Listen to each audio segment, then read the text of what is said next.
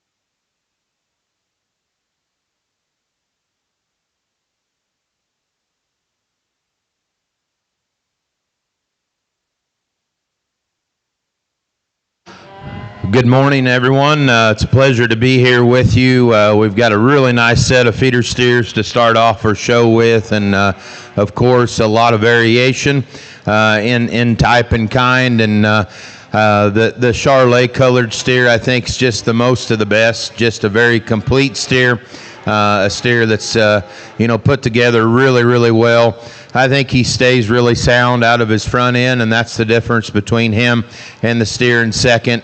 The steer in second has a beautiful pattern to him. He's a really typey steer in terms of his shape and his look. I like that about him. He's a steer that's just not quite maybe as sound off of either end. Here's a real green calf that I like. I think he's got a good look about him. He's a steer that's got a pretty good shape for the amount of condition and flesh that he's carrying as you get in behind him. He's a steer that just obviously needs more time, but I think time's in their favor in this regard, and I think he'll be pretty nice for that young man. Baldy steer coming out. Again, a steer that's presented very well. He's got a lot of muscle and thickness and length in him. He's a steer that gets maybe just a little bit rounder, steer that kind of drives those hind legs into the ground. A good brockle face steer, be a good thick, easy feeding steer, maybe not quite as classy. Here's a black steer that's long and muscular, maybe just a little more tubular in terms of his body.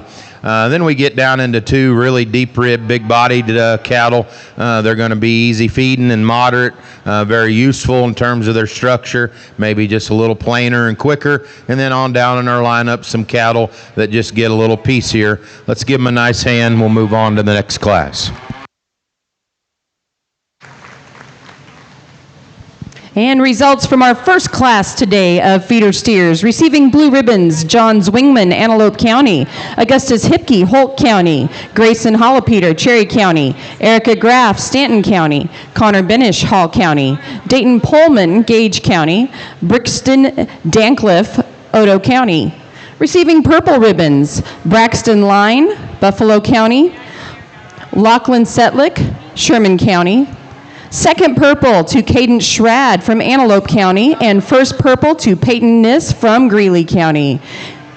Now in the ring, Class 2 feeder calves. Feeder steers in this class weigh between 515 and 550 pounds.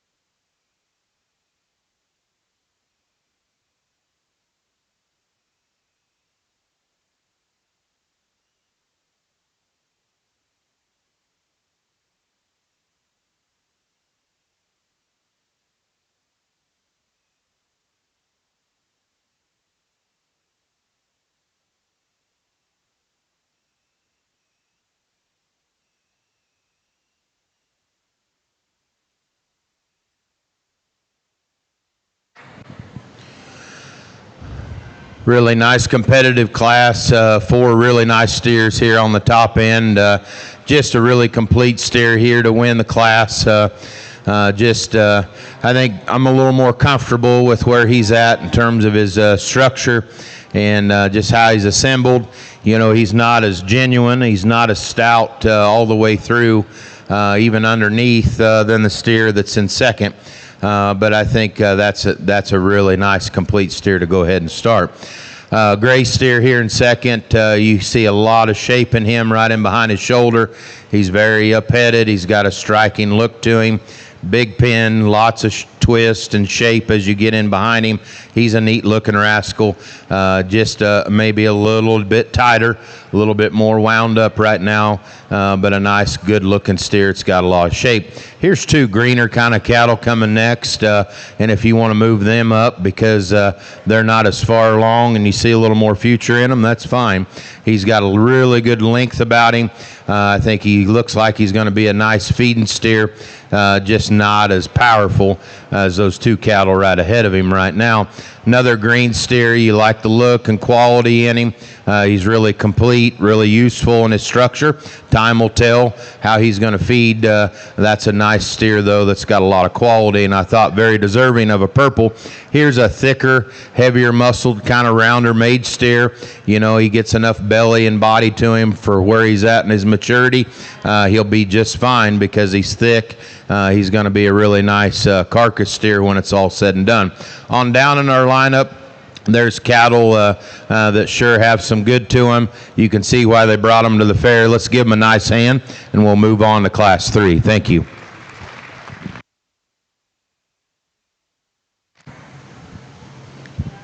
And ribbon placings in Class 2 feeder steers. Receiving blue ribbons today, Caden Tyan, Merritt County, Hadley Dostal, Colfax County, Corbin Beningo, Box Butte County, and Jaden Schrad from Antelope County.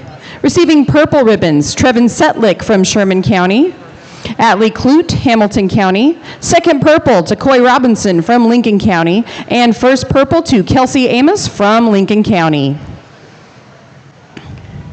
We now have Class 3 out of 4 feeder steer classes. Following Class 4, we will select the champion, reserve champion, and third overall for the feeder steer division.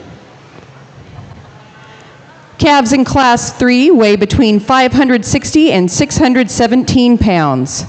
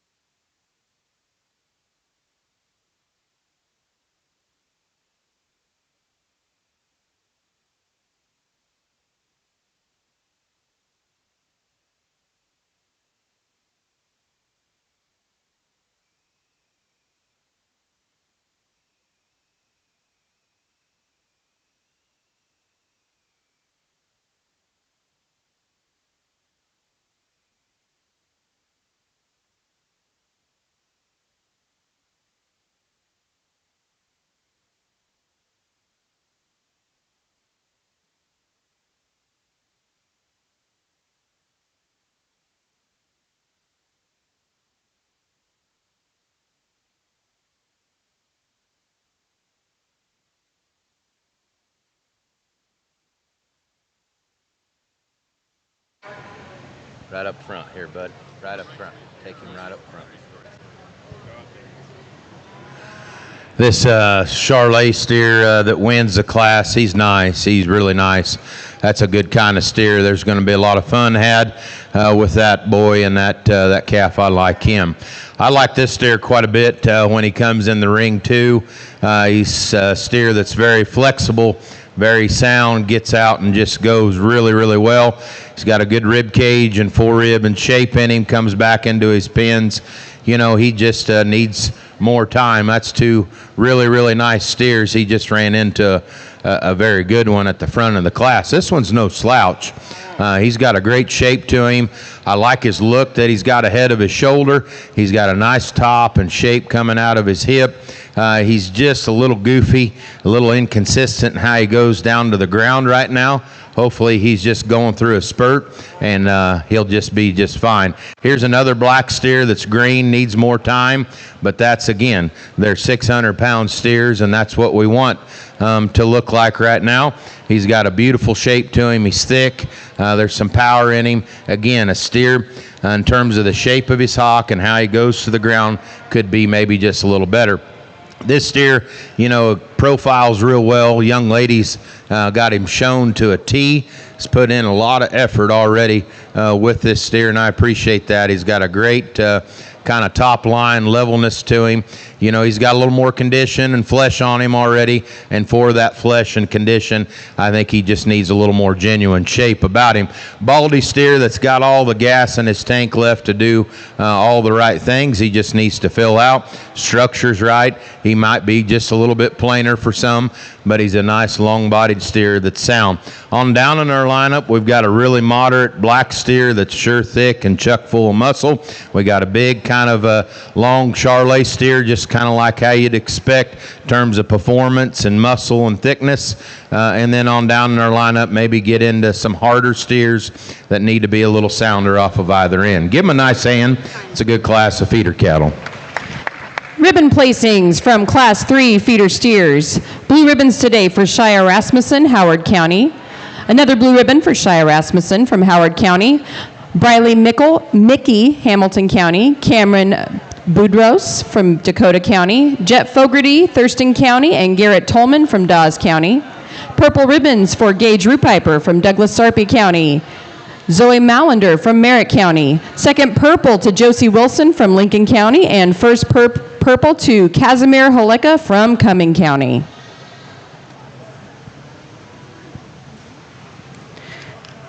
We do have Class 4 feeder calves currently in the ring. Steers in this class weigh between 640 and 716 pounds.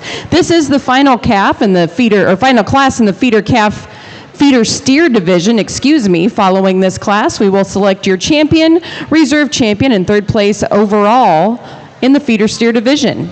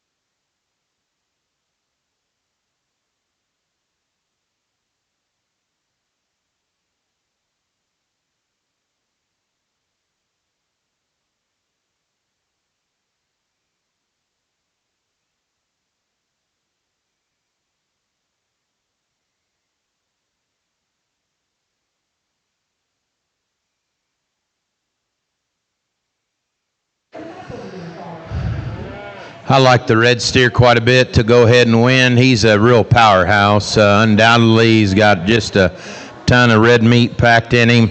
And I think for what we have in this class, he puts together the most good in terms of his structure, how he handles it. I see a little more length. I see a little more gas in the tank than the yellow steer setting in second. The one in second, he's a little squarer out to his pins. He probably ties together neater and smoother there at the top of his shoulder. He's a little more compact, a little short and stuffed up there through his front end. Here's a steer that'll be interesting to watch and what he does. I see some future in him. I see some length. I see some quality in him. I don't know underneath if he'll ever just have enough. And then structurally, my hang-up with him was he's just a little bit tighter. If he was a sound cat, I could have maybe taken him a little bit further. Here's another steer that's long-bodied and extended, ton of shape to him. He gets a little bit straighter up through his knee and shoulder and wants to turn him out just a little bit already. But I like the shape. I like the turn to him. I like the length in the future. Another kind of big-bodied, thick, just practical steer. Gets a little bit rounder out of his rump, a steer that needs to go a little bit better as you go to the ground. Another kind of long-bodied, extreme steer coming out next that's got an awesome look to him. If he gets enough, that steer will be really nice. And we get on down in our class, a pair of just kind of deep-bodied steers, a little plainer in terms of their type and kind. It is a little kind of goofy over there. And results of Class 4 feeder steers receiving blue ribbons today: Zephyr Mowinkle from Hall County, Finn Thompson, Dakota County, Jonathan Rupiper from Douglas Sarpy County, and Bladen Rathman from Howard County. Receiving purple ribbons: Bo Thompson from Dakota County, Braxton Line, Buffalo County. Second purple goes to Nolan Platt from Cass County, and first purple to Ella Platt, also from Cass County. We now have our first purples ready to return to the ring to select your champion, reserve champion, and third place overall in the feeder steer division. Returning from Class 1, Peyton Niss from Greeley County. From Class 2, Kelsey Amos, Lincoln County. From Class 3, Casimir Haleka from Cumming County. And from Class 4, Ella Platt from Cass County.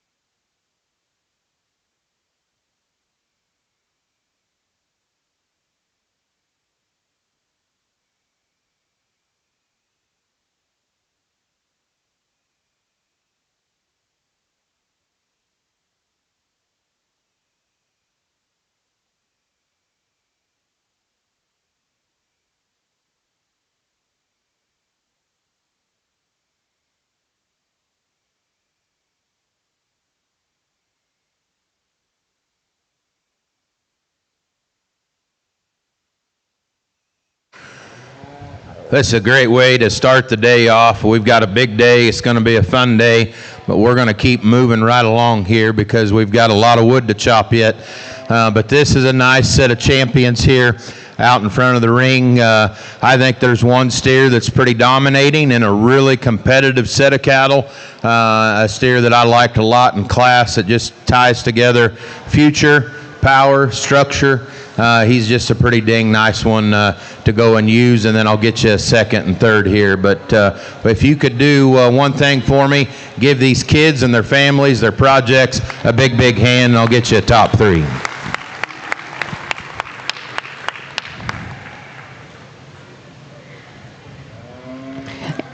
And congratulations to Casimir Haleka from Cumming County. He is your champion feeder steer. We will now pull in Josie Wilson from Lincoln County to compete for the reserve champion feeder steer.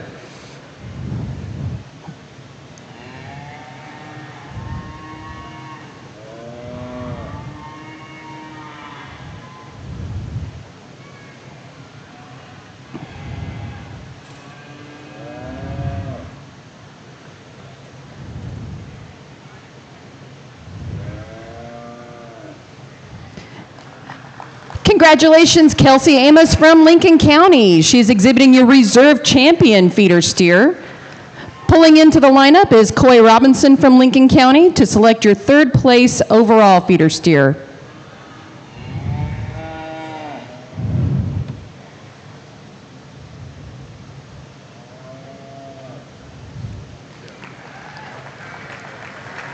And in third place overall, we have Josie Wilson from Lincoln County. Congratulations to all the champions in the feeder steer division.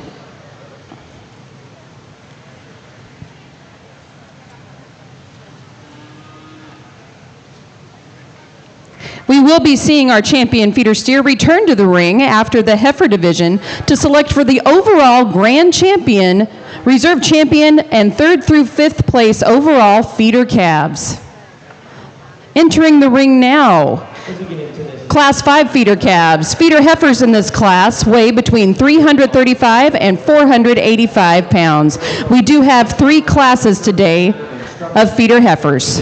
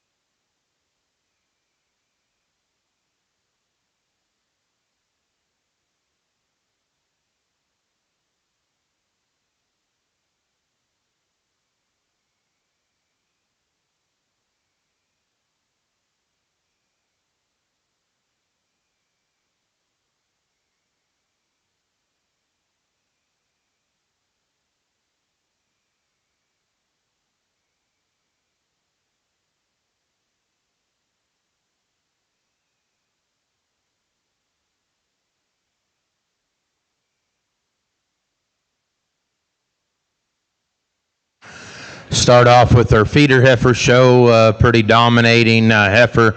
Hits the ring with a lot of presence. She's definitely ready, chuck full of meat and muscle, but still really good in her back and her spine, how she ties there at the top of her shoulder. She's definitely one you want to look at and give a more of a look to her. She's pretty neat. Stock and legged heifer coming out next in second, ton of future, and I think there'll maybe be a day she gives that one right in front of her all she wants if she does all the right things. There's a lot of quality. There's a lot of good in her. Structurally, I thought the one that won, though, was just a little bigger footed, stouter at the ground, and had just the movement advantage. Here's a heifer I wouldn't give up on either because, if she goes ahead and feeds and stays together, there's kind of the right pieces and parts to her. She's a little dished in her face and her head, so, the jury's still out, but there's some muscle and shape, some structure, and some good about her. The short orange steer's really deep-sided and soft. She's got a lot of length ahead of her shoulder there. You just don't know if she's going to have the shape, quite the completeness to her when it's all said and done, but she's useful in her kind for sure. This young lady's doing a good job out here bringing a heifer that's really good in terms of her disposition. She's long-bodied, and I think there's just more body and rib and substance in her. She's a little plainer at times, but a nice kind of a heifer that's sound and practical in terms of her kind. Little harder kind of made heifer. I took a chance with her. She needs to be readjusted in her tail head and down in her hind leg. Here's a real thick dimensional heifer coming out next. It's just a little round-shouldered and chubby already. And then down in our lineup, we've got a real moderate-sized heifer. And then we get into some pieces here down at the end that are just a little flatter, a little narrower in terms of their construction. Let's give them a nice hand, though. Good class of feeder cattle. And results from Class 5 feeder heifers receiving blue ribbons today: Logan Johnson, Greeley County; Orrin Hipke, Holt County; Bristol Bushgow, Webster County; Grayson Hollopeter, Cherry County; Caden Holland, Pierce County; Zane Kazoil, Merritt County. Receiving purple ribbons: Haley Victor, Dixon County; Aubrey Jensen, Pierce County; Garrett Tolman, Dawes County. Second purple to Hadley Dostal from Colfax County. And first purple to Zoe Mallender from Merritt County. In our second feeder heifer today, Class 6 feeder calves. The heifers in this class weigh between 505 and 540 pounds.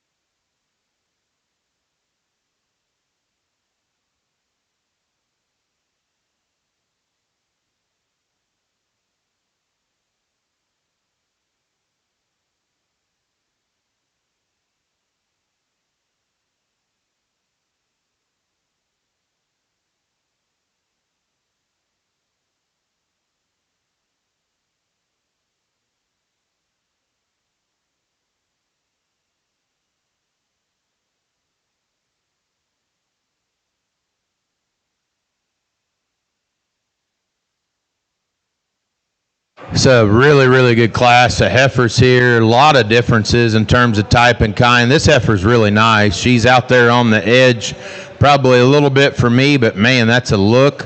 There's a lot of quality. There's a lot of shape. Soundness is still pretty nice in her. I think she's just a little apprehensive, and it kind of goes with her look. She's got just a little bit more of that souped up, kind of heads up kind of feature about her. But that heifer, if she continues to do the right things, will be a handful on down the road. I like this heifer a lot. She came in the ring, and I thought it was game over because there's just so much density. There's so much rib, hip, soundness in her. I love her hip and hind leg, the length of it and how she goes. When she kind of got parked right out here, she did not want to be here, did she? She was jumping in the air and doing all kinds of things, and I think she got a little hot and it exposed her a little bit right in behind her shoulder. She's just a little soft there, almost more of a breeding type heifer look to her, but I like her a lot. There's a lot of good to that heifer, super good in terms of her structure. This heifer that comes in third, there's a lot of quality. She just needs more time. Sound, flexible, beautiful shape to her. She's more genuine than the shorthorn marked heifer right in behind her. I like the length. There's a lot of good in that heifer as you study her all the way through. Shorthorn marked heifer has more bone and substance to her as you study her at the ground. Nice, soft, deep-ribbed heifer, strong in her top line. She's a little narrower, though, as you get on either side of her. I like the quality and good about her. Here's a heifer that's a little plainer, a little more general in terms of her hind leg. I see her more as a breeding type heifer. I think there's some good to her on down the road. As we look into this shorthorn heifer coming next, her influence female, really big in terms of her rib cage, bold in terms of her body. She's a little rounder in how she's put together, and she starts a set of cattle, in my opinion, that are a little quicker, a little more compact in how they're put together. Black, white, and face heifer here, the stock and legged heifer, really deep rib, lots of body. Again, you can say the same thing for a lot of these cattle. They're just a little more compact. I like the Hereford heifer coming on down the line. She, again, more of a breeding type heifer.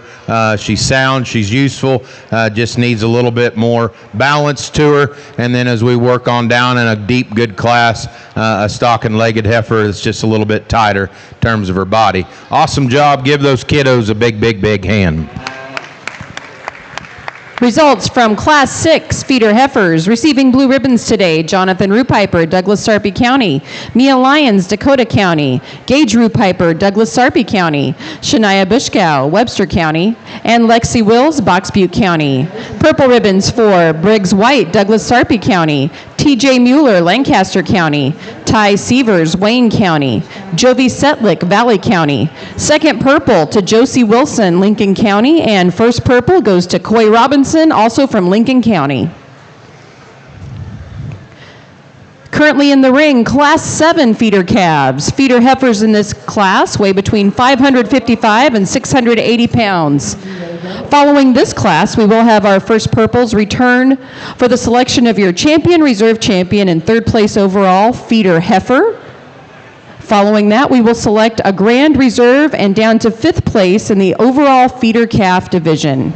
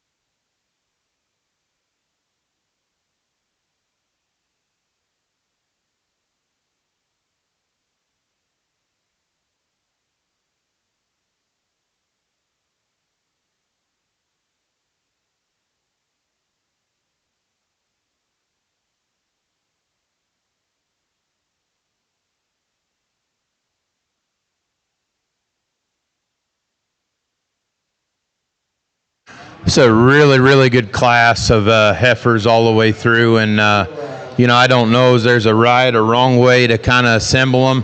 I think of all the classes that we've had from top to bottom, there's a lot of good in each and every one of them. They're just different in terms of type and kind, and you just at the end of the day got to make a call where you see what you like in your mind and then go from there. But I wouldn't give up on any of them, I guess, in the class.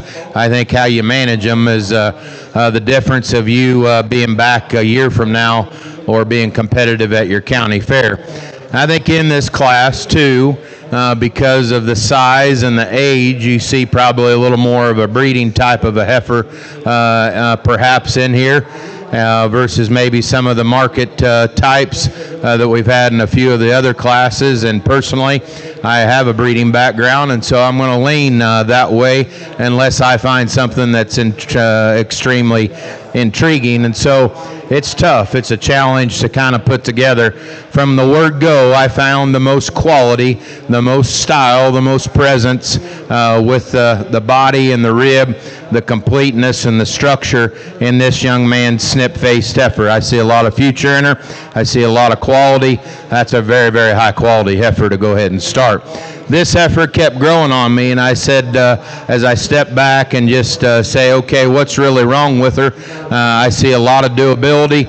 I see a lot of quality and function and brood cow potential in this heifer. She's as stout and as genuine as anything in the class. Yeah, you could lay her tail head in her a little bit better. You could give her a more attractive set to her hind leg, and she's just maybe not as souped up as some of them, but fundamentally she's pretty nice. This young man's heifer, again, is very green. There's a lot of quality to her, a lot of style to her, very, very sound in how she goes. She just needs a little bit more time. And then we get into a set of really bold-bodied, really powerful, really thick, stout cattle coming out next. To me, they're jammed up. They've got more condition on them maybe than what I would say is ideal right now, and they're just a little more jammed up in their structure. We can kind of go 1, 2, 3 with that kind of same type and kind. On down in our lineup, we've got some longer, more extended cattle that are really green and a little more pinched right there in their heart and forerib, and that's fine. I think with that, there'll be more time in them. They get a little bit weak there, though, for where I'd like to see them. They're a little funky in how they handle them down at the ground. And then at the bottom end of the class, there's a really pair of stout, really thick, powerful cattle, and you study them in their front end structure. They're just a little bit more over there in their knee. I'd like to change that about this heifer that wraps up the class. Give them a big, big hand. Nice job. Results from Class 7 feeder calves. Blue ribbons today for Cooper Mueller from Antelope County, Isabel Stubendick, Otoe County, and Lila Carlin from Thurston County. Purple ribbons for Jax Fogarty, Thurston County, Hadley Reimers, Lancaster County, Nolan Platt, Cass County, Ella Platt, Cass County. Third purple goes to Micah Mueller from Lancaster County. Second purple to Harper Lofgren from Cumming County. And first purple to Madden Vote from Cass County. We now have our first purples back in the ring from our feeder heifer classes.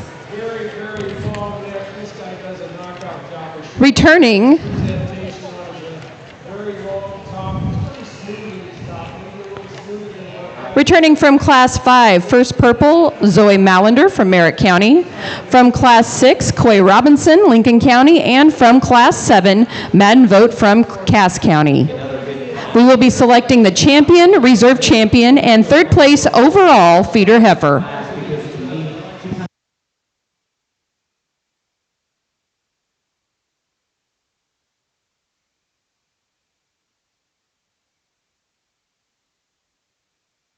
Get back out here to pick our champion feeder heifer here, and again, a very intriguing set of cattle. Some differences, obviously, in terms of type and kind. As you get back out in here, I don't know if there's one that necessarily just matches the other. I think there's one that really elevates a lot of quality, has a lot of good and style to them. A heifer that's got a beautiful shape, you see a lot of good in this heifer. I'm going to go select her and then get you 2 more, just like what you did in the feeder steers. Give them a big, big hand. We'll go put together a top 3. She doesn't have as much just in terms of character and Congratulations to Coy Robinson from Lincoln County. He is exhibiting your champion feeder heifer.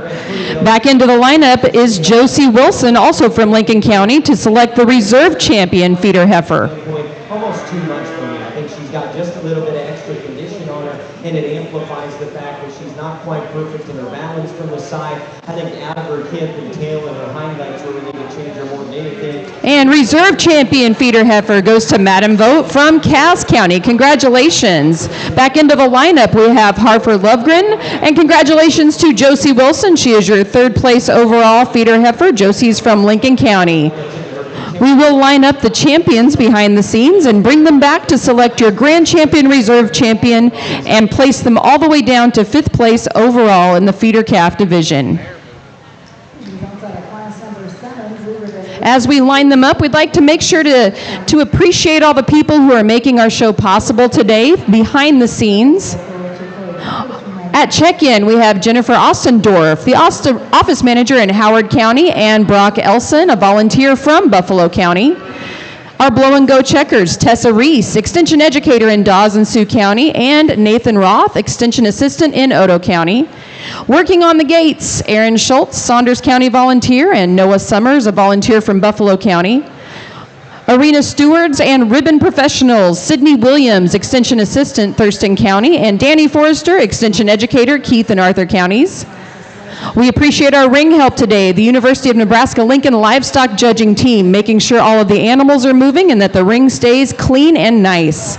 Our wayback official is Jamie Ankrum, Extension Assistant in Richardson County. And data entry, Paige Peterson, Office Associate, Nebraska State 4-H Office. The superintendents of our beef department, Jill Lingard, Extension Professor, Nebraska State 4-H Office. Assistant Superintendents, Maddie Prasowski, Extension Educator, Central 4 Counties. Caitlin Kennedy, Nebraska Extension Educator, Richardson County. And Tessa Reese, Extension Educator, Dawes and Sioux Counties. Thank you, all of you, for all of your hard work in making our show possible today. As you will see back in our lineup right now, we do have our champion feeder steer exhibited by Casimir Holeka from Cumming County, and our champion feeder heifer exhibited by Coy Robinson from Lincoln County. Again, we are selecting the grand champion feeder calf.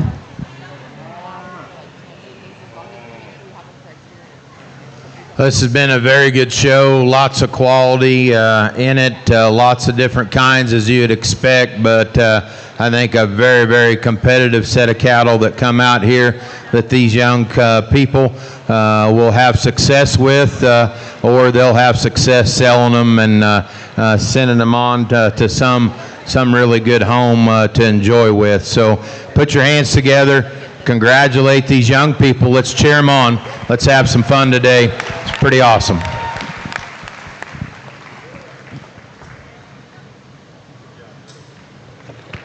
And your grand champion feeder calf is your champion feeder steer exhibited by Casimir Holeka from Cumming County. Returning to the lineup, Kelsey Amos from Lincoln County.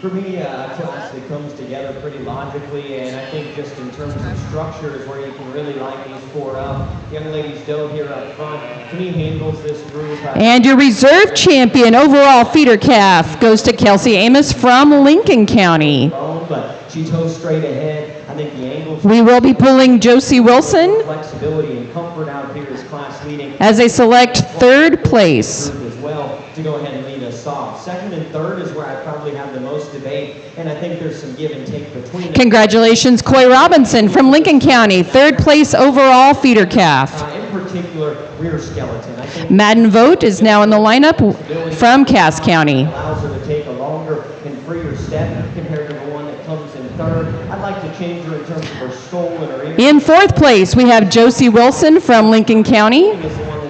And in 5th place, Madden Vote from Cass County. Congratulations to all the champions in the feeder calf division. I think the front skeleton is good, but for me, young lady, I'd change her in the rear part of her body. And we are preparing to enter the market beef division. As we get ready, we'd like to make sure to thank our sponsors that make our show possible.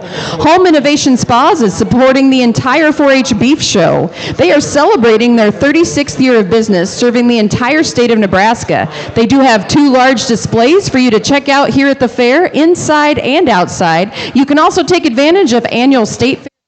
Hot tubs, swim spas, saunas, and cold. Good morning, Ringside World. This is Tim Burke. Gonna start. I got me a guest speaker this morning. Esther, how do you say your last name? Van Overbeck. Van Overbeck. Okay, she's kind of royalty around this place. Her mom. What is she? Her mom kind of runs the show, or? Yeah, she's department head for animal science at UNL. Right. So. Yeah, she's got some good stuff going on, I think. We're going to start the show here. Kianina steers, we've got, I think we got 5 head in the show. Yep. And the entries weigh, they weigh 1251 to 1415. We've got entries from Dallas Waltman in order here coming in. Adlai Hawk from Gosper County, Kenzo Carlson, Brittany Samuelson, and Landry Weezy. Key steers, and then these will make the drive tonight. They'll get it out of the way early. It looks like we got one class of keys, so this will be the champion Kianina, the class of Kianinas, and everything else.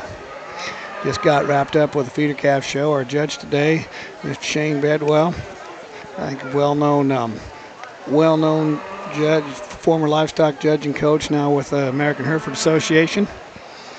He's got a long pedigree. I don't know all of it, but I'm betting most of you know it. Shane is judged probably at every major livestock show and around the country and most all state fairs, and very well respected, and handles a lot of steers every year. Coached a lot of national champion livestock teams. Now he's with the Hereford Association, building that what we all know is a huge program there. We've got, I know our numbers are up. I didn't hear exactly how many steers are here today. I didn't either. I just know there's a lot of them. There are a lot of them.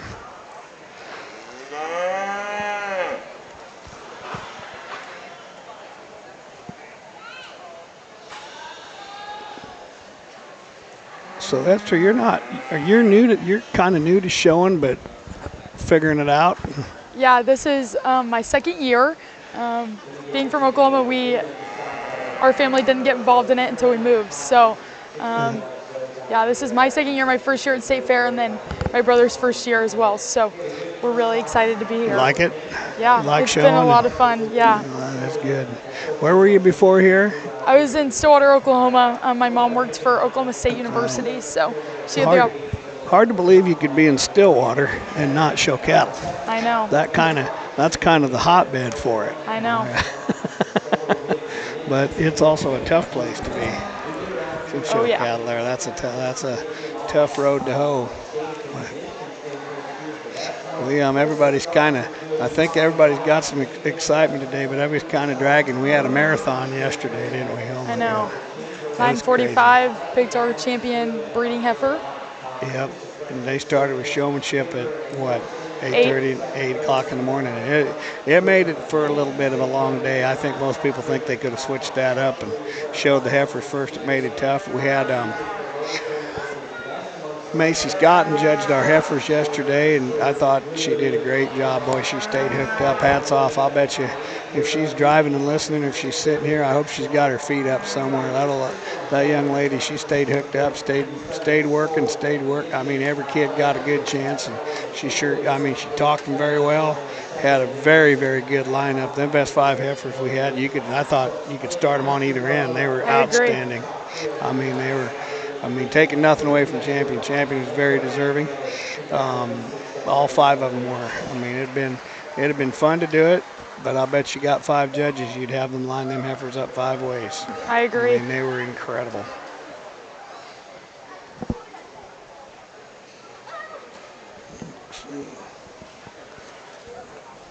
gonna mess around here too long.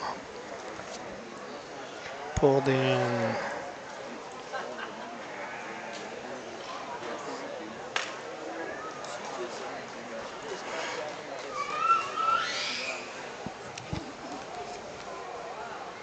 He's walking all right. Looks like here's our judge.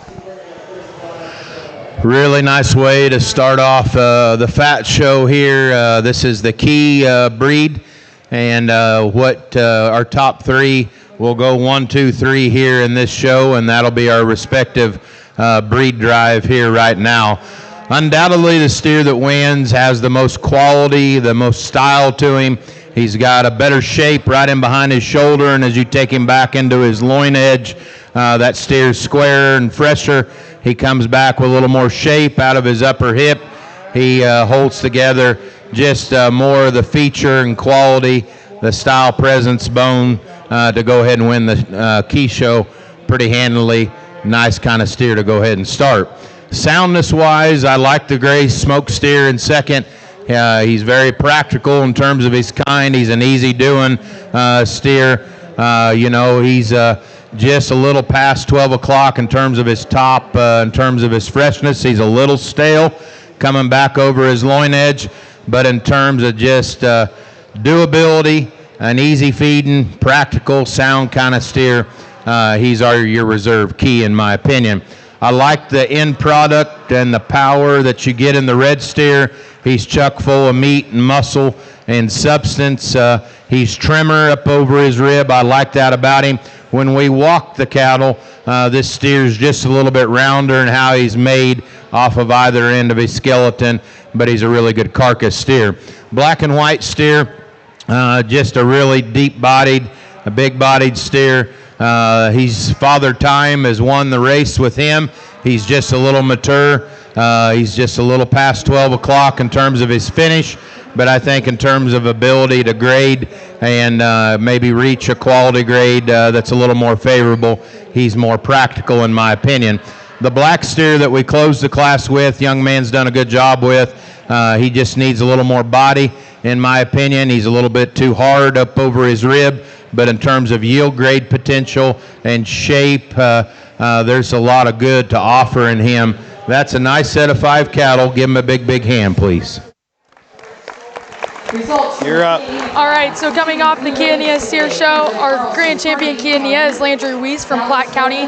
Reserve champion is Adley Hawk from Gosper, and your third overall Kia Nia is Brittany Samuelson from Adams County.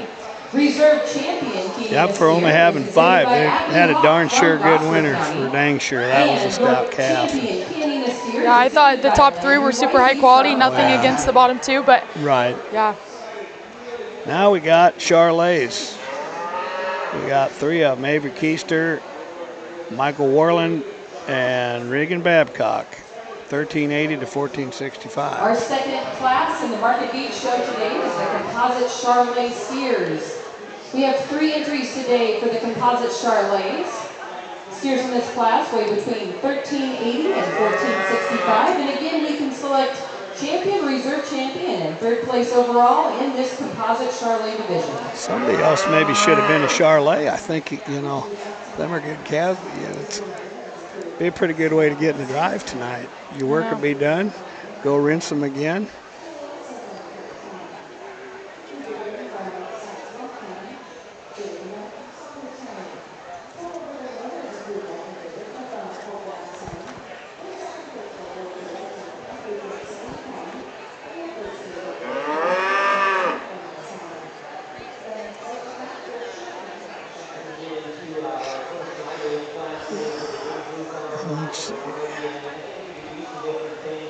Trying to get everybody's attention. Yeah, if you're out there listening, and I'll say this a couple times during the day, if you know somebody or if you know something about a calf, if you sold them or if you know who did or what they are or anything like that on these, I'd love to give them a shout out, make them as popular as I can for everybody. Give me a call. Just my cell phone's pretty public knowledge. We're on SC on the website, but give me 402-750-0440. Give me a call at any time, and if you know anything, or probably best just shoot me a text. I probably won't answer the phone, but you shoot me a text. Let me know where they come from and what they're doing. I mean, we'll get it out for you. I mean, there are a lot of good cattle, and these young exhibitors, they deserve the credit, and the breeders the same way. I like to tell people when I can, don't be shy. You won't bug me. If I make a mistake, let me know that too. I got big shoulders. I'll do the best I can. Same with the names. We try to get the names right, but a lot of them. But anyway, so these are the only three Shars, and so you're going to be automatic 1, 2, 3.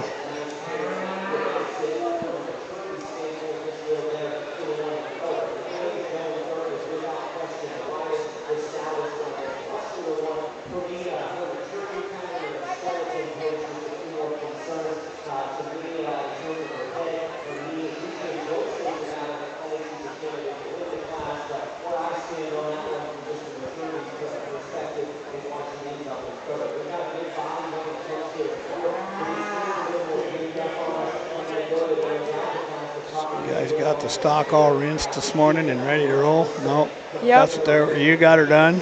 Yep, got them done. They're eating right now. So. What do you think of UNL? I think it's great. I mean, I made it only 3 days without changing my major, but. Hey, outside of drinking beer, they say that's the number one most. So you're the second one that's up here that said that. They didn't make the first week and change their major. So what are you doing now? I'm a dual major in animal science and ag leadership. There you go. That'd be good. Ag leadership. Well, ag needs a lot of leadership. There's no doubt about that.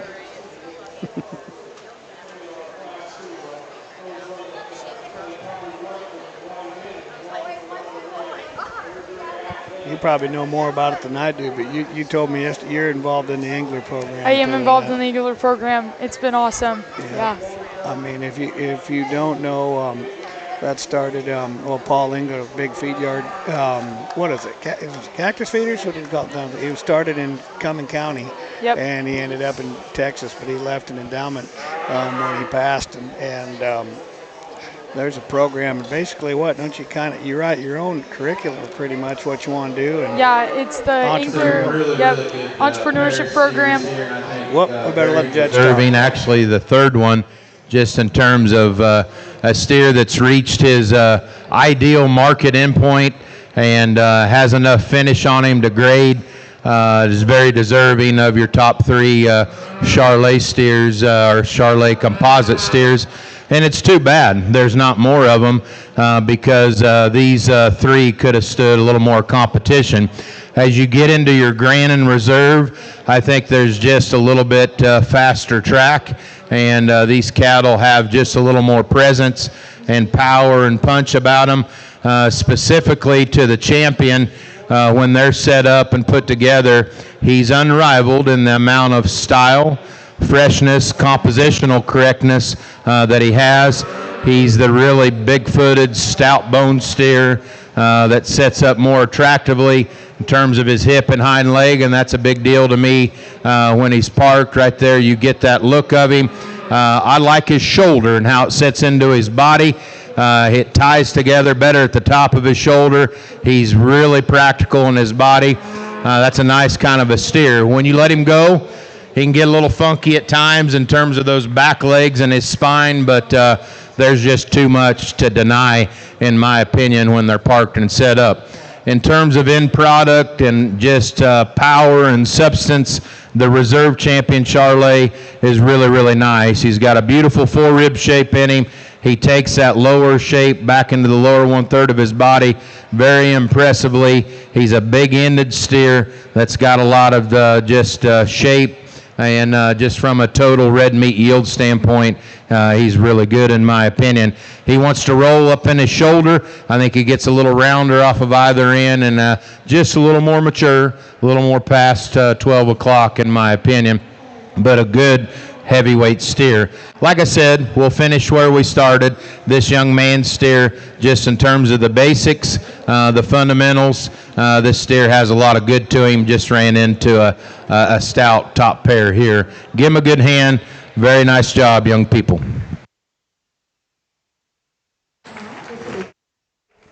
And results of the composite. All right, how'd we do there? Results from the composite Charolais steers. Avery Custer from Colfax County is your champion. Reserve champion is Reagan Babcock from Custer County. And your third overall is Michael Warren from Nemaha County. Now we're starting out with the Herefords.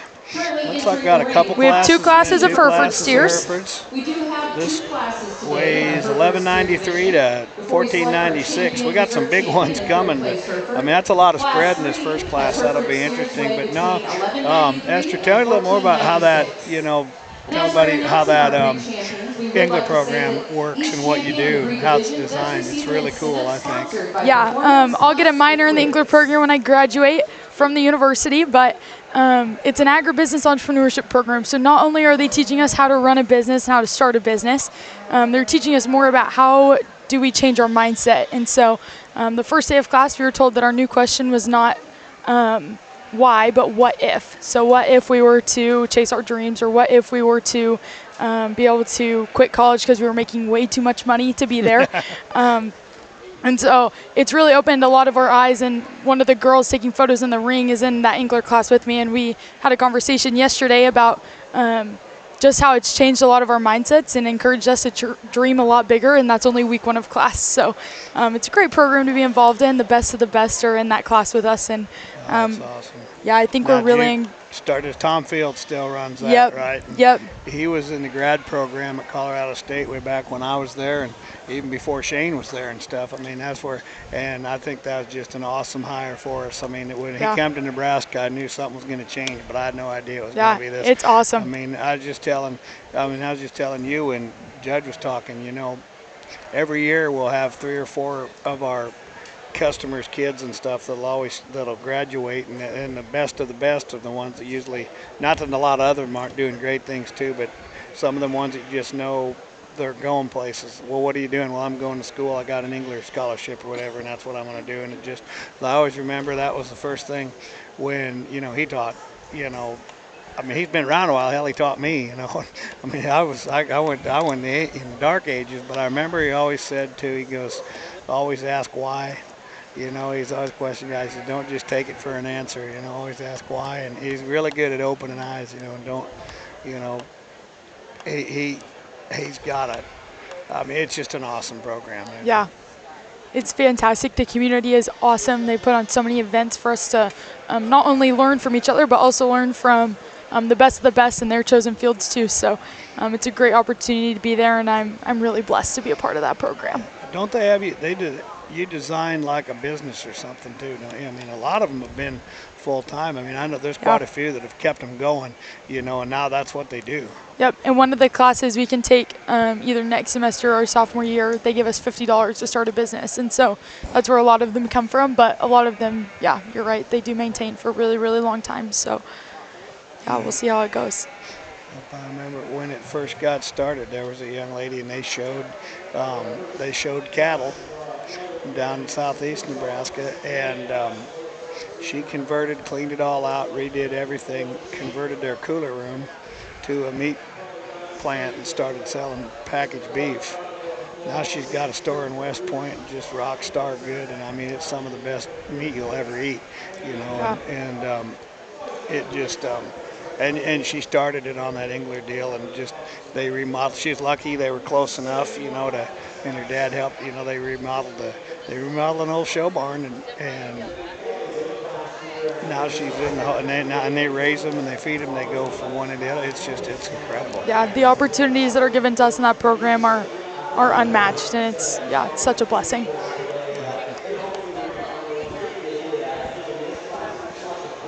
Well, our judge ought to be right at home here. He's in his home breed here. He's a Hereford man, so let him look at these Hereford steers.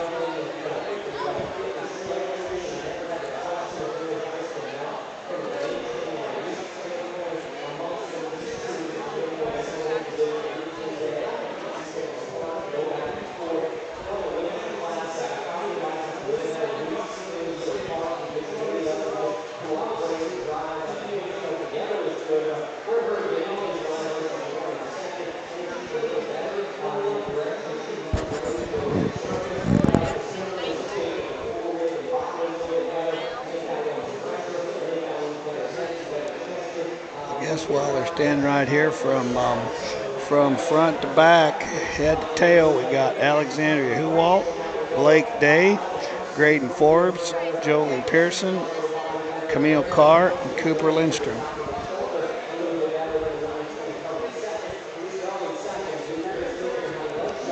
I've seen that third steer a few times. He's had a really good run this year.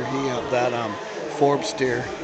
He beat all the crosses the other day at the pop-up show out in Kearney. I mean, that's a pretty good calf. See if old Shanes likes him. Yeah.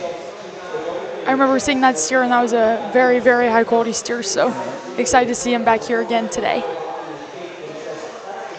He's got some competition though too. That'll calf right behind him, Cooper Lindstrom. They bring good ones every year for sure to the show.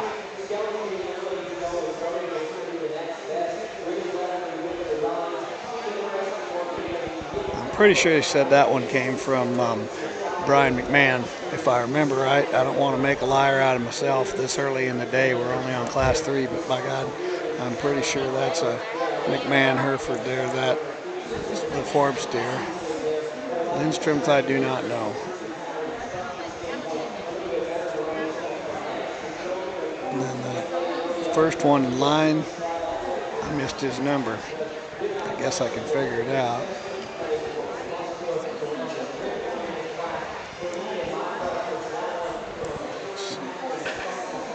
These ponytails make reading those back tags kind of tough. Everybody ought to have them tucked up a little bit. I know. We got a 1-7 or 1-1 hair. No, 1-1-8. Okay.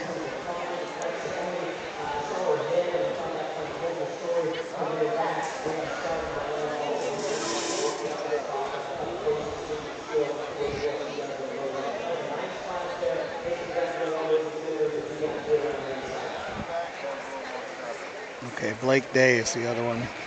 Blake Day on one end and Forbes steer in the middle and Cooper Lindstrom in the back.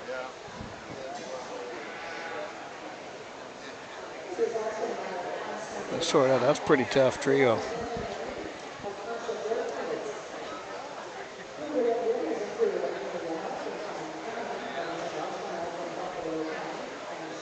We can get you talked into livestock judging too, or you'll probably be so busy doing that other stuff. I talked to Cal yesterday.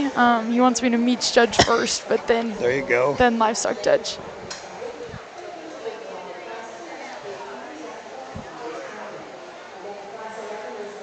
Okay, pull the Forbes in third. Starts with Cooper Lindstrom, wins the class. Blake Day second and Forbes third. So that shows you about how much I know about this thing. Here's our judge to tell us why. So really, really good set of Hereford steers here. Walk these final three one more round. I like this steer that wins a lot. I think he's a nice blend of what we get in the second place steer and the third place steer.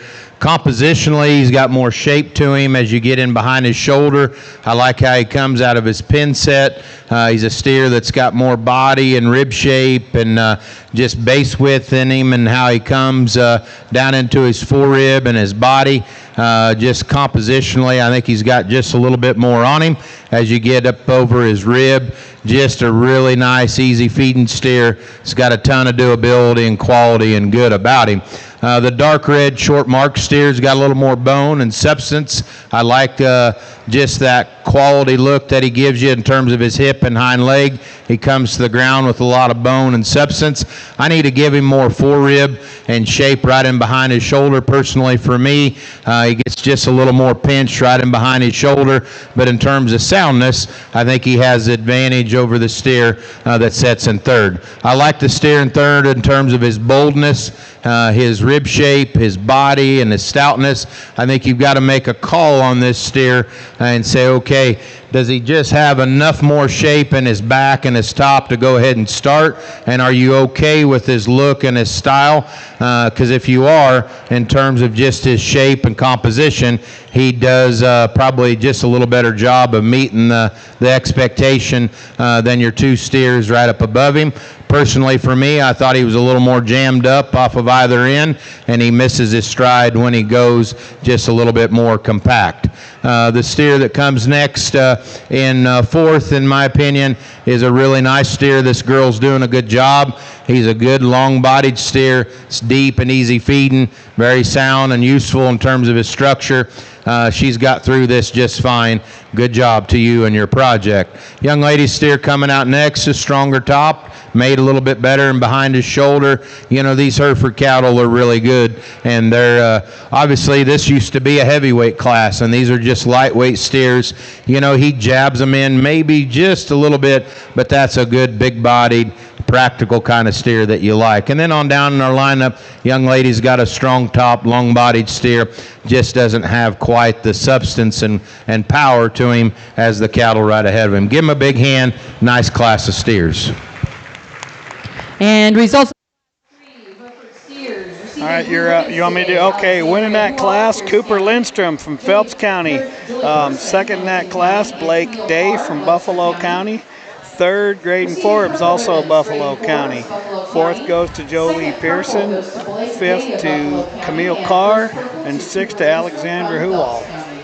And now he's got, okay, our heavyweight steers coming in. Like he said, I mean, we've changed them. That would have been the heavyweight steers not very long ago. Boy, they moved them up, and I think rightfully so. That's one of my pet peeves was those steers that weren't big enough to go on the truck, and we were using them at 1,300. They need to be bigger, I think, in my mind, and I think most judges now. We've went to bigger cattle, but coming in the ring now, our weights from 1510 to 1640. And we've got from the start to the end, from the first one leading in, which would be on our right, which probably flips. We've got Adeline Schur, Cola Scarlant, Kagan Withen, Paisley Musel, Ollie Bach, and Corbin Carr. Another six-head class.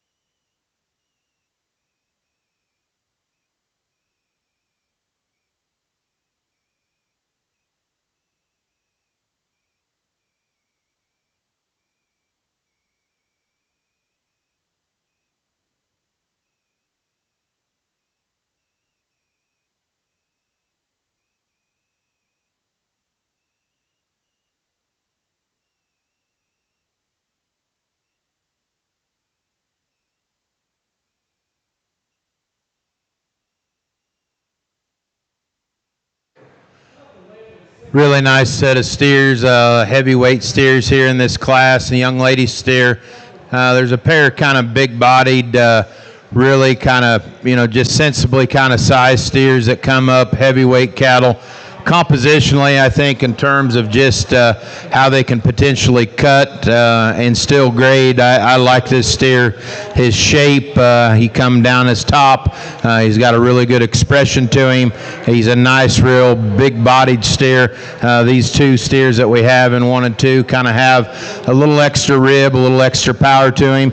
If you let him stride out, I could see him maybe with just a little bit more soundness there coming off his back too, but I think relative to composition, he's the best steer, and we kind of start there in this particular class, I guess, in my mind.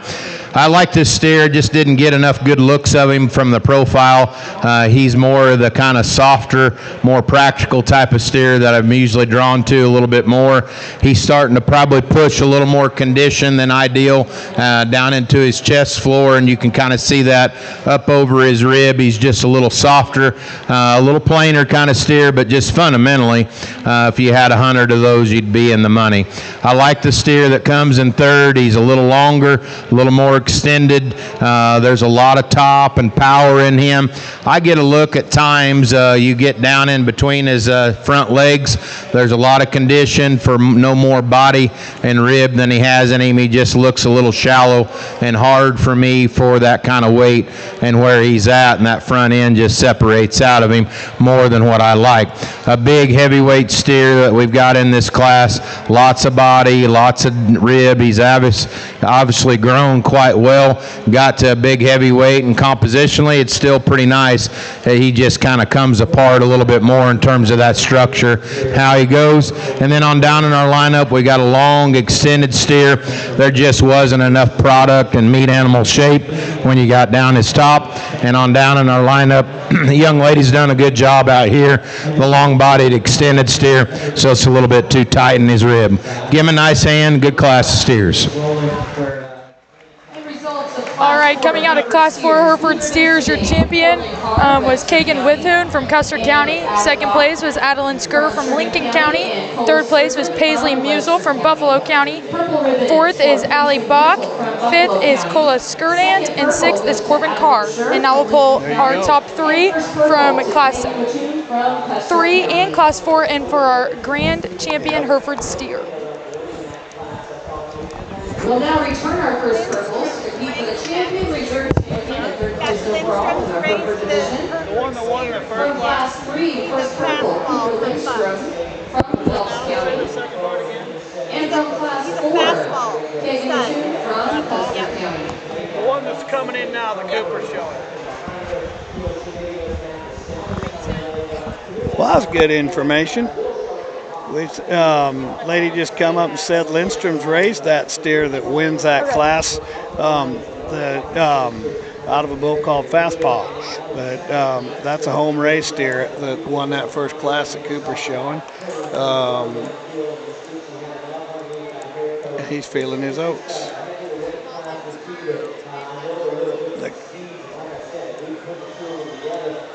Hereford show's been very good. I'm pleased to see the numbers and the quality of cattle that the young people have brought to us as you get them back out here and just study type and kind. They're all cattle that are real useful.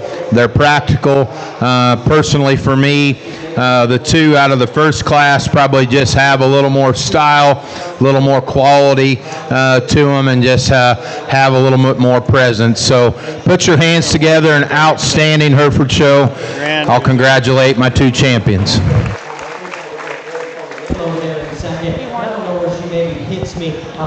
Congratulations to Cooper Lindstrom from Phelps County. He is your champion, Hereford Steer. Cooper Lindstrom.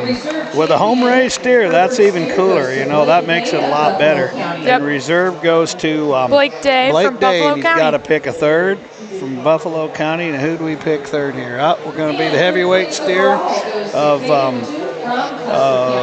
Kagan Withoon from Custer County. You know, not surprisingly, most of those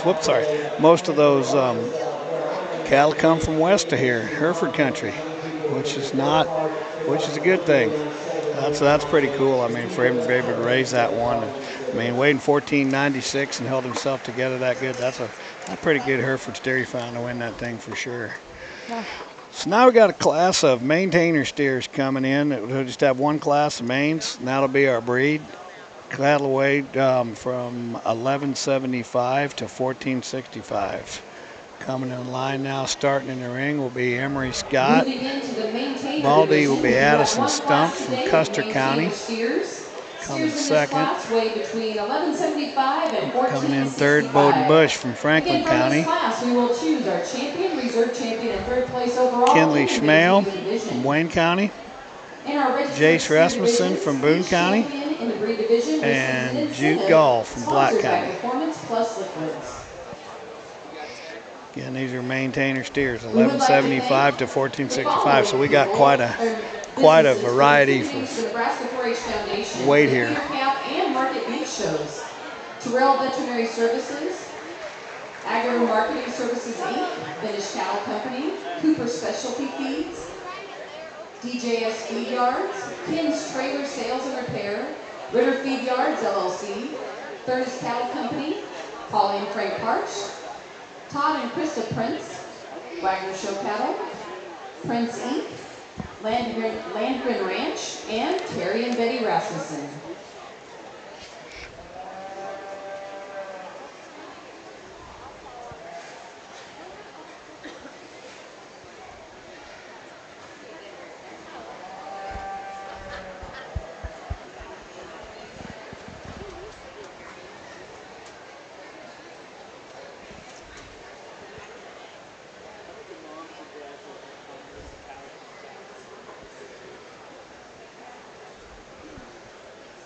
So did you have to kick your uncle pretty hard to get him up this morning? I don't know. Joshua and Danny beat me here, so. Oh, yeah? Yeah. You're doing that woman thing, getting that booty sleep. I had to get the hair done, makeup, and all that, man. All the things. I get clowned because the showbox turns into my closet during fair weeks, so. Oh, yeah. There's clothes everywhere. There's a curling iron, makeup bag, all the things.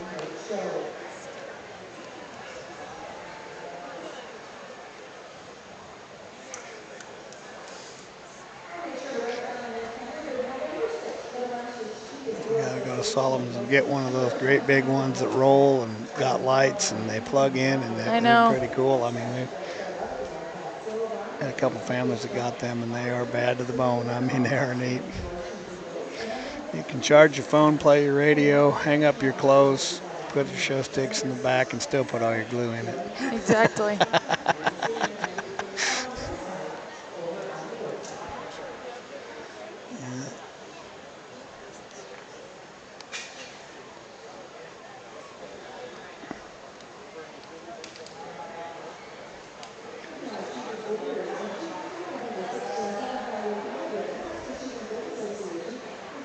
This first class he really had to stop and handle, got some hair on these, and they look pretty good. I like to remind people that are listening, this is all no-fit 4-H weekend, so they're doing all of this. You get them out there and look at them, they're doing all this with no glue.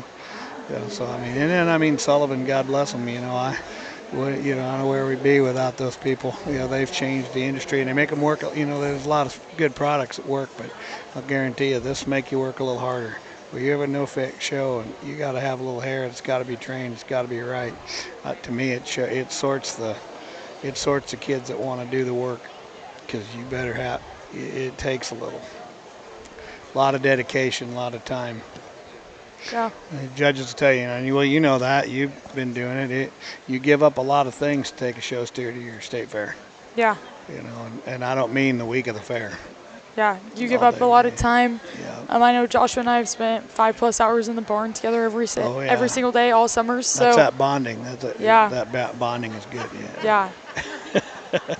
My kids, of course, my daughter showed more heifers, and my son showed the steers, and we had 2 coolers. It worked out really good when they got a little older. They didn't have to fight with each other, but it was. They never saw the daylight, and these guys, you realize that, these kids are, you know, they're not sitting there playing Nintendo in the middle of the summer, are you? No, I and mean, a lot of these kids, especially when they get older, are working jobs and Oh yeah. trying to go to school. So you're giving up a lot of time, early mornings, and a lot of late nights. So. And what really gets tough is, you know, we start school in the middle of the summer now. You know, everybody starts the 10th or what, you know, in high schools especially. You know, and it just there's no. Most of the state fairs that are over, you know, they'll start right after. You know, and this couple 3 weeks between when school started and right now, and especially if you got another week, because, you know, the FFA show is next weekend, you got a whole nother week of this. It's a commitment, and it is tough. You know, you're going to get up before school at 5 in the morning, rinse your calves, go take a shower, get in, go to school, come back at night, try to do some homework, because you ain't going to turn out when it's going to be, they said there's a heat advisory today or something. It's going to be 95 degrees. It's you gross. Still got to steer it home in the cooler, right? Or even if you just got to steer under fans, you ain't turning them out. You know? Yeah, we won't turn out until 9 o'clock. Yeah. I mean, after today, it doesn't matter, but right. Yeah, we don't turn out until about 9. So. Well, you're planning on putting them on the truck and winning anyway, right? So you ain't the heifer's going on a bred heifer sale, so I mean, if she wins, she wins. But chances she wins is not very. I know the sale. Not very. Probably not very high. So, but Joshua's will go on a truck at some point. Let's see. We better get some numbers here. What do we got here? He pulled in 1673. Pulled in Emery Scott. Would be 6th. 5th is Addie Stump. We're going right down the line. Bowden Bush is 4th. So that leaves, 1548 is 3rd. That's Kenley Schmale. Yep, and then he switched it up on us. 2 is Jude Gall. These are maintainers. And just a single class here, and so automatic grand reserve 3rd overall. The steer that wins your maintainer breed is really good. Just a high quality steer, a ton of presence. He's built wide out on the corners. I love his hip and hind leg when you set that steer in motion. He's powerful in terms of his build and just his top and the shape that he has to him. We'll see what comes next, but the maintainer division, he won pretty quickly.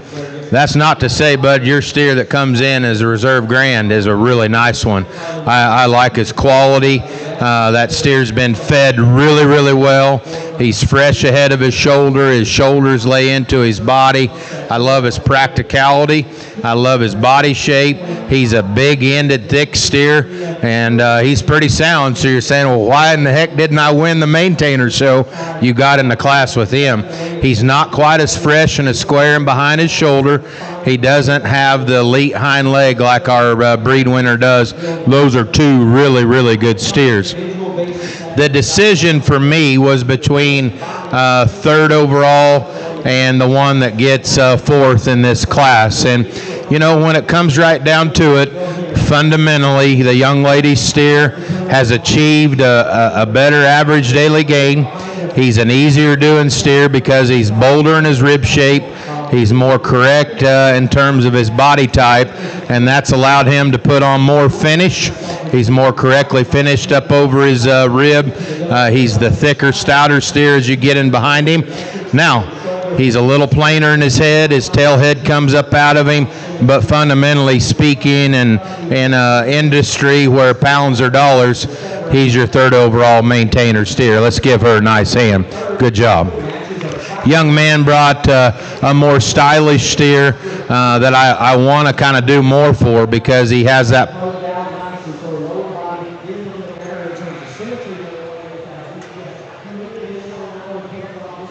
That's how he's celebrating. Yeah. There's your judging coach right there. How about that? Good job.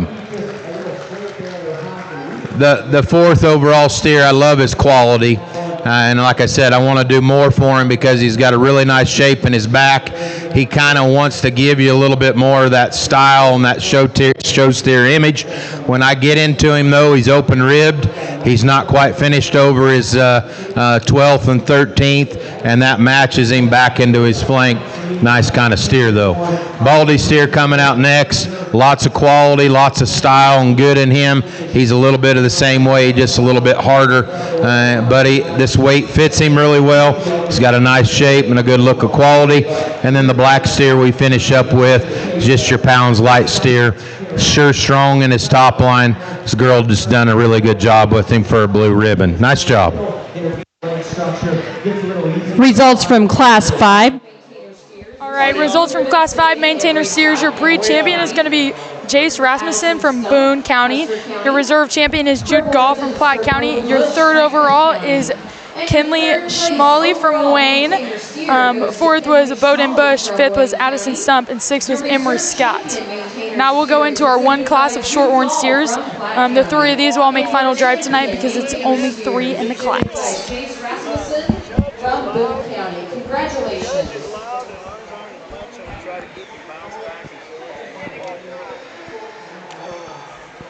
Class 6 is the shorthorn steer class. We do have 3 entries today in Class 6. This is our only class Of shorthorn steers. So again, we will be naming our champion, reserve champion, and third place overall in this shorthorn division.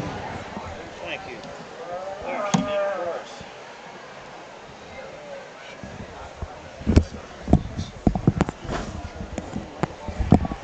I didn't know they did one shorthorn shit. This calf here.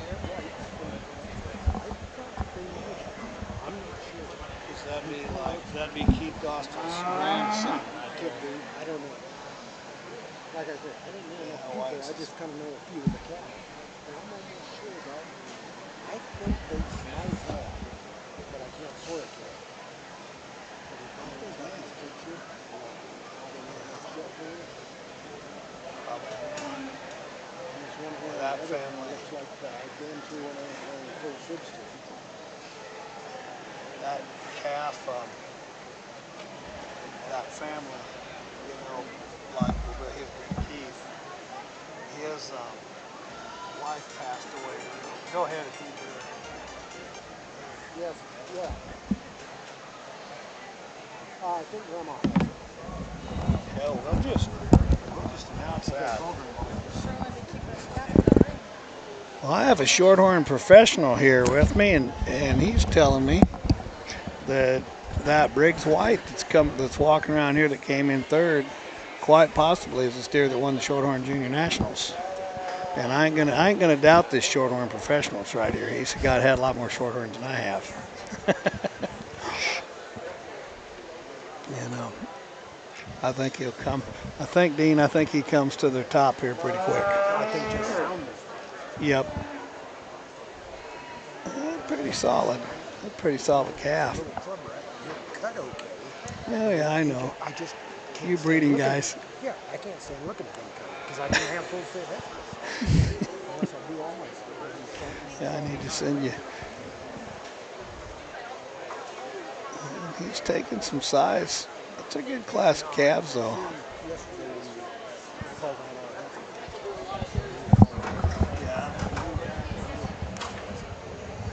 I'm glad you did. And she's coming this week too. Boy, that you talk about butt calf.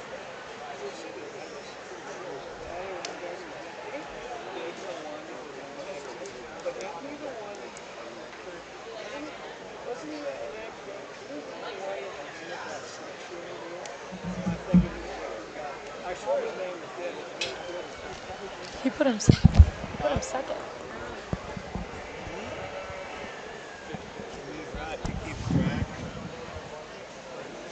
Really nice trio of shorthorn mark steers here that we have. The steer that I chose to be your champion shorthorn steer, I think, is pretty dominating in terms of his substance, his power. He's the massive rib steer. He opens up with the most thickness and width as you get in him down his top. and I think structurally he's sure good. He's just a really, really nice kind. He's not as heavy as the steer that wins the class, and maybe not as extended up ahead of his shoulder. Everything fits on him, and I think this steer patterns up and balances up so much better than the two steers behind him. He's got the extras in terms of his bone, his substance, and the attractiveness of his hind leg. Nice quality steer to go ahead and start with. Like I said, this steer's a little cleaner, more extended up front.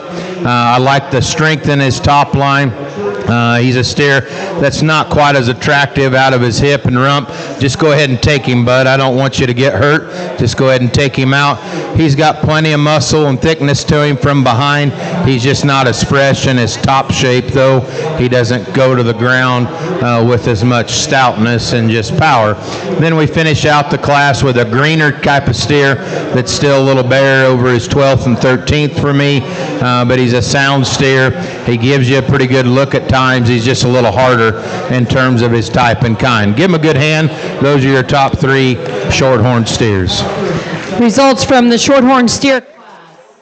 All right, straight from our shorthorn steer class, your grand champion shorthorn steer is Heiser McConnell from Keith County. Your reserve champion is Briggs White from Douglas Darby, and your 3rd overall shorthorn steer is Dylan Wendell from Gosford County. And we'll see all 3 of those again tonight for the final drive. We're now going into our first class of shorthorn plus steers. There are 2 classes, and the steers in this class, weigh between 1170 and 1342. There's 7 entries in this class, and then after this class and class 8 of shorthorn plus steers, we will select our grand and reserve champion shorthorn plus.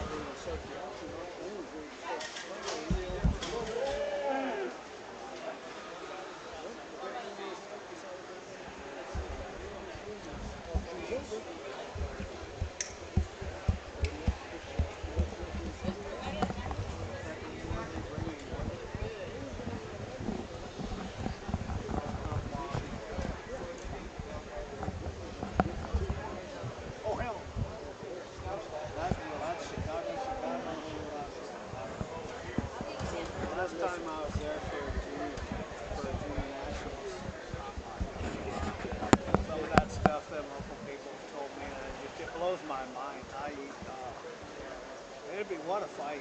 I mean, what a fight. Where are we at now, boss lady? Shorthorn plus steers class 7 weighing between 1170 and 1342. Yeah, I better get to my job here first. Have a seat. I know. They're putting a lot of faith in me to talk about. Oh, you're doing good. Yeah, it's a good thing. It's a good thing we got Esther here because I talk too much and I don't say enough when I do. So we are. You've got that. We are sorting the Shorthorn Plus Class 1. Are there 2 classes of these? 2 classes. 2 classes of pluses. Take care, Dean. With 8 entries in Class 1. I was getting my Shorthorn education there. That Mr. Dean Stack just come up and visit a little bit. And I'll tell you what, he's forgot more about breeding Shorthorn than most of us will ever know. He does a very good job. But we were talking about state fairs and good and bad, and you know, we're pretty lucky to have what we have with a lot of numbers. You know, he comes from Illinois, and you know, it's very, very tough on the top end there. Boy, I mean, you get talking about numbers and cattle, just one after the other after the other. In Nebraska, we bring them out. We bring a bunch of them out.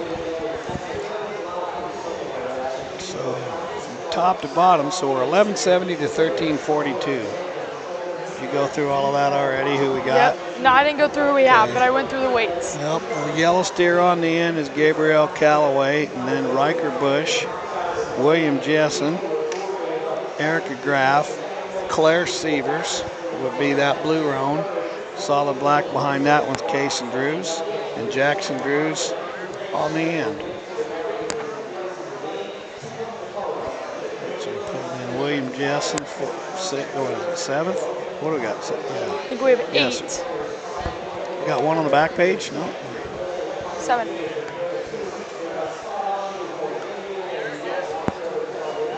So pulled in William Gabrielle Jensen and then Gabrielle Caraway. Caraway, not Callaway, excuse me. And then 92 is Case and Drews, Saunders County.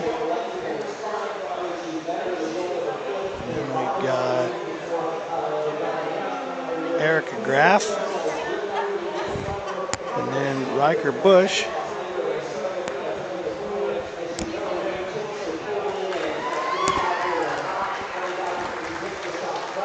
And we started with the blue roan. That's what that'd be, Claire Sievers. I think so. So that'd be the.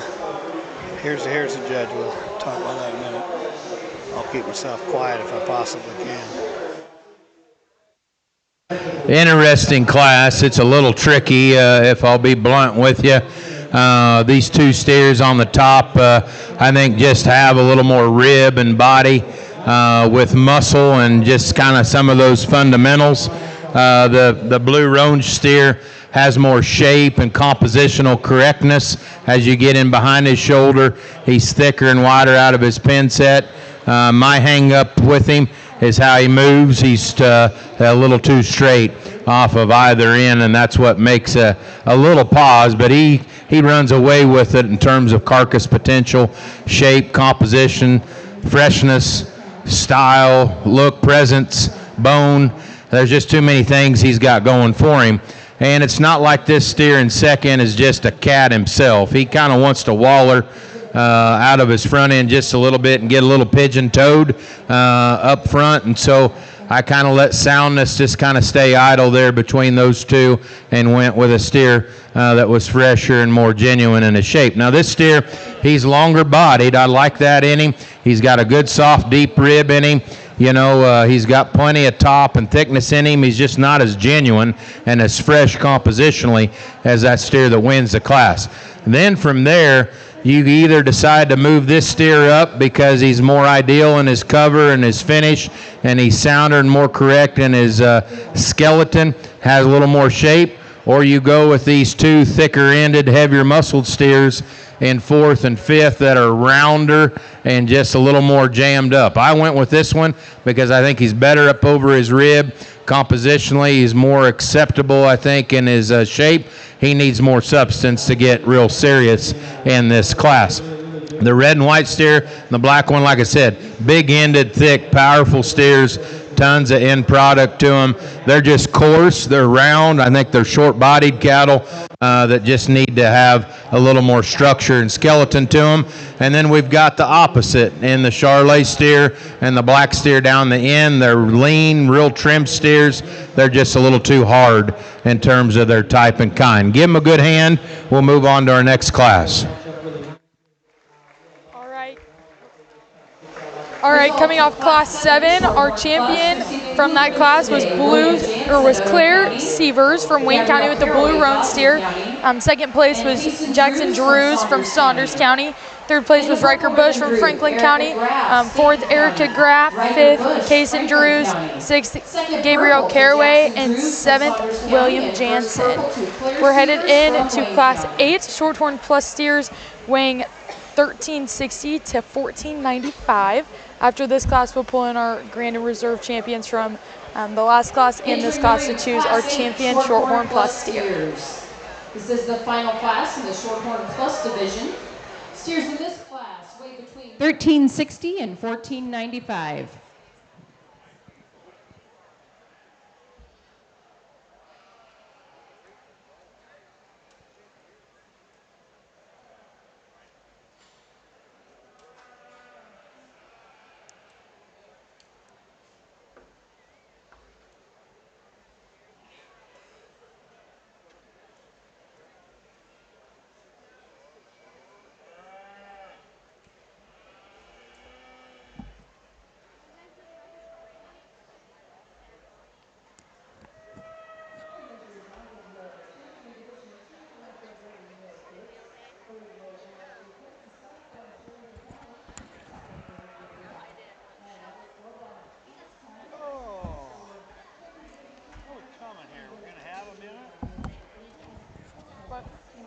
Just a second? Yeah. I might let you man this for a second. Are you sure I can do this? I'm positive. All I'm going to do is go get a Diet Mountain Dew. Okay. You need anything to drink? Nope, that's the best thing to get. You're a Diet Mountain. Oh, we're going to get along fantastic. Everybody knows, you know, they could bring me beer and it might get me to do something.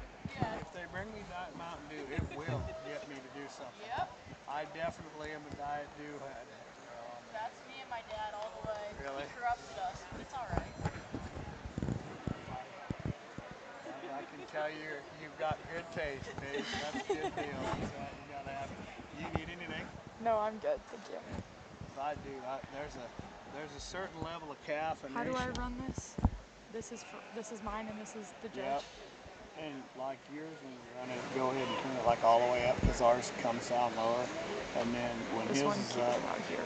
yeah, about between 9 and like. Because what I'm hearing is what they're hearing on the live stream, right? How loud it is. Okay. Yep. Other than it comes out louder for the ring mic is way louder. Yeah. So you know this one's way for whatever reason. Okay. We Good to can't know. fix it.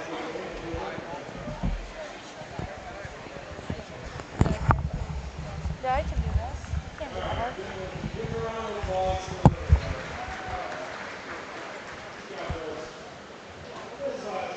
Are you in college then?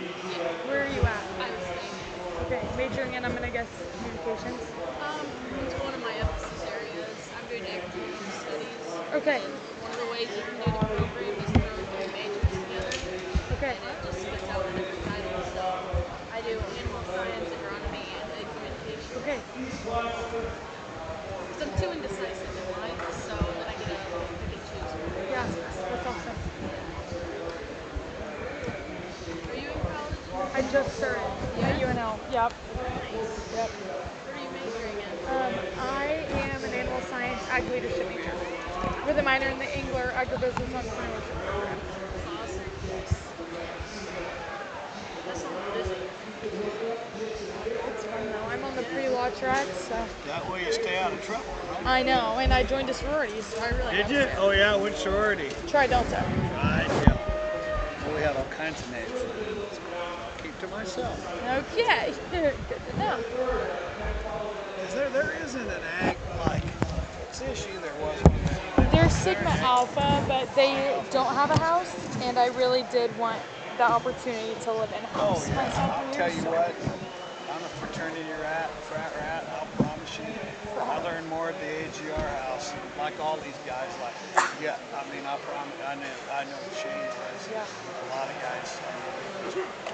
I've loved sorority life so far. I mean, I guess I've only been there for 2 weeks, but Girls do sorority. That's the city campus deal, all right? yep. Yep. Did you, I think, no, I don't know if she's in Freeman. That's who's got the deal on Ag Campus. My friend, or our customers, Rielle Wolf, just started down there. And Okay. she's in Freeman, though, and they've got a little campus on Ag School. They all live in one little deal. Okay. All right, you are on for a minute.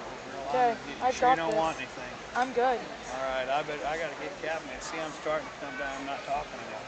I know. You gotta go. Sure you don't need nothing? No, I'm Yeah, I'm good.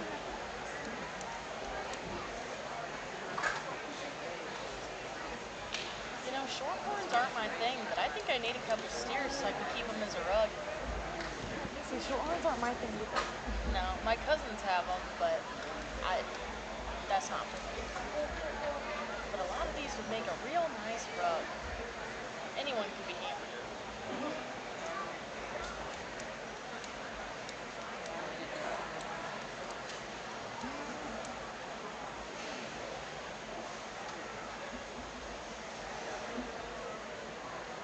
It was actually one year at County Fair. A kid had one that was similar to that blue roam looking one up there, and I asked him, I was like, hey, are you gonna butcher this thing? Can I get the rug off it? Can I get the hide? And he goes, well, it goes on the trailer tomorrow, so if you can figure it out before then. Did Didn't you happen. get it? No. But I was like, Oh shoot, I better write these down. What's that girl's number at the front of the line? Can you read I that? don't know. I just see 32 and 1661. Okay, I mean, I guess I can guess based on the rest of them. 32. Let's see 32 on. Wait, she shouldn't be in here. There is no 30. There is no 32. She's 119. 119. I don't even see a 32 on here. 616. She could just have the wrong back tag on. I bet so she is. often.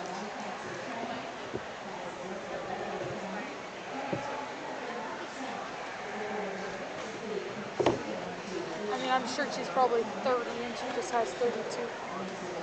Right.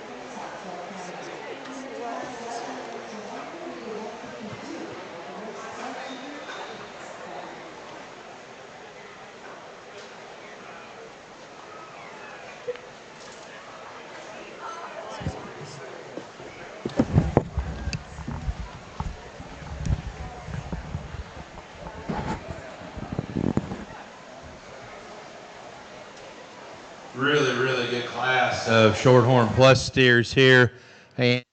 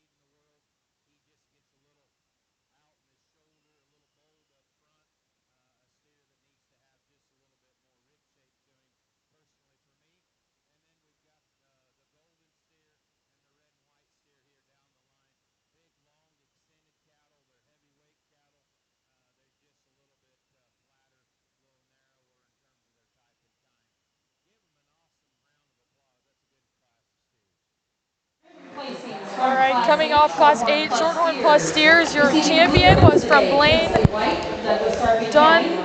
Dunklew. Sorry, guys, I'm butchering these names. Blaine Dunklew. Perfect. From Wayne County. Your second one was from Blake Hasselbrook from Platte County. Third was Caleb. Say that one. Where we at? Quinlan Beatty, I believe. Oh boy, Caleb Royick. From Washington County, and then Quinlan Bethy. That's Beatty, I'm pretty sure. Fifth was Kinsley White, and sixth was Brooke Hansen. Thank God for Kinsley White and Brooke Hansen. No, we wouldn't know any names in there. We are so sorry for butchering these names. Dunklew, I've heard every pronounce. That's why we just call him Dunk. Coming into the ring now is your Grand Reserve Shorthorn Plus steers from Class 7 and Class 8 to pick our Grand Champion Shorthorn Plus steer first through third.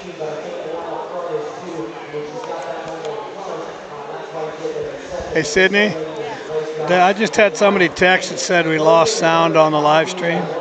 They said we don't have any sound. They just text me and I said, is it coming out? They're listening. Are you sure it's you? Okay. If somebody's listening, they can hear me. Well, we'll keep moving on here. Oh, I know why they don't mind. I thought there was a little more competition in our last class that we had, and if you get them back out here, I think soundness and fat steer look. He just said we lost sound on the live stream. Give them all big hand. All Is the operator Eric? There's audio coming through. What can you hear? I can hear it in my headphones. Then he can hear it, then it's going to the Congratulations to Blaine. Now from Wayne County, she is your champion Shorthorn Plus steer exhibitor. Reserve champion goes to Blake Hasbrook of Platte County. And third place overall goes to Claire Sievers of Wayne County. Congratulations to the champions in the Shorthorn Plus division. Okay, I apologize. We had some sound problems. I think maybe you missed. If somebody's listening, they can hear me. Let me know if they can hear us now. We just had a little trouble with didn't get the thing turned up just right on the for the judge in the last class, which is a shame because he did a great job explaining the hard class. Okay, we're going now. I apologize. Thank you. Thanks for texting in. Yep, we got her now. So now we got Foundation Simmentals. We are, 1440 to 1600. We got big boys. Cutter Ram, Adlin, I'm sorry, Logan Schmidt, Aspen Kuster, Moxon Wirtz, and Grant Miller. We got some heavyweights here now, 1440 to 1600. So these will be your automatic.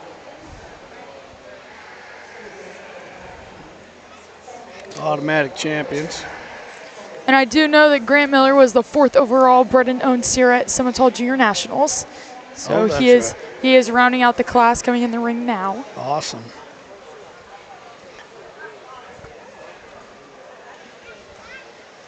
Pretty good class. 52, that Aspen Kuster, that's a good looking calf there too.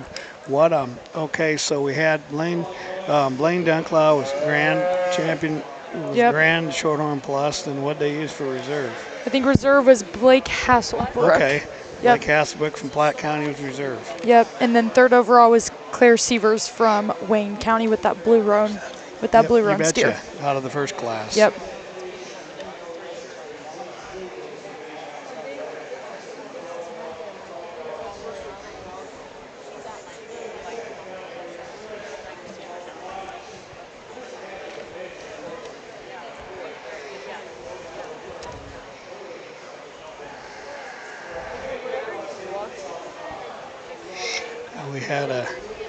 We're coming off a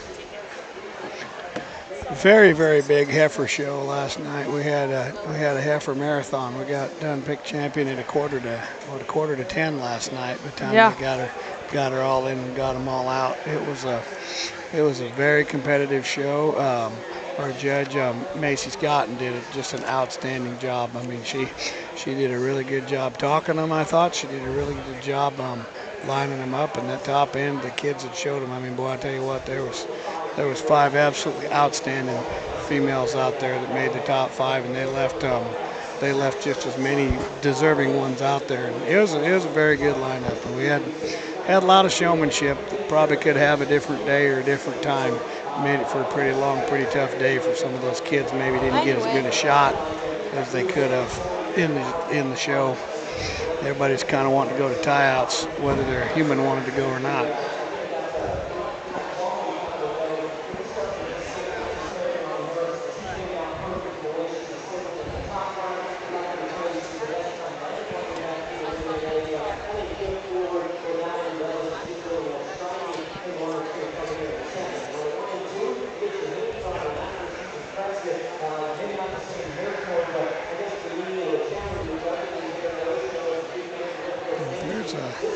There's an all types and kinds kind of class.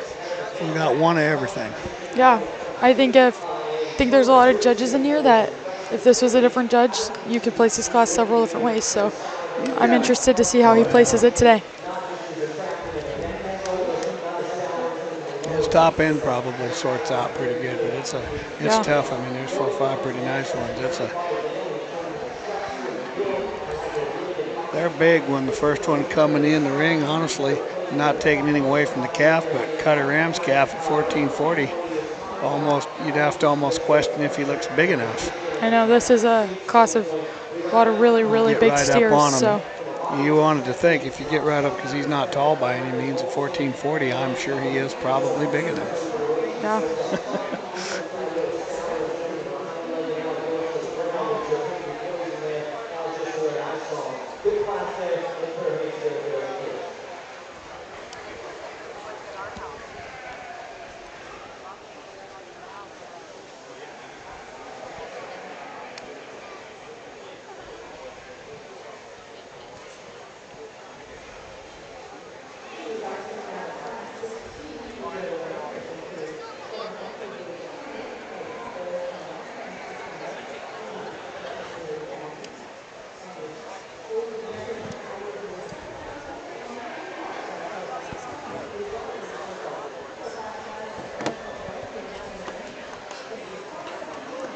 And the lightest weight one is the one he ends up sorting at the bottom. Yep. Yeah, that makes sense. He's probably. Yeah. I think just based on a size standpoint, that makes a lot of sense.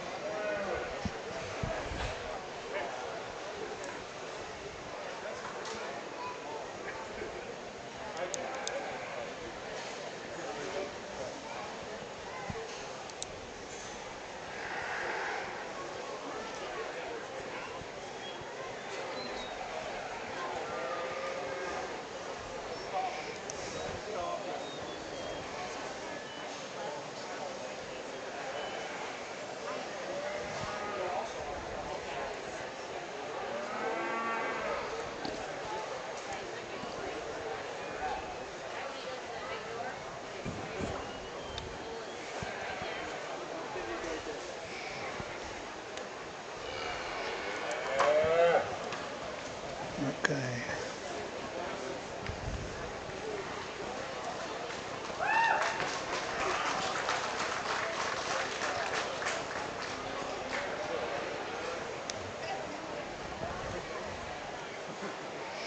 So what do we got here? We're going to have to listen to the judge here. That is that the Cisco girl? Yep, Adeline Cisco ends up first, and then Grant Miller, and then here's your judge. All right, we get into the Simmental class, and I think just big picture, when the cattle came in, this Baldy steer is just home base, in my opinion. They've got to be fat steers first, in my opinion. They've got to have the fundamentals. They've got to have the right kind of rib shape to go ahead and put food into finish and be an acceptable kind of market weight and composition. He doesn't blow your doors down in terms of his bone and just some of his style, but in terms of the fundamentals and wanting to replicate 100 of them just to have in a yard somewhere, you'll make money with those kind every time. That's a good kind of steer. I think he wins pretty easily as you start adding up all the good that he has. Then you've got another good steer in second. He's a real big heavyweight kind of a steer, but honestly, everything still fits in him. He's so long-bodied. He's got so much product and muscle in him. He's going to weigh as much as he does because there's so much good about him. And then when you study his structure and his skeleton, everything handles it very, very well. He's not quite as sharp up through his front end as the steer that wins the class, but that's just a good, honest kind of steer. The calf that we have in third has the bone, has the extra bells and whistles about him. He's got the big rear end. I couldn't get comfortable enough with that front knee.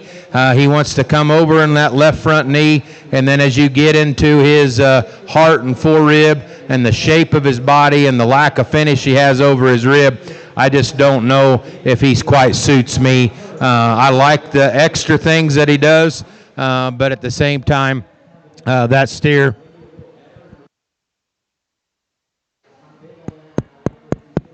that steer needs to have more practicality to him. As we work on down into the calf in fourth, he's a lot like him, just not quite the soundness and flexibility off of his hind leg. I like the shape in him, just a good kind of high cut-ability trim steer you certainly like. On down in our lineup, we've got a big red steer. Young man he's done a good job of getting a big, tall, framey steer like that finished. I appreciate that in him.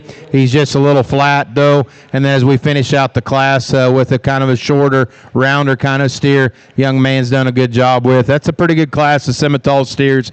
Congratulations to your top-end steer. All right, coming off of the Foundational Simmental class, Class 9, your grand champion Foundational Simmental is shown by Adeline Cisco, Pawnee County. Your second place is Grant Miller from Cass County, and third overall is Aspen Kuster from Colfax County. And we'll see all three of them back tonight for a final drive. Coming into the ring now is Class 10 AOB steers, weighing 1460 to 1543. Reserve champion Foundation Simmental steer goes to Grant Miller from Cass County. Champion Foundation Simmental steer is exhibited by Adeline Cisco from Pawnee County. Congratulations. Class 10 lining up in the ring. Our Class 10 all other breed steers. We do have 4 entries today in the AOB class with steers ranging from 1460 to 1543. This is the single AOB class, and we will select the champion reserve in third place overall during this class.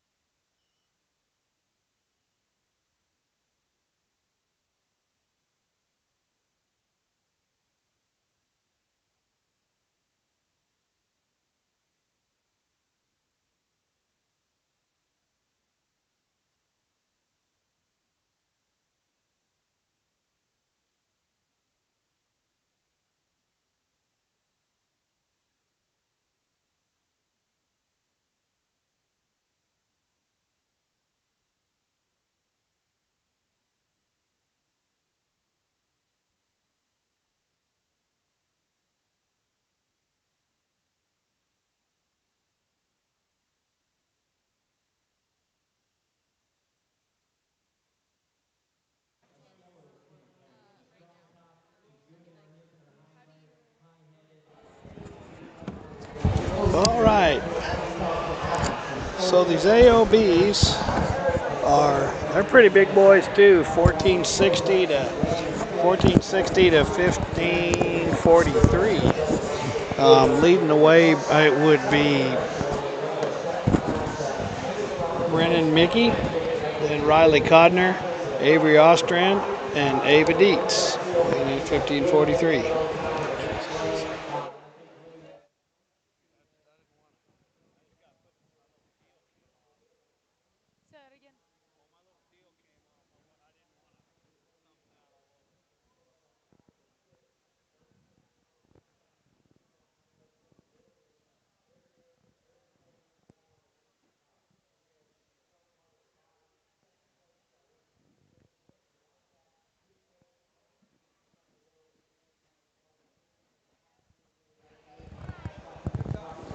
All right, he's starting to order these steers, but here's our judge.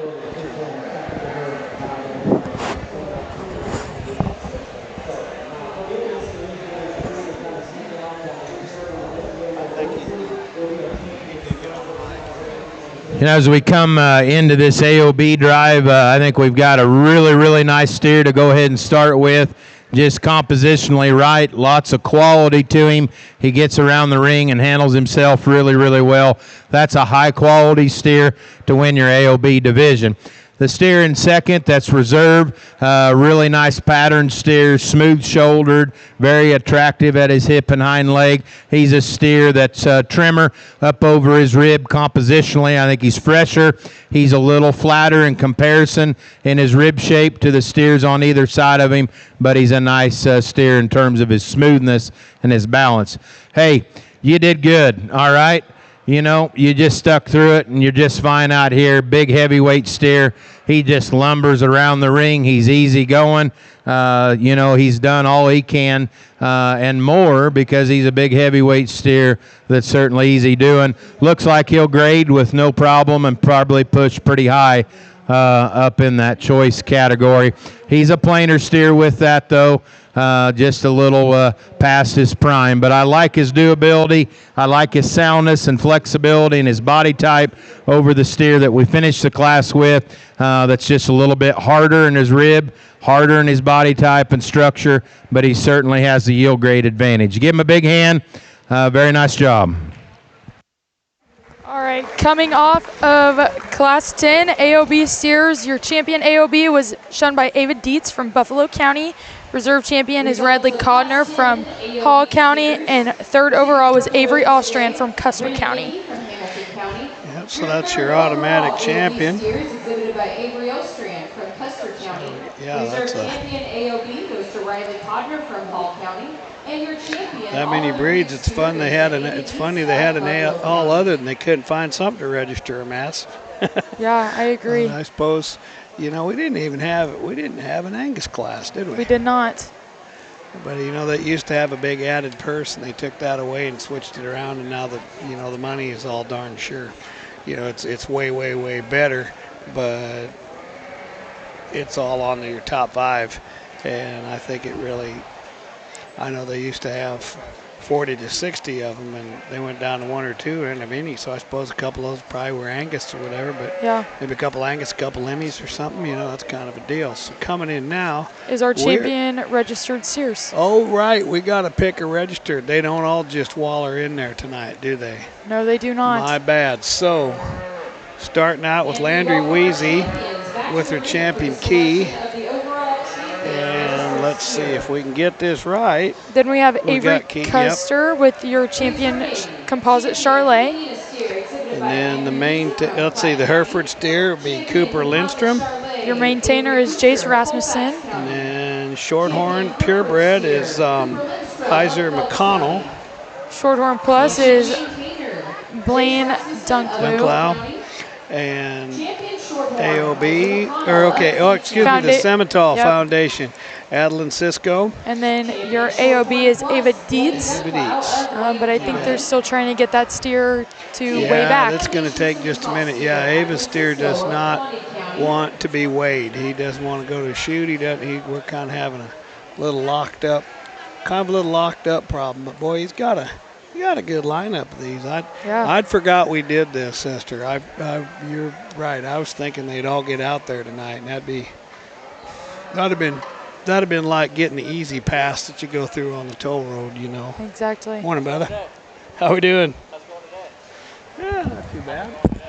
He's got a great co-host. Yeah, I did. That's right. And coming in behind him is your reserve champion. So starting with your key is Adley Hawk. Your composite Charlet is Reagan Babcock. Hereford is Blake Day. There you go. Reserve champion maintainer is Jude Gall. Shorthorn is Briggs White. Shorthorn Plus is Blake Hasselbrook. Scimitar is Grant Miller. And AOB is Redley Codner. Yep, that's good. Thank you. You got them all. Or eventually we'll get them all in the ring. Yep.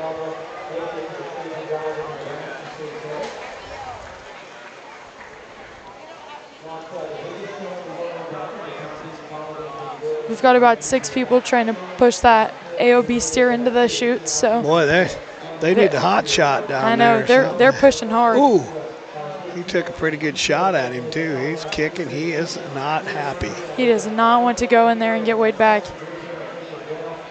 But I think he has to get weighed back now, right before champion registered. He's got to get in there. I mean, he's having quite a little rodeo. I know.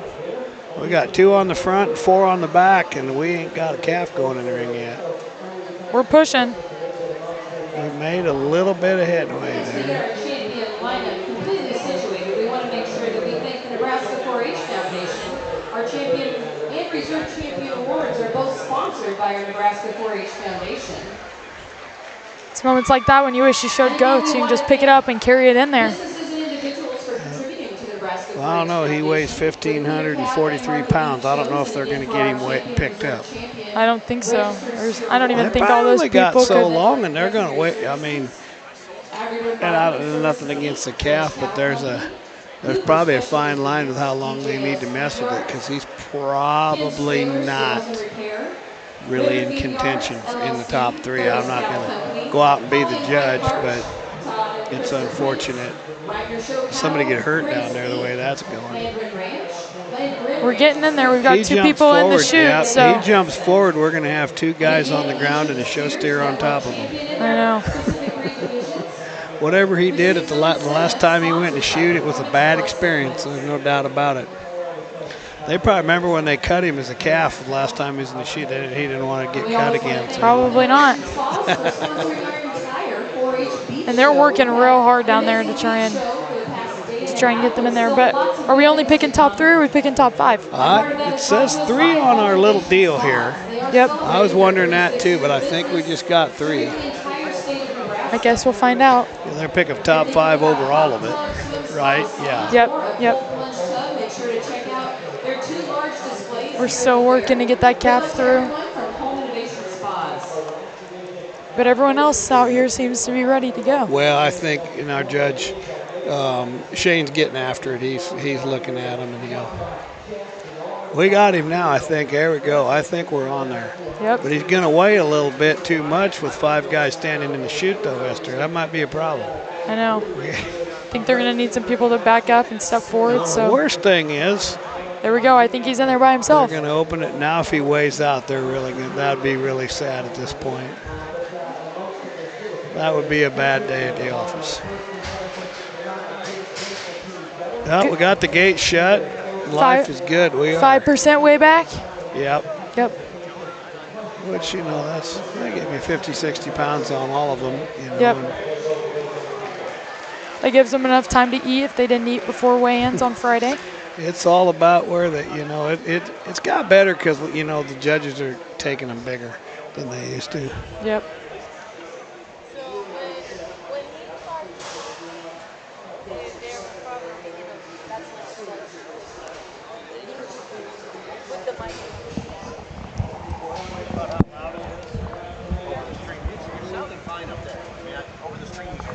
We sound good?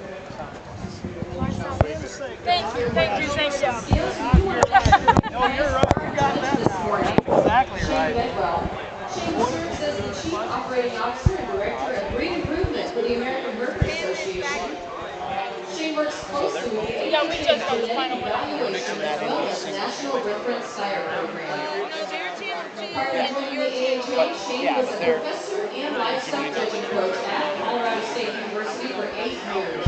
He received an associate's degree in science from Butler Community College, a bachelor's degree in animal science and industry from Kansas State University, and a master's degree in beef cattle.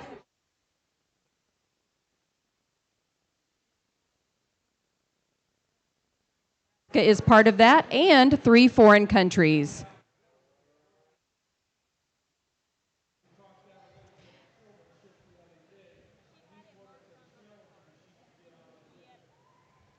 And we do have our champion AOB steer returning to the ring now, Ava Dietz from Buffalo County. This does complete our lineup to select our champion, reserve champion, and 3rd place overall registered steer.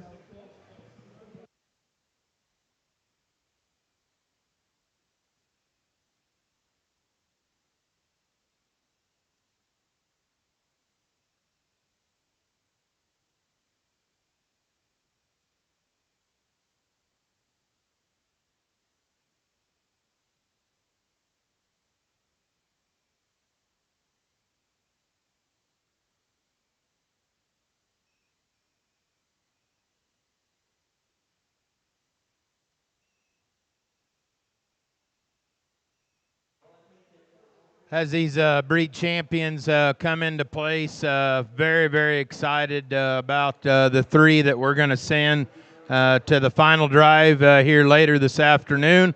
There's a lot of quality in this lineup. It's been very, very competitive. I think the top 2 in this division, I think, can run. I don't know what else is going to come later, but they're very, very, very competitive. I think what it comes down to for me out here in this lineup, there's a couple of steers that are a little more pulled apart. They have a little more base width and true substance to them. They're 2 cattle as you get out and watch them travel. They're more athletic in how they go. They're just stouter. They're a little more genuine, and I think between those 2 cattle, there's one that's a little bit more of my speed in terms of just the quality and look that one has from the profile. But it's been an awesome breed lineup. I want you to congratulate these kids. Let's make some noise here on this beef side of the ring. Outstanding drive of cattle.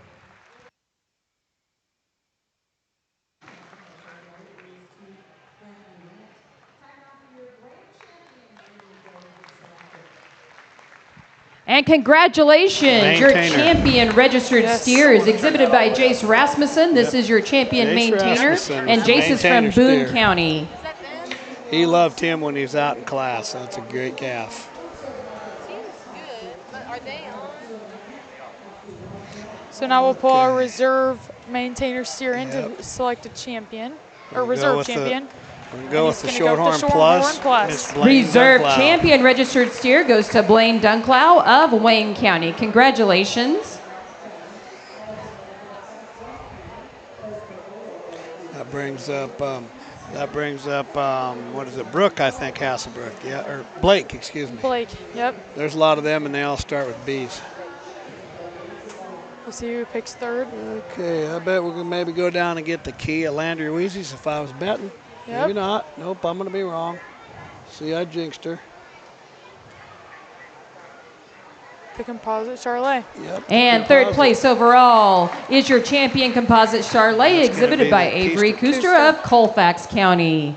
Again, congratulations to all of our champions in the registered steer division. Who did she say? Yeah, Avery Keister, yeah, was her 3rd. So Blaine Dunclow, Blake Hasselbrook, and Jace Rasmussen, Blaine Avery Dunclow, Cooper. and Avery Kuster Yeah. are your top 3. Write that down so I remember it. Yep. All right, if you're, hopefully we got our volume things. If you're listening, you hear something, if you can hear us or you can't hear us, whatever, shoot me a text, 402-750-0440. Let me make sure it goes. I think we're going to take I'm sure we're going to take a couple-minute breaks, did she Few say? minute breaks to get some crossbreds. How many? I have no idea, Yeah. but I'm sure we're going to take some sort of Yep, break I'd before say we the start. judge is going to pause for the cause, or actually probably going to get him on the microphone. Yep. And then we'll start our Division I steer show. Yep. So we'll. With some really small steers, but eventually through Division I, we'll get all the way up to 1390. That's right. They have crossbred steers at 645 pounds. Yep. I bet that's a misprint. I bet they were in the.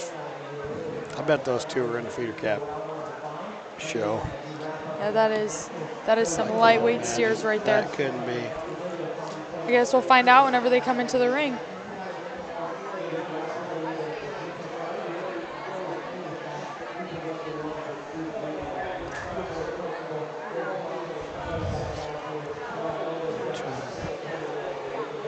Yeah, I think we're going to shut up for just a second here while we're not looking at anything. Well, everybody's doing their thing, and I think we're going to take a picture break. Did they say, Paige, did they say how long? Did they say how long we're going to break? So we don't know. I guess we'll be back shortly.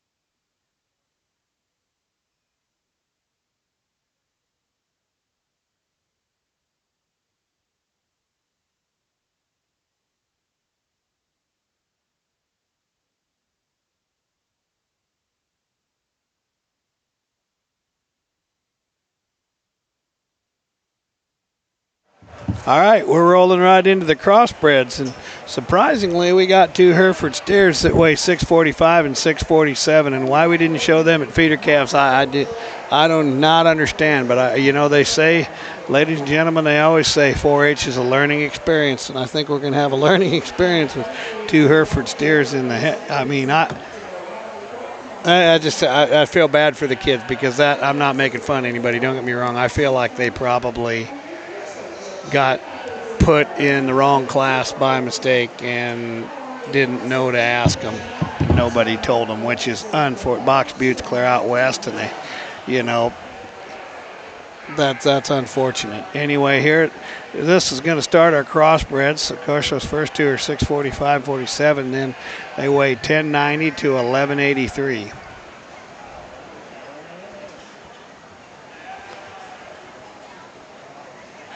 We have the two Waltman kids, Dallas and Ansley, with the little Herefords, and then Raylan Steinkruger, Kashmir Holka, Bella Schultz, Addie Hodge.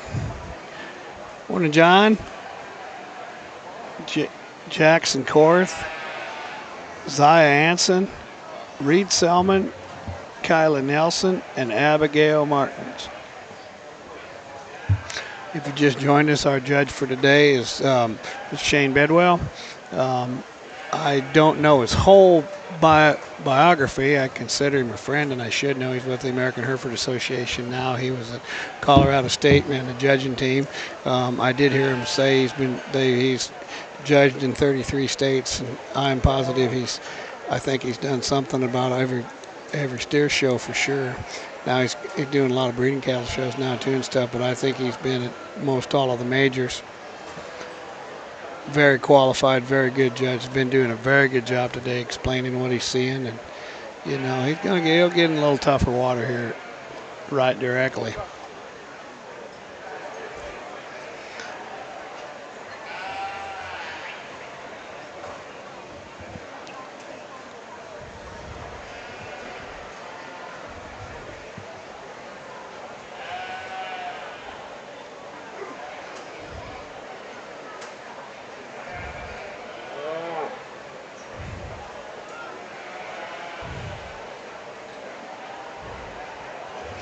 What do we know, Andrew?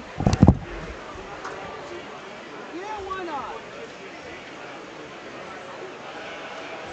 Yeah, I wanted to calm down. I'm as lonely as the next guy, Andrew. What the hell? Yeah.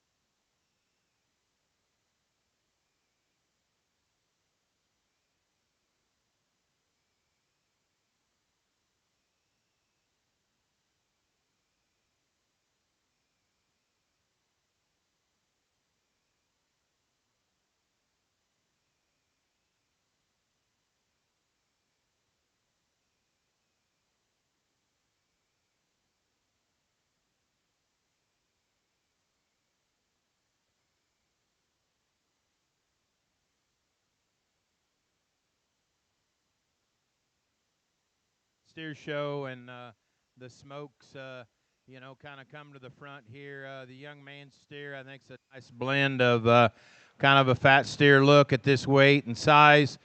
He's sounder in how he gets around the ring in terms of his joints and his flexibility. Just a really, really nice steer. Go ahead and take him, bud. Congratulations to you and your family. The steer in second opens up with a lot of top and thickness. I like his rib. I like his power in him. He's just a little more tender, a little tighter in how he goes, but a steer that has the right kind of body type, the right kind of thickness, definitely a good kind in this class. Then we get into a couple steers on down the line here that have a little more hair and poof and just presentation to them. I like the kind of the front third of this steer. He kind of gives you that appealing, stylish look about him. He's just a little too tangled up in his hip and rear leg. I'd like to change his forerib, how he comes in his lower body. If we put a different set of running gear on this Charolais steer right now, we could maybe do a little different things with him. I love his body shape. He's very bold. He's stout. He's thick. He's just a little more jammed up there off of either end. Young man coming out with the silver steer, kind of gave him a few fits here. Doesn't really want to show and cooperate. He's a real trim, real extended steer, real smooth up through his front end, a steer that gets around the ring pretty good. He's just a little too hard. He's a lightweight kind of steer, and he fits it. He's just a little too shallow in terms of his body type. And then we kind of get into some deeper, softer kind of body type steers, little plain in terms of their condition and their compositions, not quite as competitive. And on down in our lineup, we have some cattle that just kind of come apart maybe in terms of their structure. And then we've got two kids here down on the bottom end of the class. These are catch-a-calf youngsters for the National Western Stock Show. And so they're a little different kind of project, but let's give them all a nice hand, congratulate them for coming out. Good job. Okay, that makes more sense. Catch a calf for the National Western is what they said on those, and not just wrong entries. Well, that makes sense. I guess get them out and get them going, good for them. That makes a lot more sense now. So how do we do here? Yeah, Class 11, your grand champion from that class. Class winner was Jackson Korth from Pierce County. Second was Zaya Anson from Hamilton. Third was Keelan Nelson from Sheridan. Fourth was Adley Hodge. Fifth was Reed Selman. Sixth was Bella Schultz. Seventh was Abigail Martins. Eight was Casimir Hokla. I'm so we sorry. struggle with that in the feeder calf, we are trying so hard with these names. 9 was Raylan Stinkruger. 10 was Ainsley Waltman. And 11th was Dallas Waltman. And now we have Class 12, the second class of Division 2. Or Division 1, crossbred steers weighing 1198 to 1249. All righty, and let's see. We've got coming in here one end to the other. And 11 entries for this class. We've got leading the way is Kendall Renau, Maddox Jones, Grady Schultz, Burke Renau, Piper Moorhead, Logan Sievers, Caitlin Evers, Cheyenne Dawson, Dayton Dorn, Braylon Kruger, and Elliot Warner. You know, and it's kind of interesting. And you, being new to the show steer deal, you know, 1,250 pounds used to be back in the day. Since I'm very old to the show steer deal, we've definitely got the old and the young here. And with the there was a lot of days, you know. In fact, not that long ago, you could win a steer show at 1250 to 1275. And now it's been a while, you know. I'm gonna say 20 years ago, 15 years ago, we've sure evolved. And now the heaviest weight steer here is 1588 in Division 3. So it'll be interesting to see how it shakes out today. They'll push them up a little. I think that's a good thing. You know, we've got them where they're taking them way more acceptable and way closer to what actual market weight is that they're going on the truck.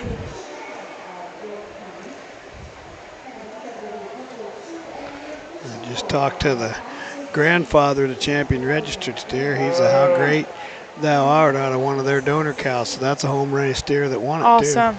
Yep, that we is love cool. when that happens. That's cool stuff. You betcha.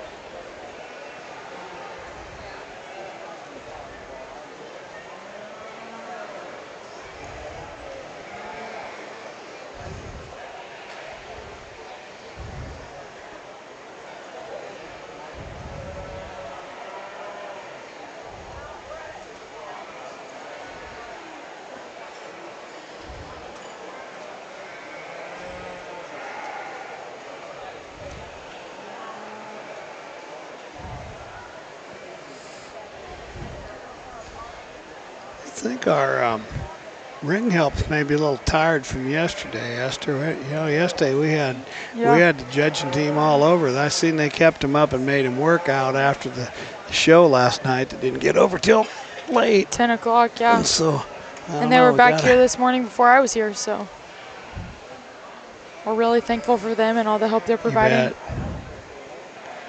And our new judging coach out there picking up manure, even Cal Schultz.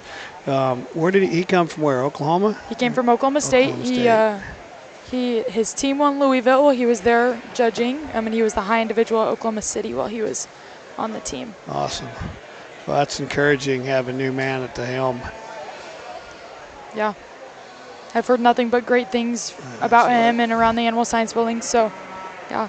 Yeah, I think there's some excitement. We're seeing some more people kind of go, and I think he'll do a good job.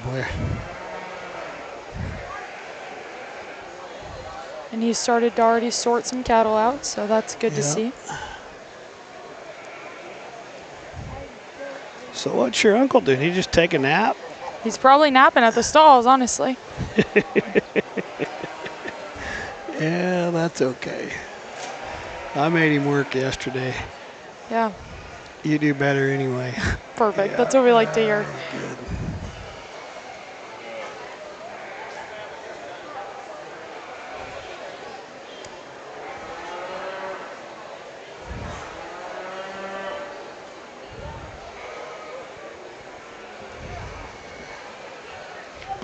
Okay, 1467 pulled in Kendall Renow. He also pulled in Piper Moorhead and 842 Maddox Jones.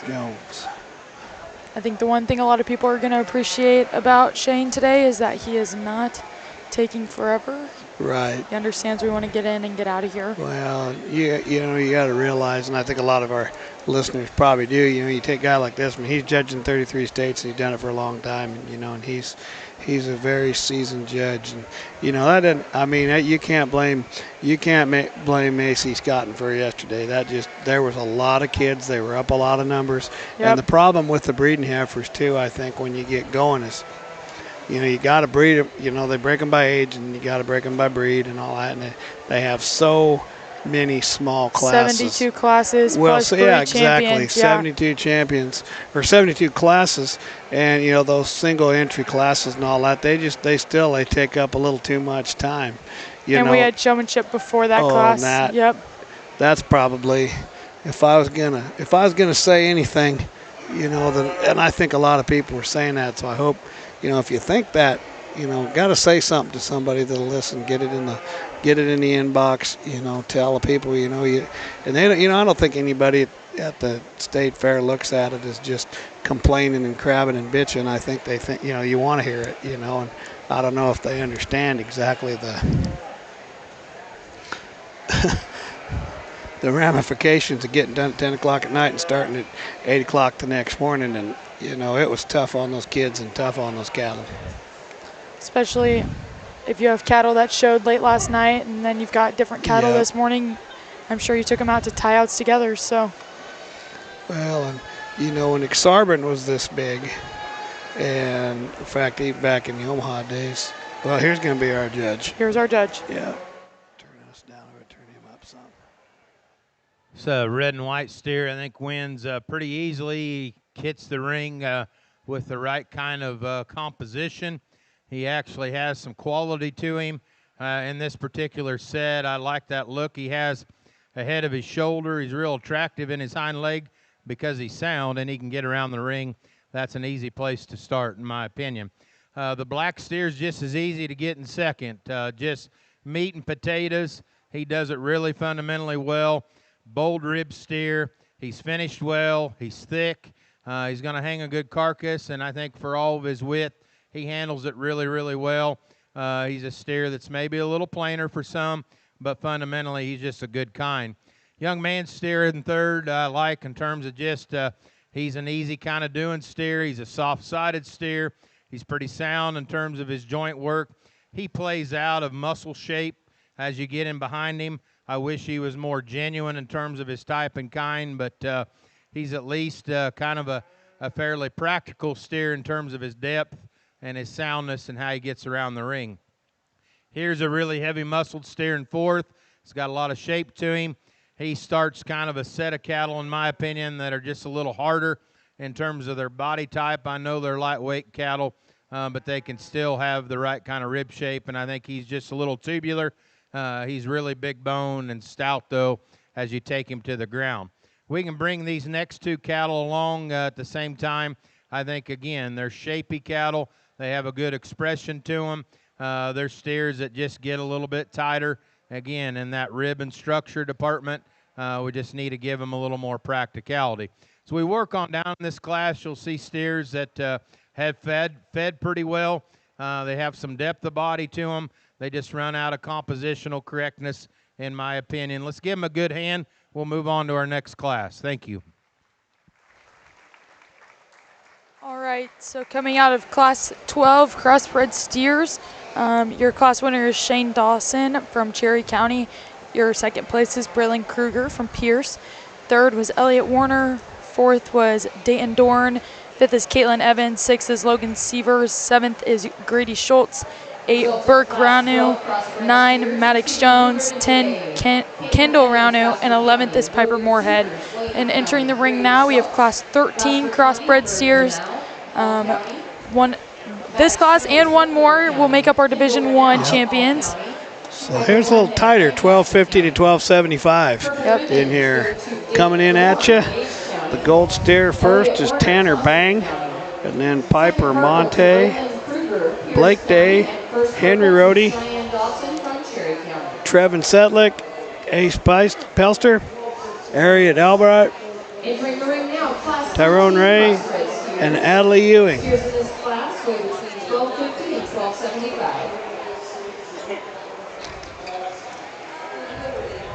And there are 9 entries in this class.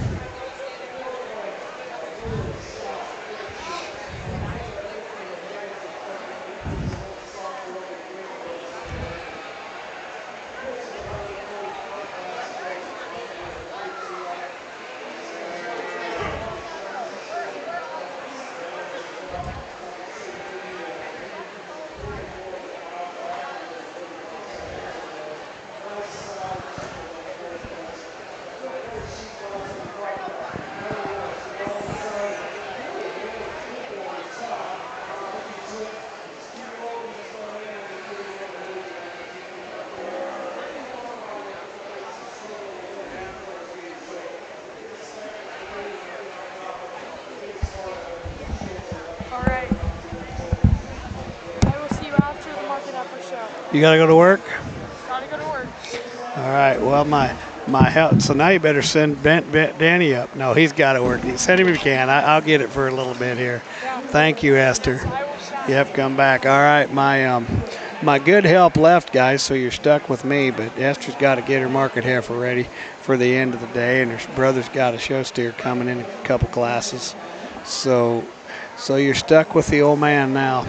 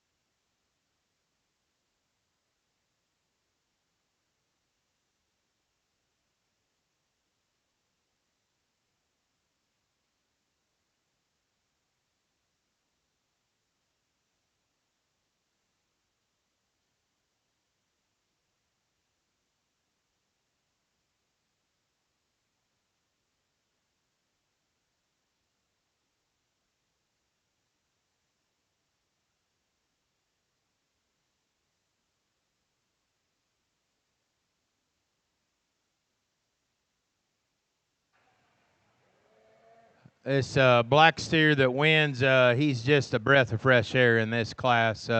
He's just a steer that just has a lot of quality, a lot of style to him. Everything's right. Just a good kind of a steer.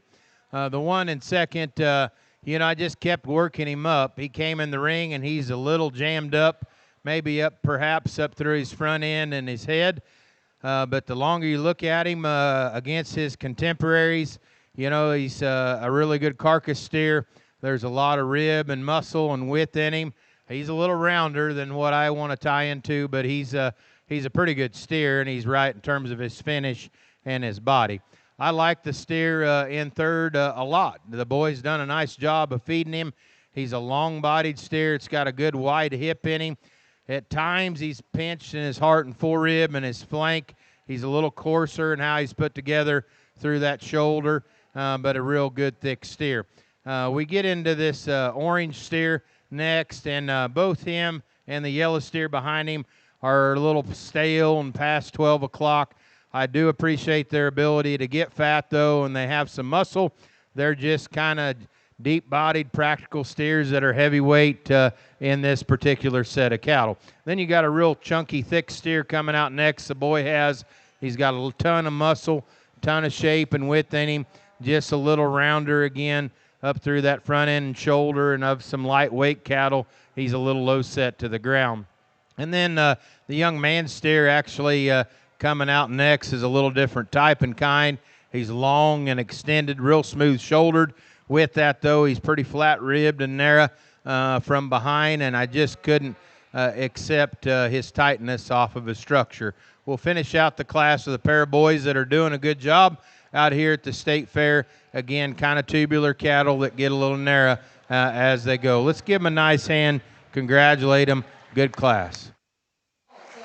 All righty. Winning that class was Adley Ewing from Dodge County, and second, Trevin Setlick from Sherman County.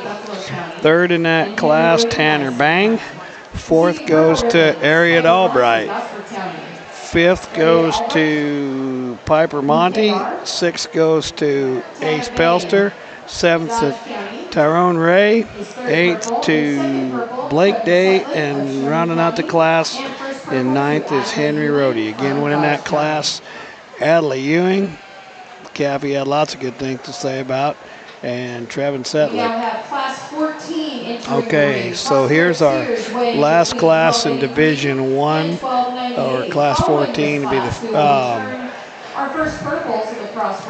heavy lightweights, weighing 1283 to 1298. So we still got a pretty tight window here. Coming in there from start to finish the way they led in. We got Cameron Warner, Gavin Schur, Riley Bacon, Landon Linneman, Eli Monte, the two white steers, Dayton Pullman, and then Taylor Travasek, and on the far end would be Gage Waldemath.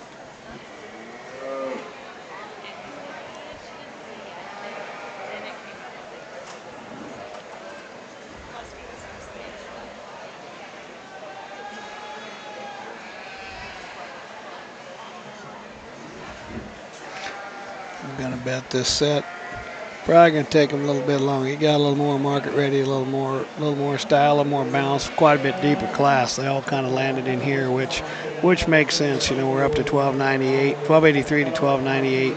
We're up there kind of where we're getting pretty close to acceptable market rate, especially some of these are not like overly tall, kind of shorter hip height, shorter frame cattle. BSUC, he's the one handling them.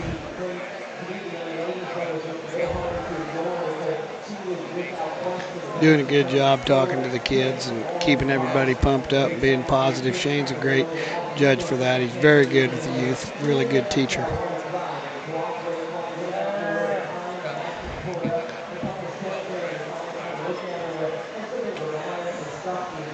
He is in a breed with a lot of exciting things going on down there in Kansas City.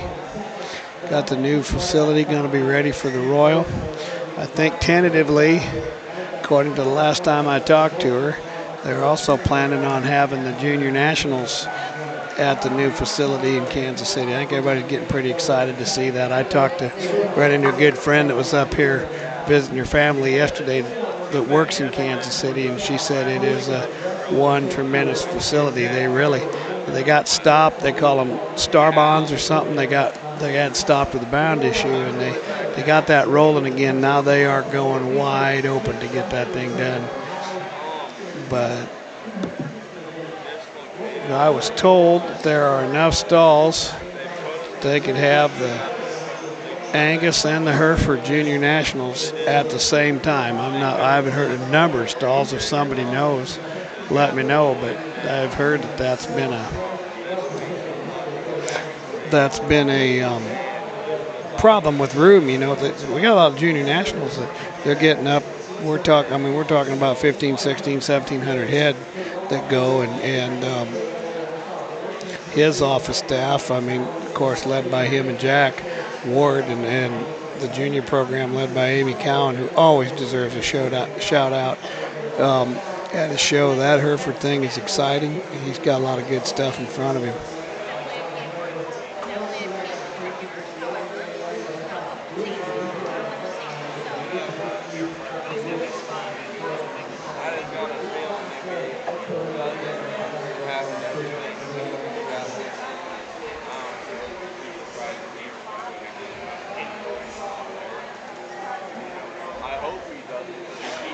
He's definitely got a few more decisions on the top end.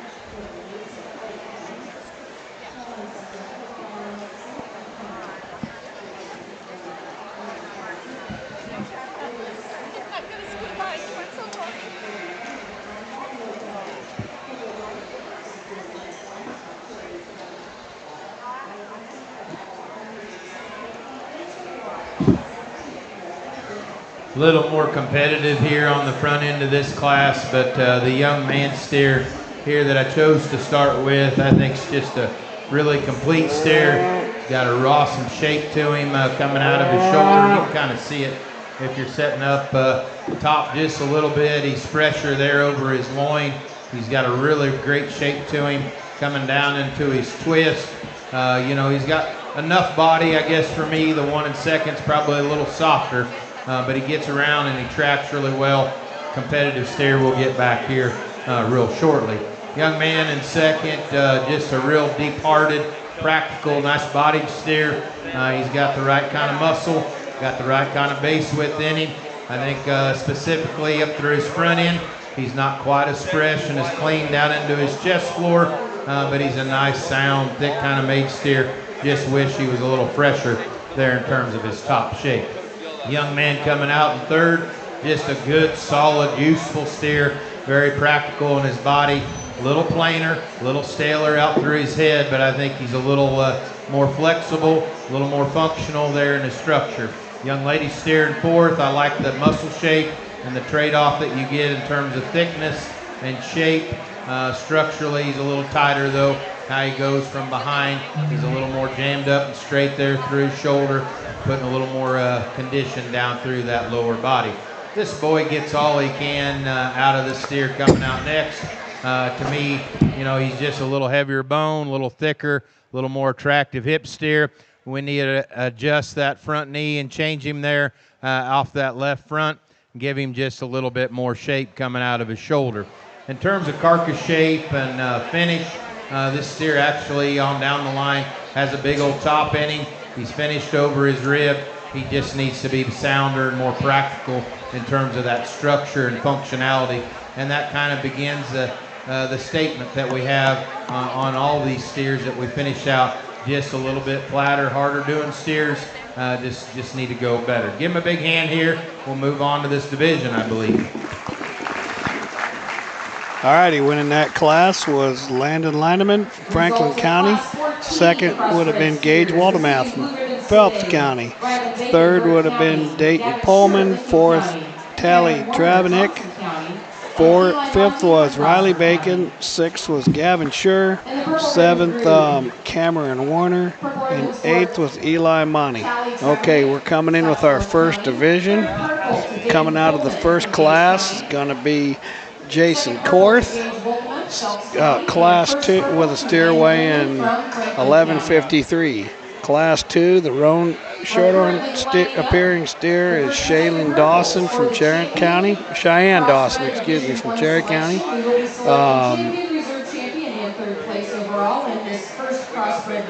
Class 3 was Adley Ewing from Dodge County, weighing 1275, and the one we just saw, Landon Lineman, out of the fourth class. He's got to come back in and weigh back, and he'll be in with his steer weighing 1289. And from class 14, yep, we're here. From Franklin County.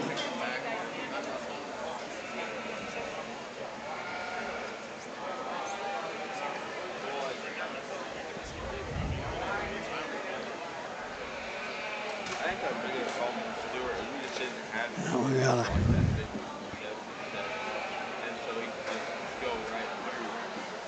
The cutback would be there for probably a 5-yard gain every time, but when whoever's blocking him just getting shoved right in the pile and Well, our judge must be working. It's air conditioning here, and his shirt's soaked already. He's giving her 110%. Put on a lot of miles judging one of these things, that is for sure.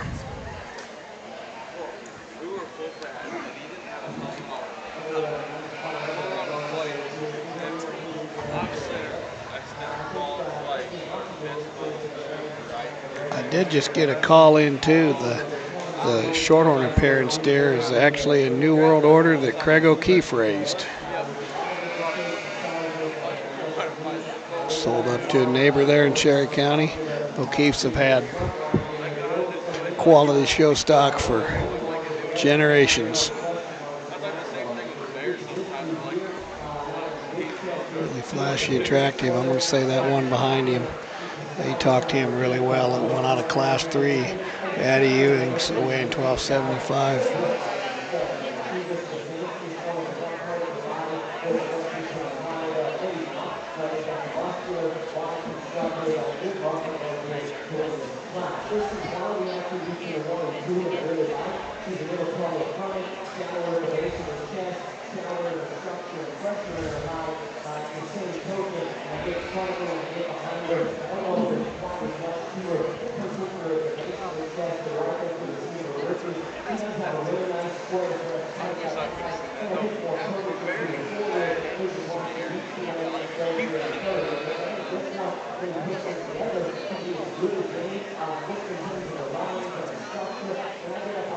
Now this division kind of picked up a little speed, but I am tickled with the 4 class winners that we have out here. I think the boys steer and the girls steer, just good, useful, kind of good doing cattle.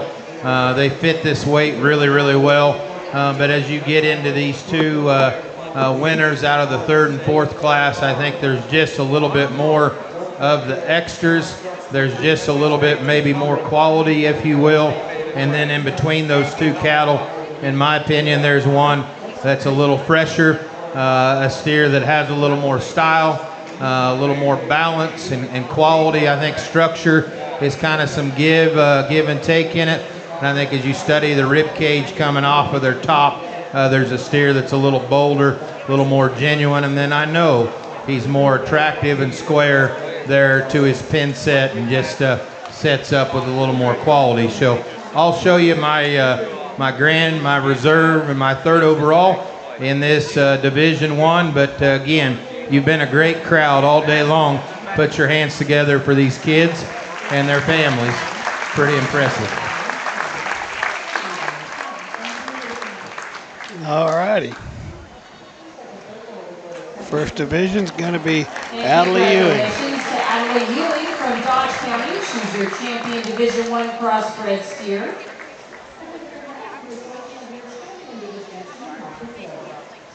We'll now pull Trevin Sutlick's second purple into the lineup.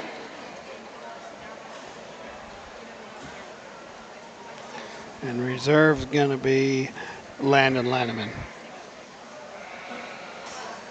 And reserve champion Division I crossbred steer goes to Landon Lindeman from Franklin County.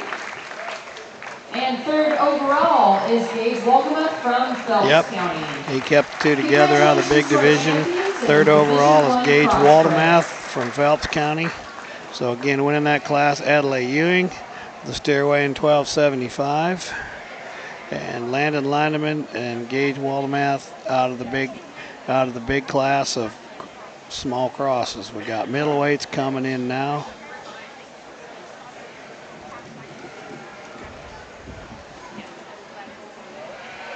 We'll get these all sorted out. We're going to start the first class of middleweight steers weighing 1305 to 1328.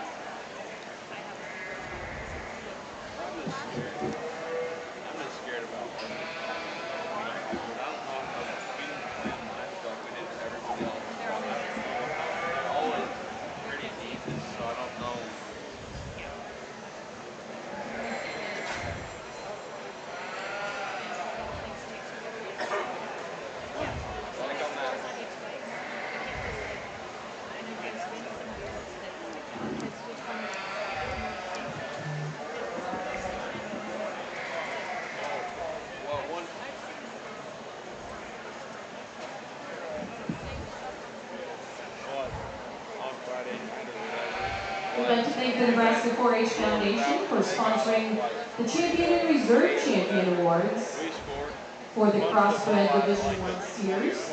We'll be moving into our second division of crossbreds with Class 15 that is currently lining up at the gate.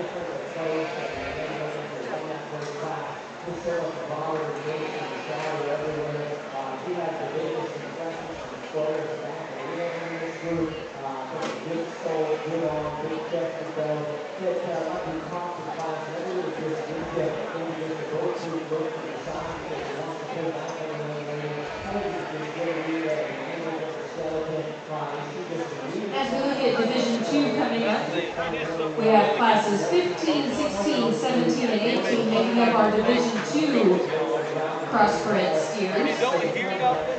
The The Champion and Reserve Champion Awards are sponsored by the Nebraska 4-H Foundation. And we'd like to extend our thanks to them and also recognize those who contribute to the Nebraska 4-H Foundation, including Ritter Feed Yards, LLC, Prince Inc., Terry and Betty Rasmussen, Benish Cattle Company, Cooper Specialty Feeds, Kim's Trailer and Sales Repair, Thirdish Cattle Company, and many more that we will be announcing later. And again, don't forget, it's getting a little hot out there. Wouldn't a cold plunge tub feel great? Maybe you should check out Home Innovation Spas. They do support the entire 4-H Beach Show this weekend. We appreciate all of their support. It's their 36-year business, and they have 2 displays here, and they do have state fair pricing on all of their hot tub spas and those cold plunge tubs.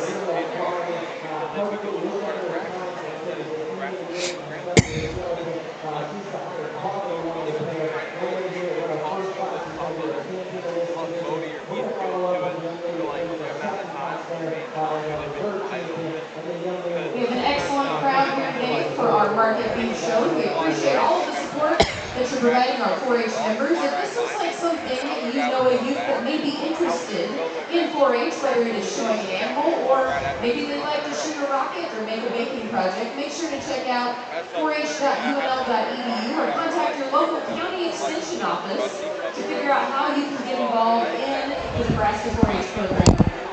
There's lots of opportunities and a lot of fun.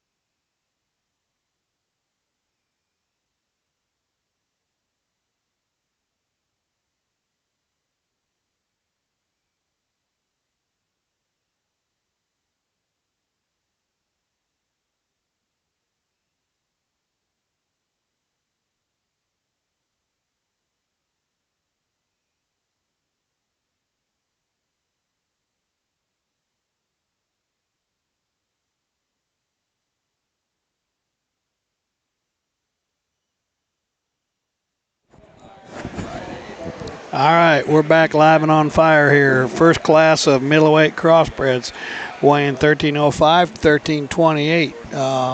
Starting out walking here with a smoky gray is Taryn Blakeman. Then we got Ellie Janning, Riley Hermelbrot, Judd Brooks, Aubrey High, Olivia Ostrand, Addison Hareen, Fiona Cabin, Olivia Corman, Chet Lucero, Kelsey Amos, and Aubrey Peterson. We got 12 head in this class. Going to just start getting work through them again. Our judge today is Shane Bidwell from Missouri now. Colorado Cowboy from the start. They said Shane's very well respected, judged just about everywhere I think you can think to judge, and they said I heard him say 33 states. I don't have his bio up here. I apologize, but I can promise you it's a good one. He's with the American Hereford Association now.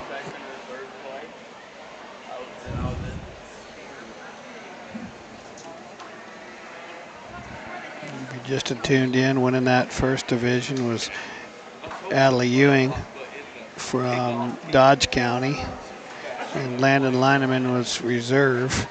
We've picked the breed champions already, and the champion overall, he'll be out there. They went through all of the breeds, and they pick a champion overall, and Jace Rasmussen won that with a maintainer.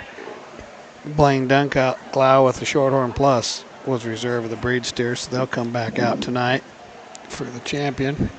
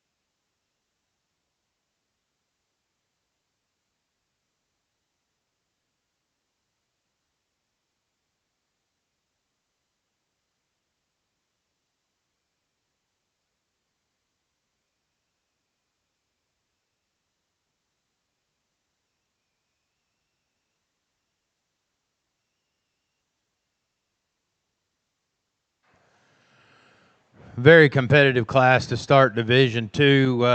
I hope it keeps coming the way we kind of set up here, because this is a steer that commands your attention when he hits the gate.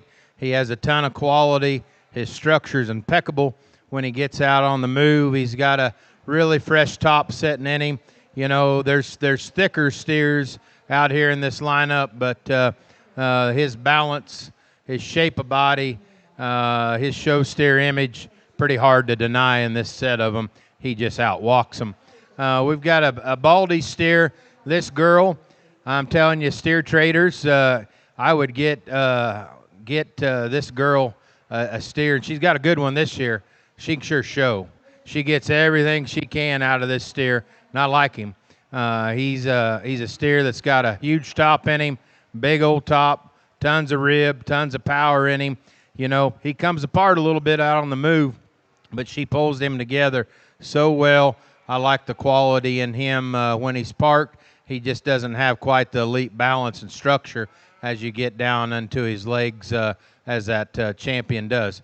Red steer coming next in third, I like. Again, compositionally, he's got a beautiful top in him, really good shape. He's finished over his rib, real thick from behind. They've kept him and fed him right up through his front end where everything still matches. You know, he's a steer, again, that just doesn't balance up to the elite level, maybe gets a little bit tighter there off of either end. Blazeface steer coming out next, just chock full of meat and product. And for that, I kept him pretty high in this lineup. He's more genuine out of his hip. He's thicker in terms of his power. He's more nearly level there in that rump and hip. He's just a little more jammed up front, and because of that, he struggles a little bit off of either end. Charlet Mark steer coming out next. This boy does a really, really good job with just an easy feed and practical kind of steer. He wants to get a little narrow coming out of the top of his hip down into his stifle, but just a good, easy doing kind of practical steer. I like this black steer to go over the other black steer just in terms of he's just not too extreme, just nice and complete, has a nice quality look and balance about him. He needs a little more softness and rib about him to get more competitive in this lineup. Real heavy muscled steer. He's got a ton of thickness and shape to him. You know, he's a steer that's a little coarser, terminally speaking. You know, maybe a steer you question a little bit in terms of his grade. And then as we work on down in this class, you know, just some real deep, soft kind of steers that don't have quite the balance and composition to them. Give them a nice hand. We'll keep moving on. All righty. Nice class with a darn sure nice class winner there. Winning that class, weighing 1309, is Aubrey High from Gosper County. Second is Fiona Cavan, Saunders County. Third, Kelsey Amos. Fourth, Addison Hareen. Fifth goes to Chet Lucero. Sixth in that class was Aubrey Peterson. Seventh, Olivia Corman. Eighth, Riley Hermelbrock. Ninth is Olivia Ostrand. 10th is Ellie Jennings. And 11th, Taryn Blakeman. And rounding out the class, 12th is Judd Brooks. Again, winning that class, Aubrey High, weighing 1309. Second goes to Fiona Cavan with a steer weighing 1315. Coming in now will be your second class of middleweights. Calves weighing 1330 to 1348. So we got a pretty tight setup here. Tight set of calves, excuse me. Class 16 crossbred steers. Steers in this class weigh between 13. 10 head in this class. Leading out the ring will be Ellie Jennings. Then we have Kyler Jones, Leo Beller, Coulter Goodrich, Shania Buskow, Bowden Bush, Augustus Hipke, Ava Dietz, George Johnson, and Ben C. Matter. Again, 1330 to 1348.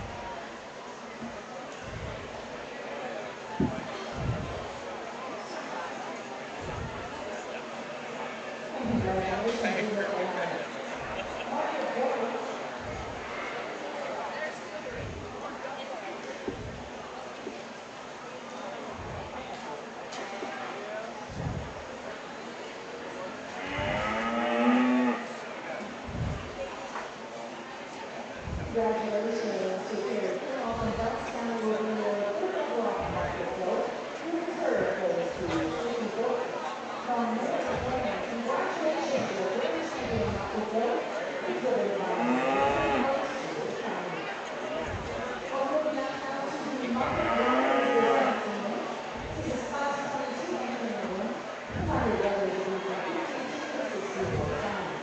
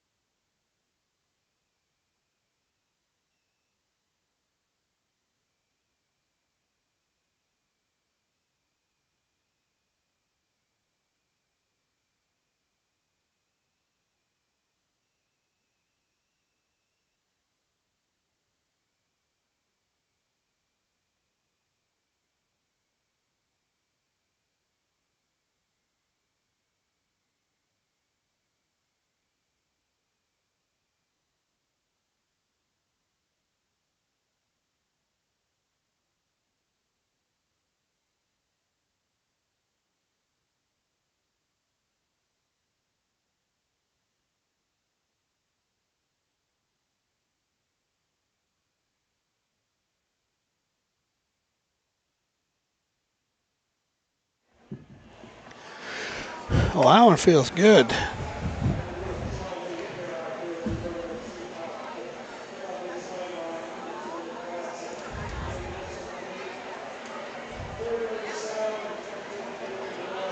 we go. Now we got a whole lot of university judging team convening on a steer that might just jump right over the fence. Oh, he's about 3 for 3. That's our new judging coach, Mr. Cal Schultz, with the catch. Pretty handy. We've had 3 get away. The coach has caught them all.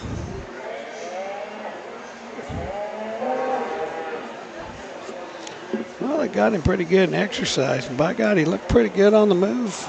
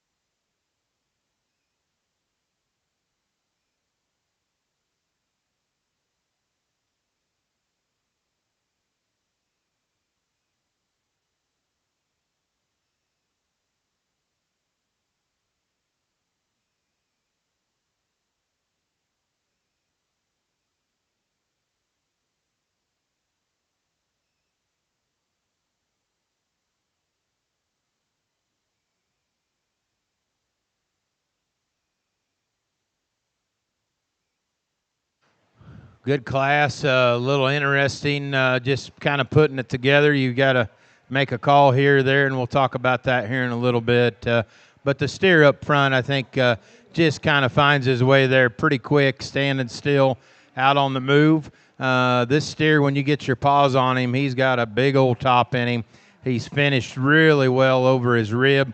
I like just the thickness and the stoutness and the look. Again, another showman that can flat get it done. We'll see what comes next here in this division, but he's a nice one. I like this steer a lot in second, and I thought he went there really, really quick. Steer that has quality and good about him. He's big-ended and thick, and he's got the bone and power.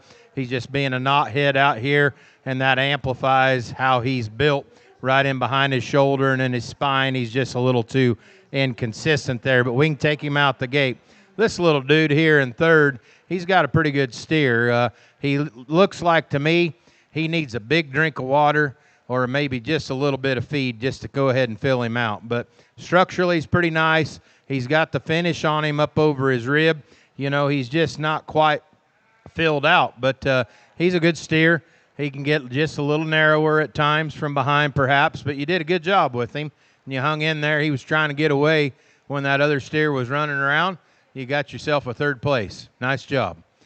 This blaze face steer, he's slick as a cue ball, and what you see is what you get. But I think functionally speaking, he's a big heavyweight steer. He's his soundness and the difference between him and the three steers that follow him, he's gained some weight. And this guy's just kind of done it on his own, it looks like, in my opinion. But he's finished over his rib. He's got a big old top in him. Yeah, you could put him together, maybe just a little bit different, but big picture, he's a nice steer.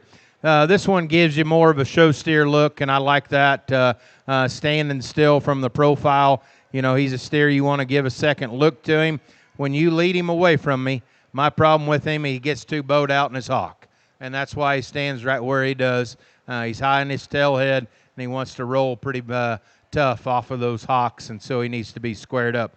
These two thick, heavyweight steers in the middle of this class are kind of the other way. They want to come over in their knee and get just a little too straight up in that front end, maybe just pushed them a little hard, and their just structure just can't support it. They're just a little more jammed up. On down in our lineup, we get into just a harder kind of cut of steers that need to have more finish over their rib, just a little bit tighter in terms of that rib and structure. Give them a good hand. We'll keep moving on. Results of Class 16 crossbred. All righty. Okay, winning that class of crossbreds is Georgia Johnson from Burke County, weighing 1348. Second in that class, with the athlete in the class for sure, Ava Dietz from Buffalo County, 1347. Third, Leo Beller. Fourth in that class is Brett Seamatter. Fifth goes to Bowden Bush. Sixth to Augustus Hipke. Seventh is Coulter Goodrich. Eighth is Ellie Janning. Ninth, Kyler Jones. And 10th is Shania Bushcow. Coming in the ring now, we got middleweight crosses. Second could be the third class middleweights. Two steers are weighing 1350 to 1374. Starting with the gray steer led in first, we got Ella Arnold. Rainey Olson, Larry Disner, Chase Ritter, Molly Weber, Colin Rasmussen, Mason Meads-Resac, Zephyr Mowinkle, Molly Lambert, Bailey Prince, and Hallie Johansson. Looks like we got a little heat and thunder in here for sure.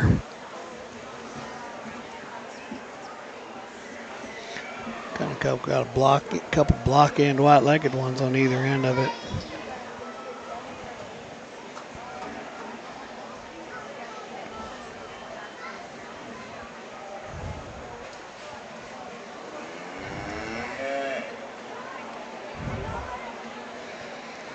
This will take a little sorting.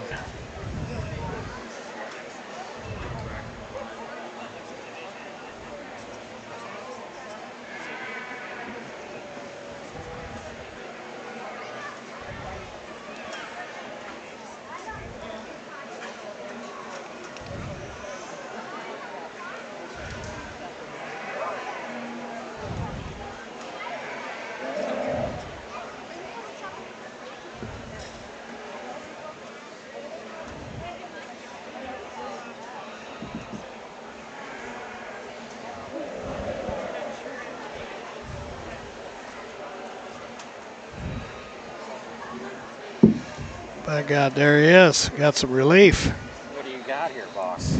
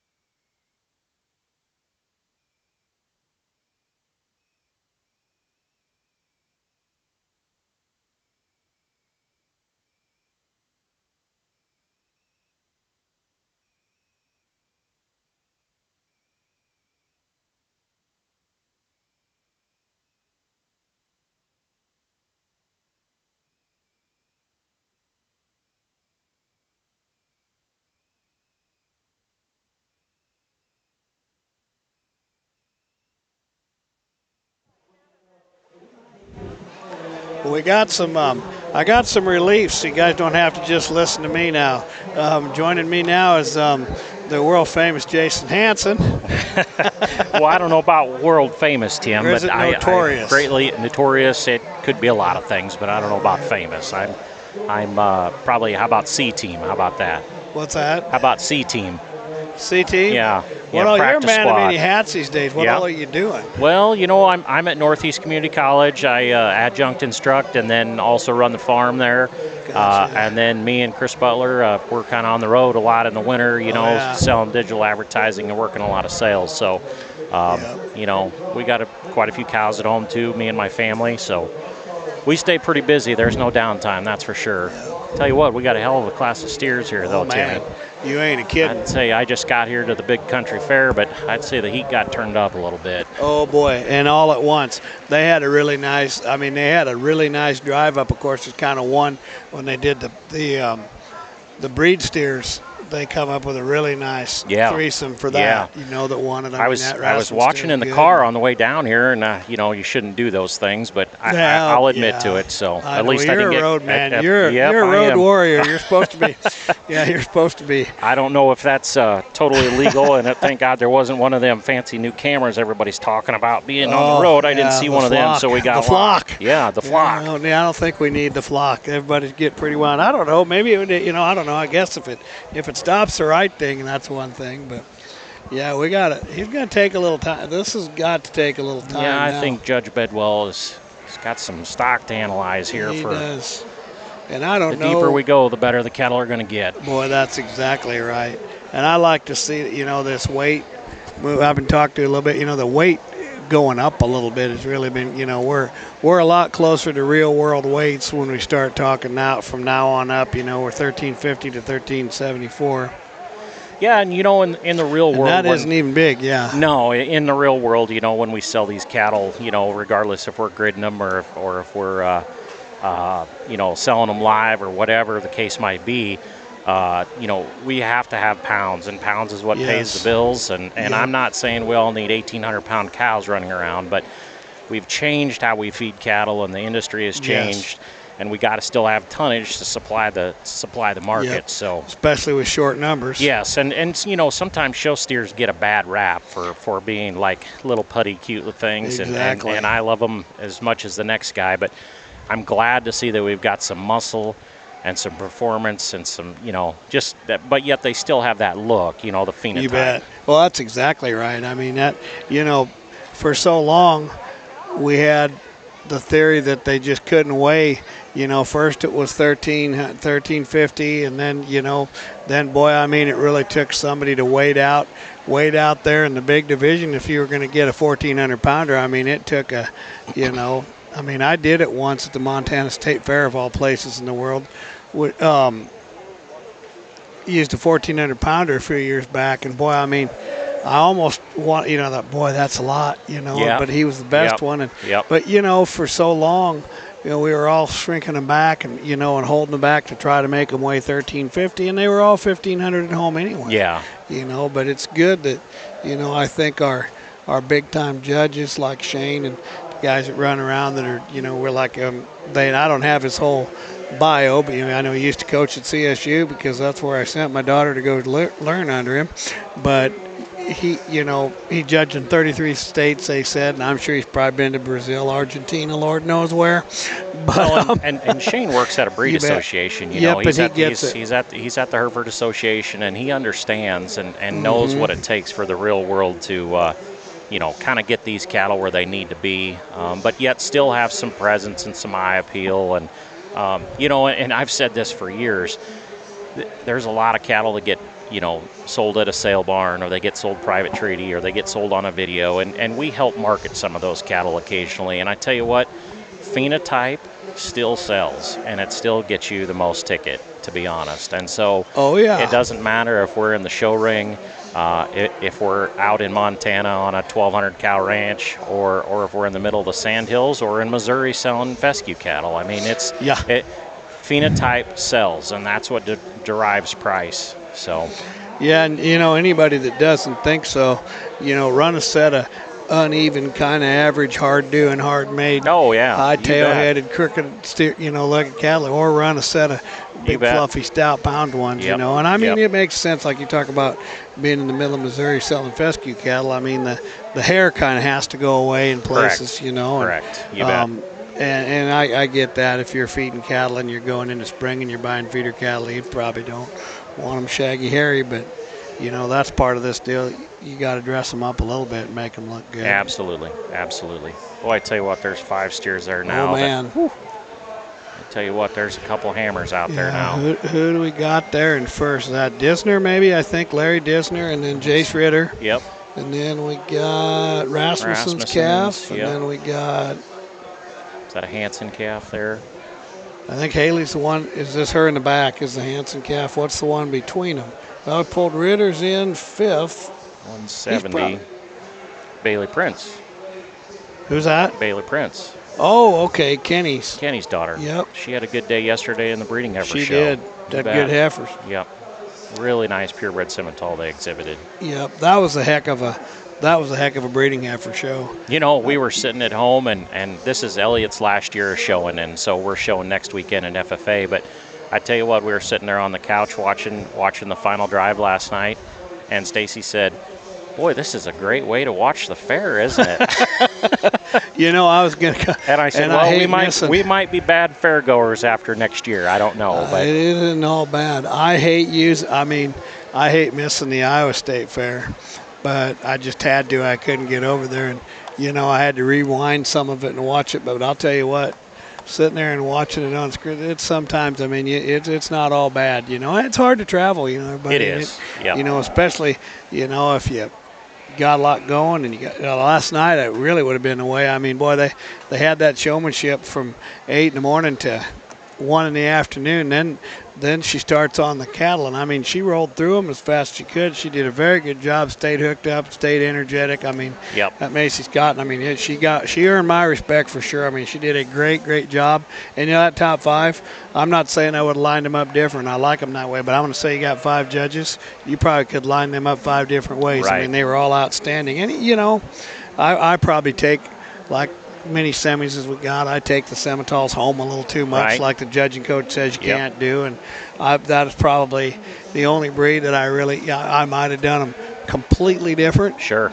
But what I liked about her was her cattle matched her reasons. Yep. It made sense. She gave every calf and every kid a shot. You can tell those kids that have come through the ranks and showed them. Because by God, she took the time to explain them.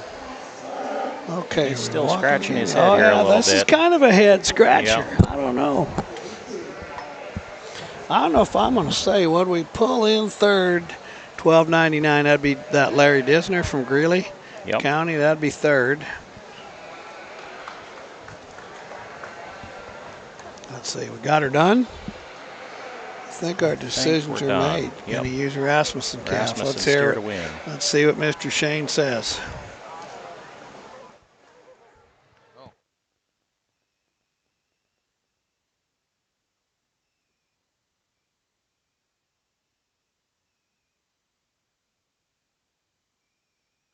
What an incredible class. I was so excited to go to the mic and talk as a judge. It builds up in you just as fast as it does in the kids. And I know what it's like as a parent sitting around ringside too. It builds up in you as well. And this is a phenomenal class. But I had to tell the ribbon crew here what we were going to do as far as purples and blues. What a fantastic set of cattle here. You know, this is a really deep, good class, a very competitive class. But in my opinion, the steer that wins is a stick of dynamite. I mean, he's a stick of dynamite. You look at this steer in terms of his quality, how arrogant this steer is out of the top of his shoulder and his neck, how he's made down into his chest floor. He's smooth-shouldered. He's elite in terms of his hip and hind leg. He's awesome in terms of that rib shape and body. There's stouter, maybe wider-based cattle in here, but he's so good in terms of his structure and his joint work. You know, it's just, he puts it together with a really fresh top shape, too. I like him a great deal. The steer in second's just sounder than the one in third, and I'm going to stay pretty committed to that where we can and where the water's deep. And the way this steer travels, he opens up really wide and powerful in his chest floor, but his shoulders still set into his body. His toes go with his nose. He's got a big old back in him, big old top in him. He's a really bold rib steer, gets around the ring really well and just freer and easier there off of both ends. And I think ahead of his shoulder, he's just a little longer and a little more extended. He's a little short and plain-faced, and I don't think he's quite as fresh in terms of his top shape as that steer that wins the class or is elite in terms of his build and structure. Strip nose steer from the side when this young lady gets him set up is impressive. When you get in behind this steer, he's even more impressive. He's got a ton of power. He's got just a obnoxious top in him in terms of how he's made out of his shoulder and his top. He sets up really attractive there in that rump. He's got all the bone to go with it. He's just a little too jammed up, in my opinion, for me, up through that front end and shoulder. Off of both ends, he just needs to go a little sounder and freer. Young man, you've got a really nice steer. He's got a lot of quality to him. You've done a good job of feeding him and keeping him together. He's got a big top in him as well, big wide loin, big rear end and hip. I think when you get off from the side of him, this steer doesn't balance quite as well. He wants to come out in his lower shoulder. He wants to get tighter up into his flank, a little shorter stepping there off of those rear two, but a really, really nice steer. Look at my steer in fifth. This just shows you how good this class is. A really powerful bodied steer, lots of rib and bone and substance. This young man has done a great job of showing him out here. I like him a lot. When we got out in that horse race, this steer wants to come apart a little bit more and turn out in his front toes. He's a little plainer and shorter and a little more compact, but boy, he does a good job. That's a good set of steers. So we work on down in their class. You'll see how good this set was. Just big-bodied, powerful, thick-ended cattle. You know, they're just a little piecier than the set that we had in front of them, but boy, they're going to hang a big carcass, a heavyweight carcass.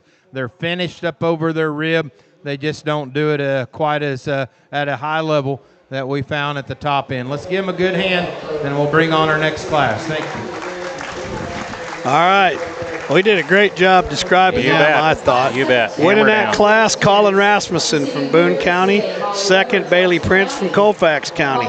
Third goes to Hallie Johansson from Burt County. Fourth is Larry Disner. Fifth goes to Jace Ritter. Sixth to Molly Weber. Seventh goes to Molly Lambert.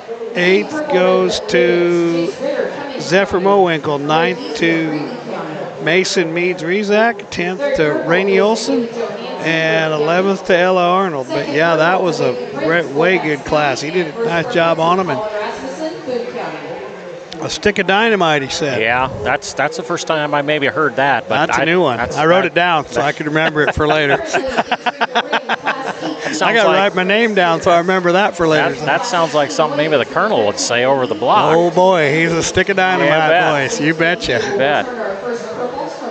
Yeah, that was a hell of a set of steers, man. I tell you what, there's, and he described them right. I mean, he talked about structure and sure, the body and the power, and there's just little things when you get to this level, the eliteness just sorts out, and boy, I tell you what, that's a heck of a set of class of steers there. And it's funny, they'll come in there and you can just tell it's coming because the ring fills, the alleyways fill. There's all kinds of people are in the stands. All of a sudden, you got a lot of people, but that you were talking about him being kind of having a breeding cattle background, which he for sure does.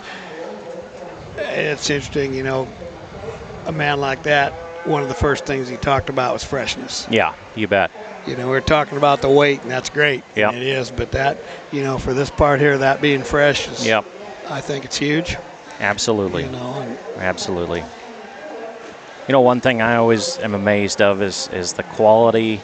The quality of livestock, and it don't matter if we're here in the goat ring, in the pig ring, or the sheep ring. Nebraska is pretty doggone deep now. I tell you what, everybody talks about them I-states out east and being elite, and those guys coming out here and buying our show steers. But for being a net exporter of show steers, we kind of absolutely. It's really tough. I mean, the quality here at Nebraska. I mean, and I really truly believe this when Van Nighting invented this facility. Yes, sir. In, what was that, 2010? And 16 years later, I think our quality is just keeping improving all the time. Yes. So, absolutely sure. Hats off to all the breeders, in this state, including yourself, Tim, because I know you guys sell a lot of them too. So. Well, it takes a lot of support, and I know this place probably always needs more, but I think every fair does. And don't get me wrong. I mean, you go like. Probably, and some of that I think has always been because of the handy location in the middle of the state. But, you bet. You go to Iowa, you just aren't going to get, that's probably, I think, anybody saying, and I was talking about it with a very good friend of mine the other day, if you had to judge one fat show in the world, you'd judge the Iowa State Fair. I'm not taking anything away from that. I'm going to say that I-State, is something. Yeah. What makes you wonder, we're talking about, this weekend, and those look pretty good standing out there. Yep. This is no fit. No. Yeah, exactly. Next week we'll bring the FFA steers, and, and they're fit and they look good.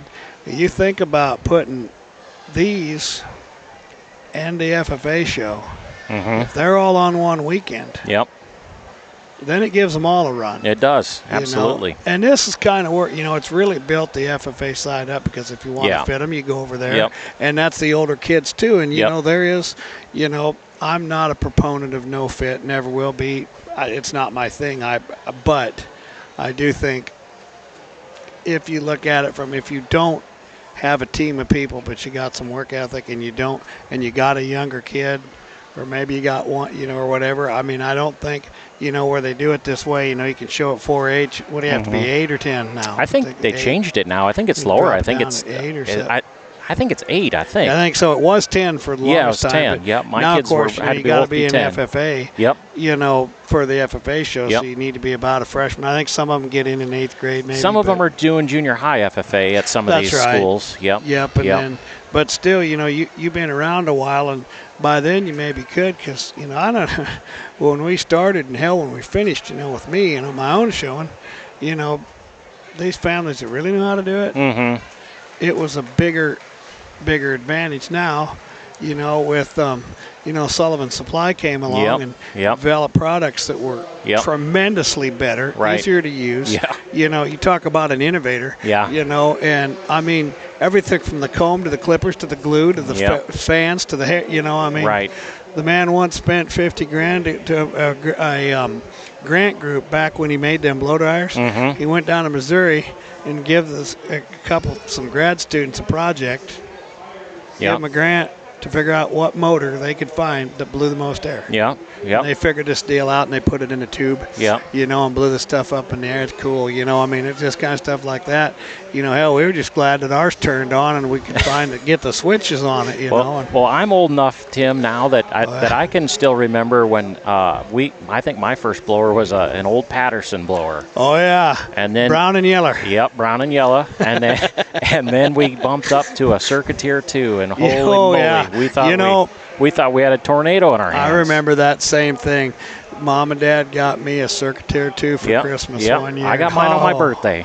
And I was like, man, now they come in boxes. We once traded. I mean, I had to send a guy over there with a trailer to get all that crap. You don't even think about it. It's gotten so much. Where I'm going with that too, Jason, is it's so much more competitive. Sure. We got these, and even in Nebraska, we are an exporter. But we got some families now since this came, especially since there you go, a stick of dynamite. We're just talking. Grandpa just walked by. Grandpa Rasmussen just. Huh? He just said, "Hope that dynamite don't blow up." Yeah, like the poor kid that got second in the class before that, running around. Yeah, that's right. Stick of dynamite. But no, you got some families since this got built, and since we've done this, and.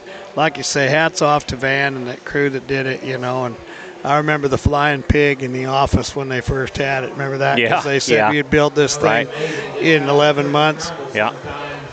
Here was our judge. These brakes, this class is good, and there's definitely a front end to it. We're done. The water's just not quite as deep here, but you tie into this boy's steer pretty quick, or at least I do. He's got that quality look about him. The weight fits him really, really well. His spine is really wide and thick and level and good.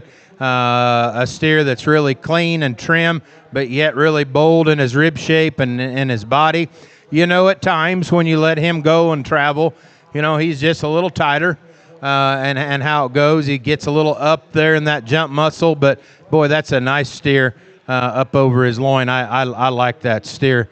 To go ahead and win the class because his pattern's really nice. The steer in second, really a bold rib steer, tons of meat, tons of base width and power in him. At times he can get a little rounder off of his rump. He wants to come out a little bit there at the point of his shoulder, but this girl gets all she can out of him, a steer that's really genuine and wide and pretty good at the ground. Old Big Red here is a pretty good steer. This girl's done a good job of feeding him and getting to him to his market endpoint. Just a real practical, thick, wide, pretty dang sound steer for as fat as he is, and just I think fits really well here in third because he's so much sounder, so much more correct up out of his hip and his rump than these two really heavy muscled steers coming out here. They get a little round, a little tighter flanked. But, boy, they have some bone. They have some power to them. They're just a little bit tighter, a little rounder type of cattle. And then we finish out the class with a blue roan steer that's just a little better in his finish versus a more shapely steer from behind, and the girl's steer that's just a little bit harder in terms of his type and kind. Let's give him a nice hand. A very good class of steers. I missed one in here somewhere doing that, but Liam, is that right? Liam Craddock? Yep. Went from Seward County wins, weighing 1388, and Ashlyn Wendell from Gosper County second.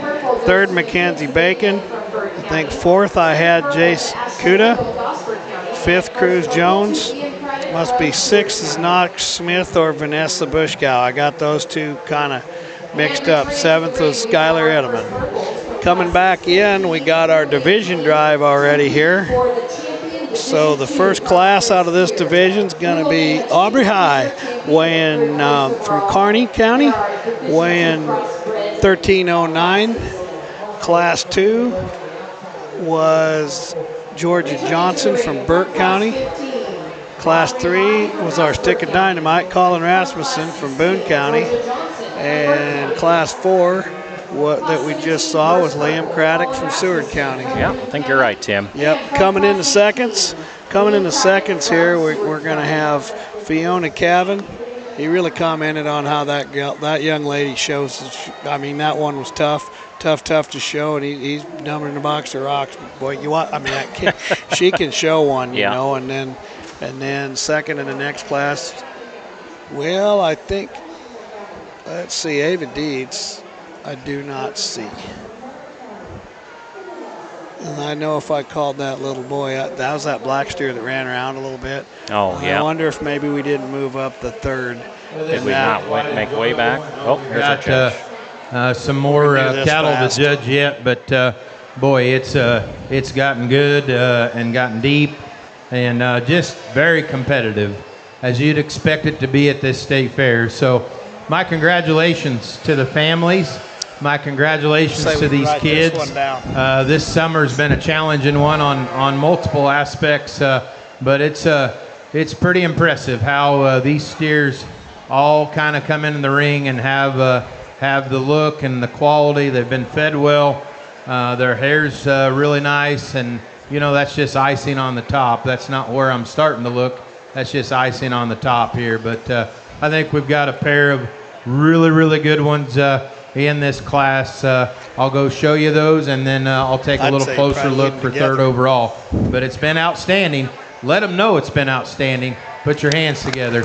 Nice show. All right, Division 2 is going to be the Rasmussen steer. Yep, keeps them right together. Second, Bailey Prince. You bet. Division 2 crossbred steer. Colin is from Boone County, and Bailey is from Colfax County. Now looking to select for the third overall in our Division 2 crossbred. Do they bring that third place steer back in out of that class, Tim? I'd say they could, and I mean maybe they should, but I don't know. That'd have been that Hanson. Yeah, that'd be that Hanson steer. They might not want to. All right, going on back to that first class. Maybe at Aubrey High. Third place overall in Division 2, Aubrey High from Gosford County. Congratulations to the Division 2. Yeah, he looked good out in his class too. 3 really, really nice calves. So those kids should be very proud. Parents should be proud. Nebraska should be proud. I'm going to preach on that quite a bit today. I agree with you. I tell you what, everybody talks about I-states and Oklahoma and Texas, but I bleed red and go big red Nebraska. Absolutely, and it's not that you're taking anything away from them. It's just that I don't think people realize how good these are. And since this place has come together, like we started to say when you started to talk, you know,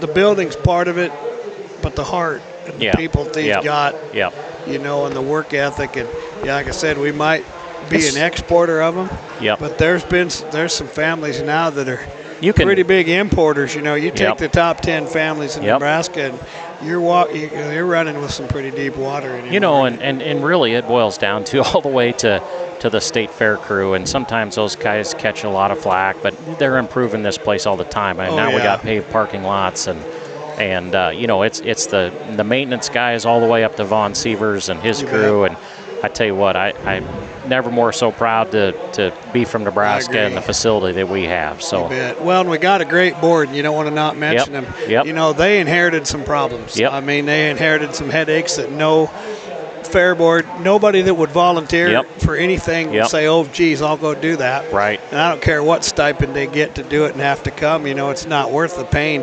There's no way you could offset the headaches that they went through the last 3 or 4 years. And it just never fails. About the time you think the water's setting in this town, we got the Fawner Park clown this spring, you know, talking about how, you know, something. I mean, he had no business saying what he did about how we're not going to have a show anymore. Oh, come on, you know. And I mean, of course, luckily our city council here and the mayor and the industry that gets it put a pretty fast kibosh on it.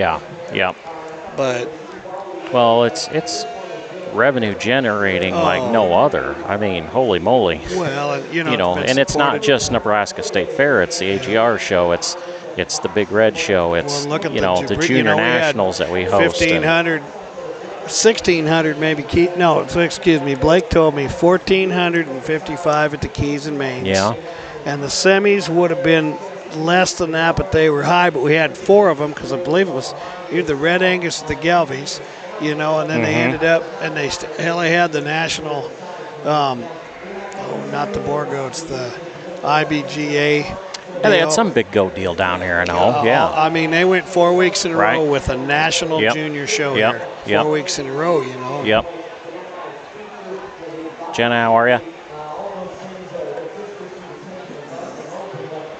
Now we're in the heavyweight division, Tim. I tell you what, this is, the heat's getting turned up again, just one more notch, I'd say. The furnace is pretty warm. Yeah, we're only 23 pounds apart, 1399 to 1422. Yep. I guess right to left, Big Red, Reed Selman.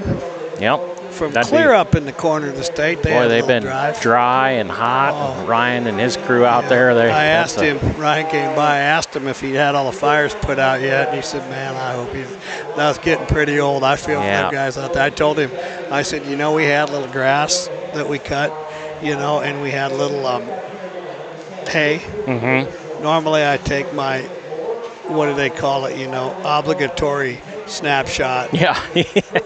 I figured somebody'd shoot me if I did it this year. We didn't take any snapshots of the hayfield or anything like that. It was pretty tough around Norfolk until I tell you what, till about 3 weeks ago, and guys were talking about weaning calves and doing all those things, and then the spigot turned on and irrigation shut off, and things look really good now. I hate to jinx it, but things do look very good. So well, and like for us, a lot of our hay, we're still Sandhills hay country. So boy, the cold snaps early really kicked that. Right. I mean, we don't have near the yield that we'd like to have, but we have some. I mean, some of these guys, I got 6 bales on a. Some of it. I said, what'd you get on that last year? 72. Yeah. I mean, we weren't that bad. Yep. But, no, it was tough early, but. It looks like we're going to start walking our class again here. I betcha. Going to take them up against the rail and make a nice big swing and kind of line them up head to tail there. So. Yeah.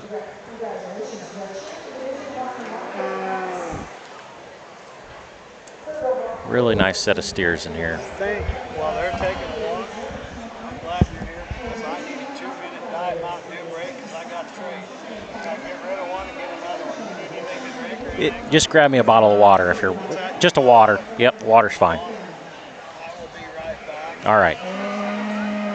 You're in charge. Well, I don't know. I'll try. I'm no Tim Burke, but every once in a while, and Danny told me what it was yesterday, and there's nothing really you can do. Sometimes you can get in.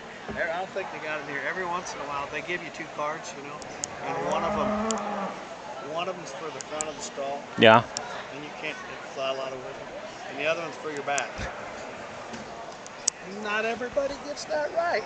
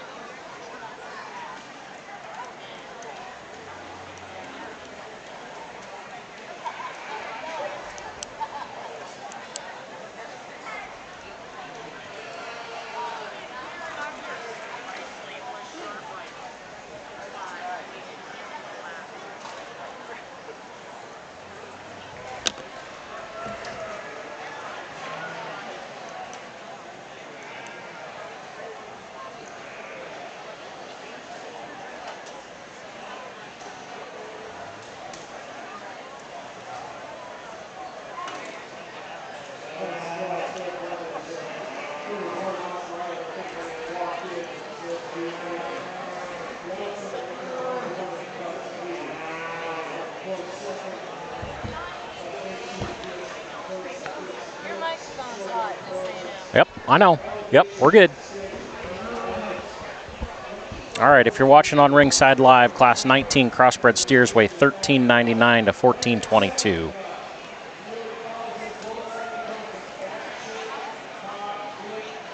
Got 11 steers in this class.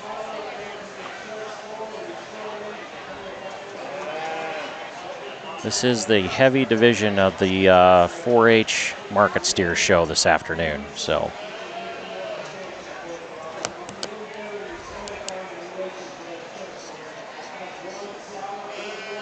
Judge Bedwell starting to pull them out.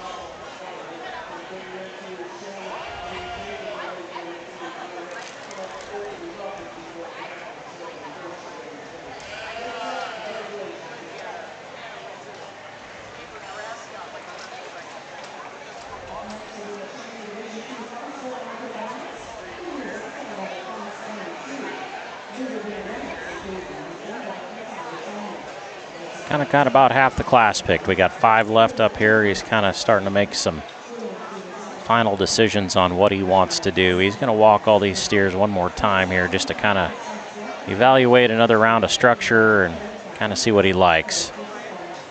A little bit of different kind and type and shape. All these 5 steers here.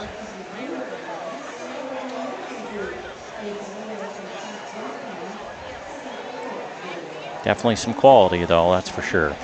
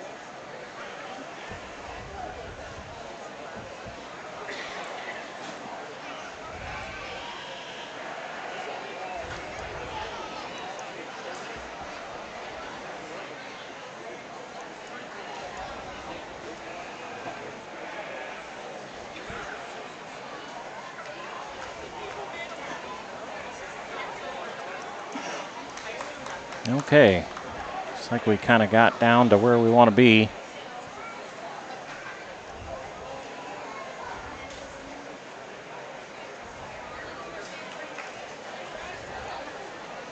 We're going to let Mr. Bedwell talk.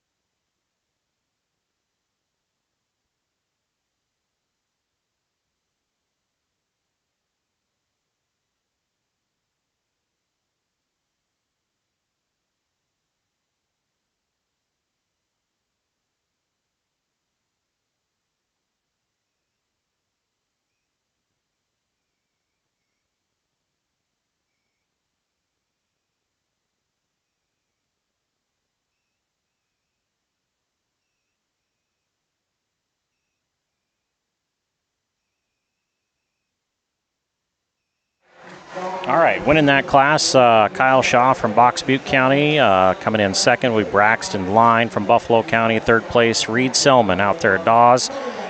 Fourth is going to be Emmeline Voss from Thayer County.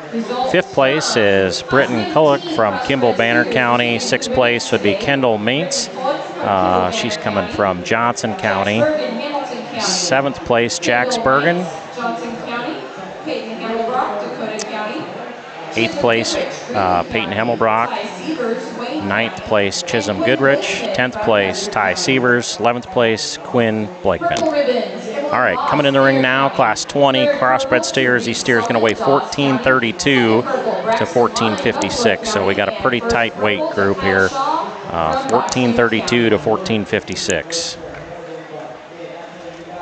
10 head in this class. Kind of got these classes broke up kind of nice, where you got some really nice, tight weight breaks, and you've got some manageable classes on head count. So the kids aren't packed in this ring. They got plenty of room to move and get around and show that steer off, and that's definitely a benefit to the exhibitor. And hats off to the crew for making those class breaks kind of nice for these kids.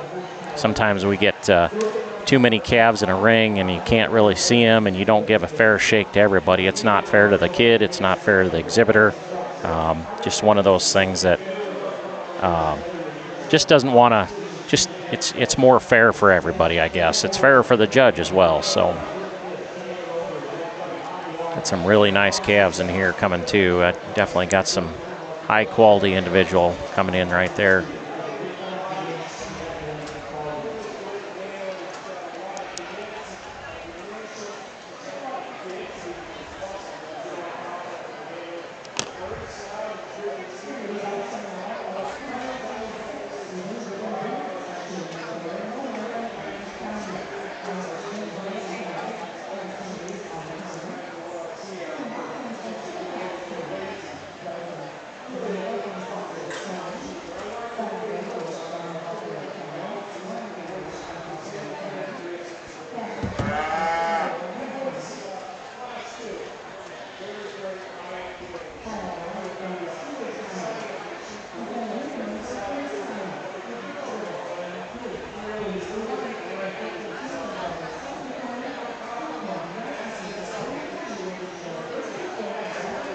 If we've got any breeders on watching online, regardless where you're from, get a hold of Tim Burke or myself. We'd sure like to give you a shout out on Ringside Live, and we appreciate Ringside Live coming to Grand Island again this year and being able to broadcast this online. This is kind of a neat deal. I know there's a lot of people who can't make it to the fair, regardless of how far they got to travel, or if they're grandpas or grandmas or family, extended family from quite a ways away. So it's a huge benefit to the 4-H families. I know, just for instance, at home, our family uses it quite a bit, honestly. If my mother-in-law, for instance, can't travel, so it's great to be able to have them be able to participate and take in the fair that way. So technology is a great thing. We've came a long ways, that's for sure.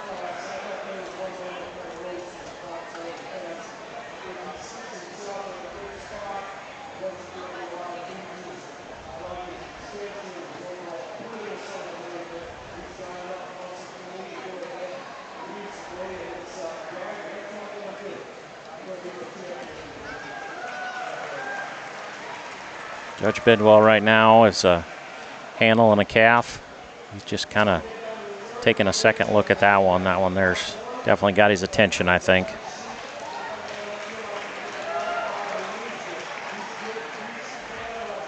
If there's people on there watching why he's handling them, I guess it's probably, basically to determine if he thinks that calf would grade choice, how much fat cover he's carrying over that 12th or 13th rib. And some people handle them, some people don't. It's kind of a thing of maybe the past a little bit. We don't see judges go out and handle livestock like we used to, especially in the cattle side. It's probably a little bit different when it comes to the to the lamb side and stuff, just for the simple fact that, you know, we still have to handle those things. And I'm not a sheep connoisseur by any means, but I think it's, you know, sometimes a benefit to go ahead and handle those species just to reassure yourself that you're looking at the right thing. Tim, welcome back. I was just telling the audience that, you know, sometimes we get judges that don't handle any cattle whatsoever, and the next one handles them all. And Bedwell was just over here working on a couple steers down here towards the end of the line, and I was just explaining that, you know, we don't handle them all like we used to. It's different in the pigs, and probably more so the goats and the sheep.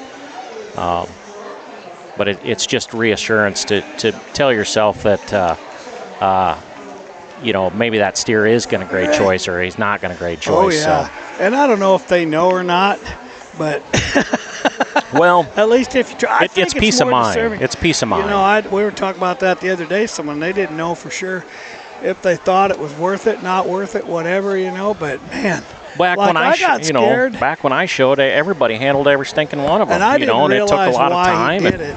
I was watching Iowa, and Callis got to the market heifers. Yeah. And it was cute how he said it, because he goes, "Well, I'm not going to handle these heifers because the only female I get to handle is my wife." And then sometimes that's pretty sketchy. Maybe she don't let me. Yeah. And I thought, okay, it's 4 o'clock. He's got 12 head. What ended up being, and he did fine. You know, there's no problem with it, but he had to pick up the pace. Yeah.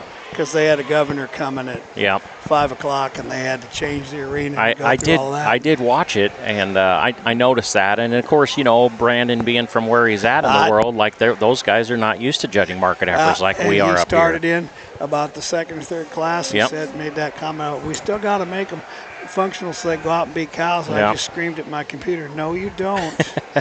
If you're going to beat one on soundness, fine, but no, they ain't going to be a cow. They're going to run up, you know, how many fat cattle. They're going to hang from a hook. Eventually, all these cattle hang from a hook. Well, and you and I are both, me a while ago, and you in a way closer, sooner proximity of years. We've both kind of been market heifer purveyors. Oh yeah, yeah. I mean, both of us are pretty big fans. I'm a big market heifer fan. I am too. Yeah. I've loved that deal. Yeah. You know, I've always said, and Brad Hook has said this a few times when he first started his podcast and all that good stuff. You know, find a niche that you like. Yeah. Not everybody's got to show a crossbred steer, right? Go find a breed or find your little niche. And like the steer deal is awesome. I mean, it's the front end, it's the A game stuff. But at the same time, not everybody can afford to play that game. So you are correct. That's why we always played the market effort game, and I enjoyed that. You know, we've had a little bit of success here and there, and you know, it's been fun. But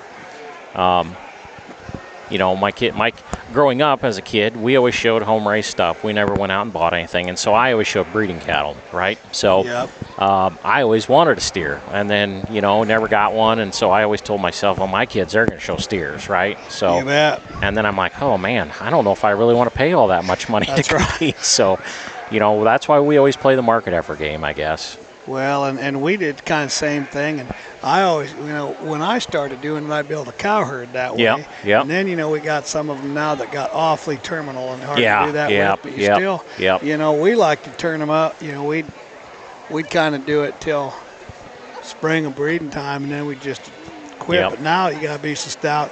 It's changed so much, you know, over the last 15, 20 years especially. But I think the neat thing about the market effort game is you know, there's just a lot of different types and kinds. And honestly, I think it's probably more challenging to feed a market heifer than it is to feed a steer, because, boy, those things, there are so many different types and kinds I'd of them. agree. Like, you know, and each judge likes them a little bit different too. Like sometimes people will say, well, that's just a commercial breeding heifer. Well, yeah, to a certain degree, but depending on, if they want one with more athleticism, you know, a little more go, a little more size. I don't know if you're keeping track, Timmy, but here's the placings from the last class if you want them. You're the official announcer, so you get to call all the shots on the placings. No, the guy in the hat with the big microphone does that. Well, that's true, but I'd write her down anyway. Did he find something good? We are. Did he find something We are. good? The class 19 came from England Cattle Company. Oh, okay, from Nelson. Which one now? I just class 19. That class winner comes from. Does that come from Nelson, England? Yeah. Okay. You think? From Iowa, or from Illinois? Illinois. Yeah. You think, or you know? You're not saying this with a lot of. How many of them is there out there? Well, there's a few of those. There is a few of those. Yeah.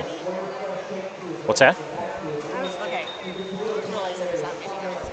Yeah, I kind of made an announcement, Tim. If anybody's out there that's a breeder or a trader that wants a little credit, you know, sure give Tim or me a text.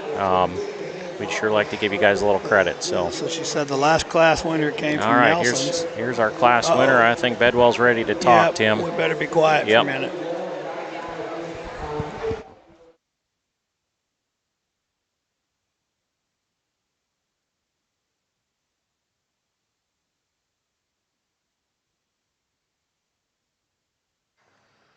Well, this is shaping up to be one really good steer show here later on. This steer that wins this class is a hammer, in my opinion.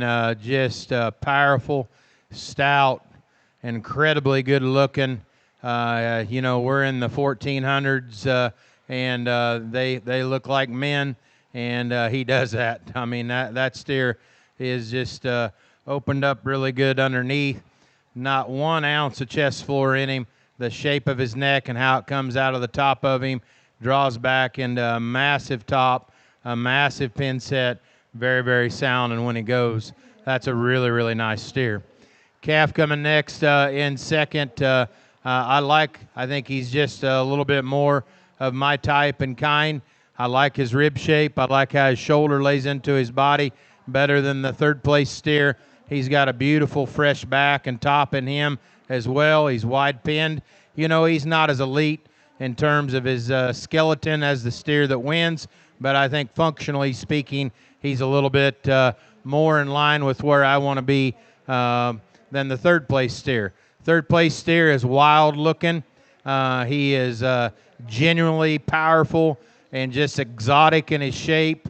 He is big top, massive pinned. He carries that twist down into his hock really deep. There's a lot of good in that steer. He's a little round and set out in his blade and his shoulder for me. And the biggest thing, Bud, when he goes away, he needs to be square from hock to ground. He needs a bigger set of paws underneath just so where he's more stable. But I like the composition, the shape, and the power that you have that steer in. Then we just kind of get into some good, useful cattle, in my opinion, much like what we've done in a lot of these other classes, cattle that are probably a little past their prime, but boy, they're big rib cattle, they're big muscle cattle. They just don't hook together maybe quite as well in terms of their balance. This Charolais steer, you know, she tried all she could to get him shown. She didn't really want to give me just a great look, or he didn't, I should say. That's a nice steer that's got a lot of hip power in him. He's a little shotgun bellied. Kind of gets thrown off from a balance standpoint.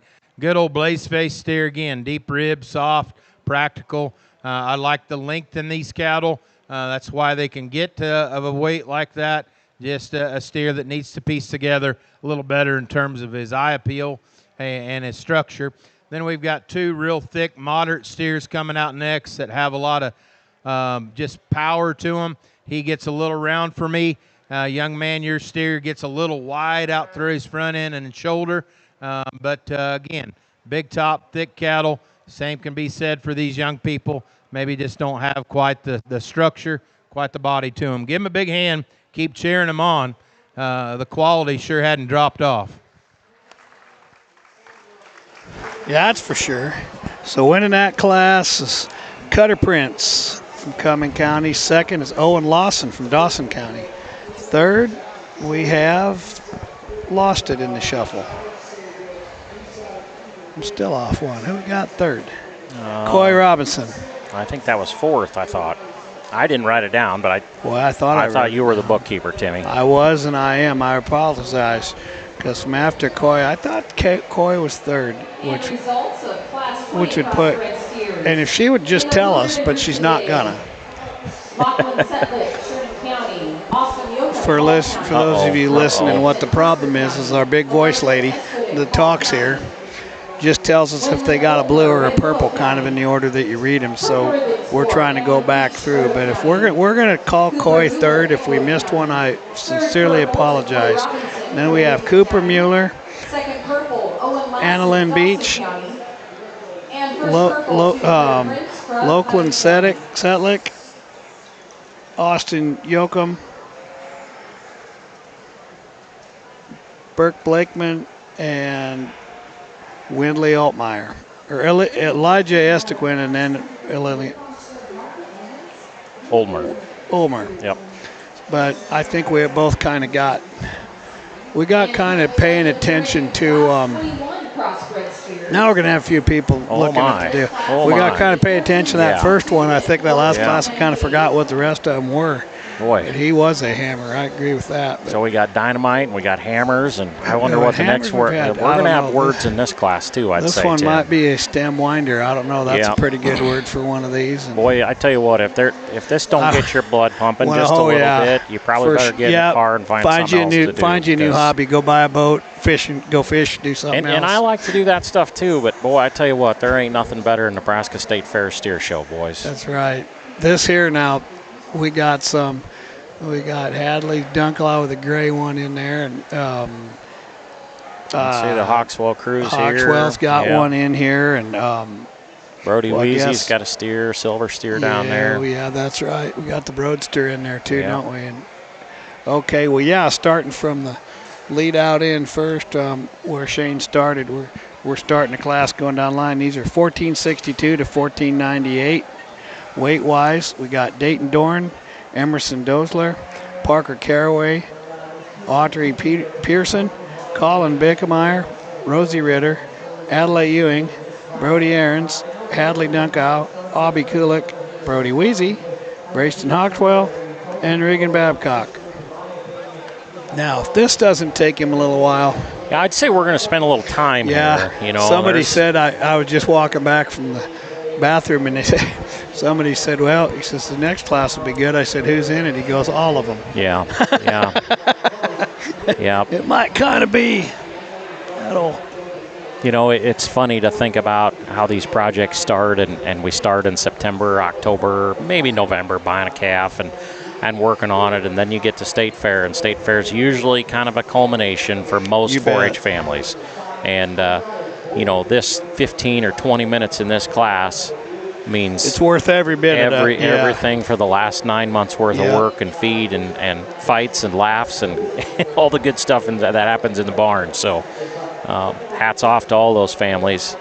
I participated on both sides of that. So, well, and we were talking before you got here when Esther was here, and she's just starting college. Sure. And they're out here showing and getting ready to do that. And when they were here, like when you talk about the I-States, the one thing they do right is, for the most part, in Wisconsin and Ohio too, they start their school year after. Oh, do they? Yeah, most of those, they get their fairs. Yeah, most of them are done. I know Iowa, and somebody correct me if I'm wrong, but they usually start about the day after. Really? It's painful, but I think, if they show those steers Tuesday, Wednesday in there with all that, I think they. Of course, they're 3 weeks ahead of us. That's what I'm saying. In Illinois and Indiana, they darn sure are. And Ohio, it's the last of July, 1st of August, you're going in there, the 5th or 6th somewhere. So these last 3 weeks in Nebraska, where I'm going with that is, you think about the commitment the whole family's got to make.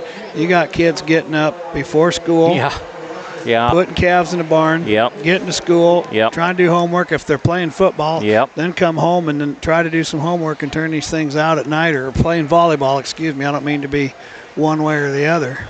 Well, yeah, and then you throw everything else that that starts to happen this time of the year, and silage cutting and cutting soybeans and harvest, getting ready for harvest. So there's no dull time on the farm, that's for sure.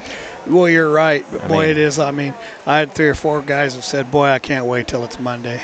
At least we can go back to just farming. We don't have to do this too, It's a good-looking calf right there.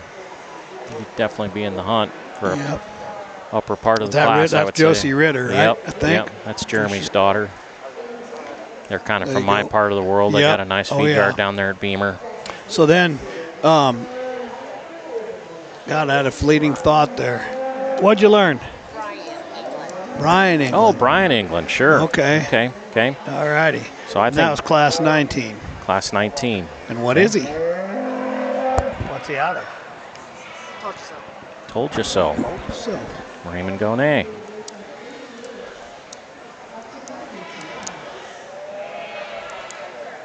I think Brian, his little boy, had the grand champion market effort at Iowa State Fair. Oh, really? Yeah.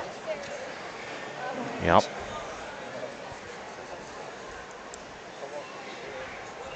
Whoop, whoop, whoop, whoop, whoop. Ooh. Got a little rough stock. Gal stood up. Yep, something happened over there. One of our dignitaries stood up. I'm not She's sure. looking around. You know, you see that happen right there always, right Always. next to that stage. And I'm not sure what happens over there. And I'll Not tell you picking the on other them thing that girls, happens, but what really happens there is that black backdrop. Could be. You can get absolutely buried right there Yep, too with that yep. if you're showing. You Yep. know, and I get it and I don't get it, but you know, different. since we put these white panels on, or this white covering on these panels, and put this new bedding in here, holy moly, these black cattle look better. I've always said that this is a great facility, and I talk about that all the time, but a colored steer will always stand out in this ring better than a black one sometimes. And now And that no might not fit. be the case.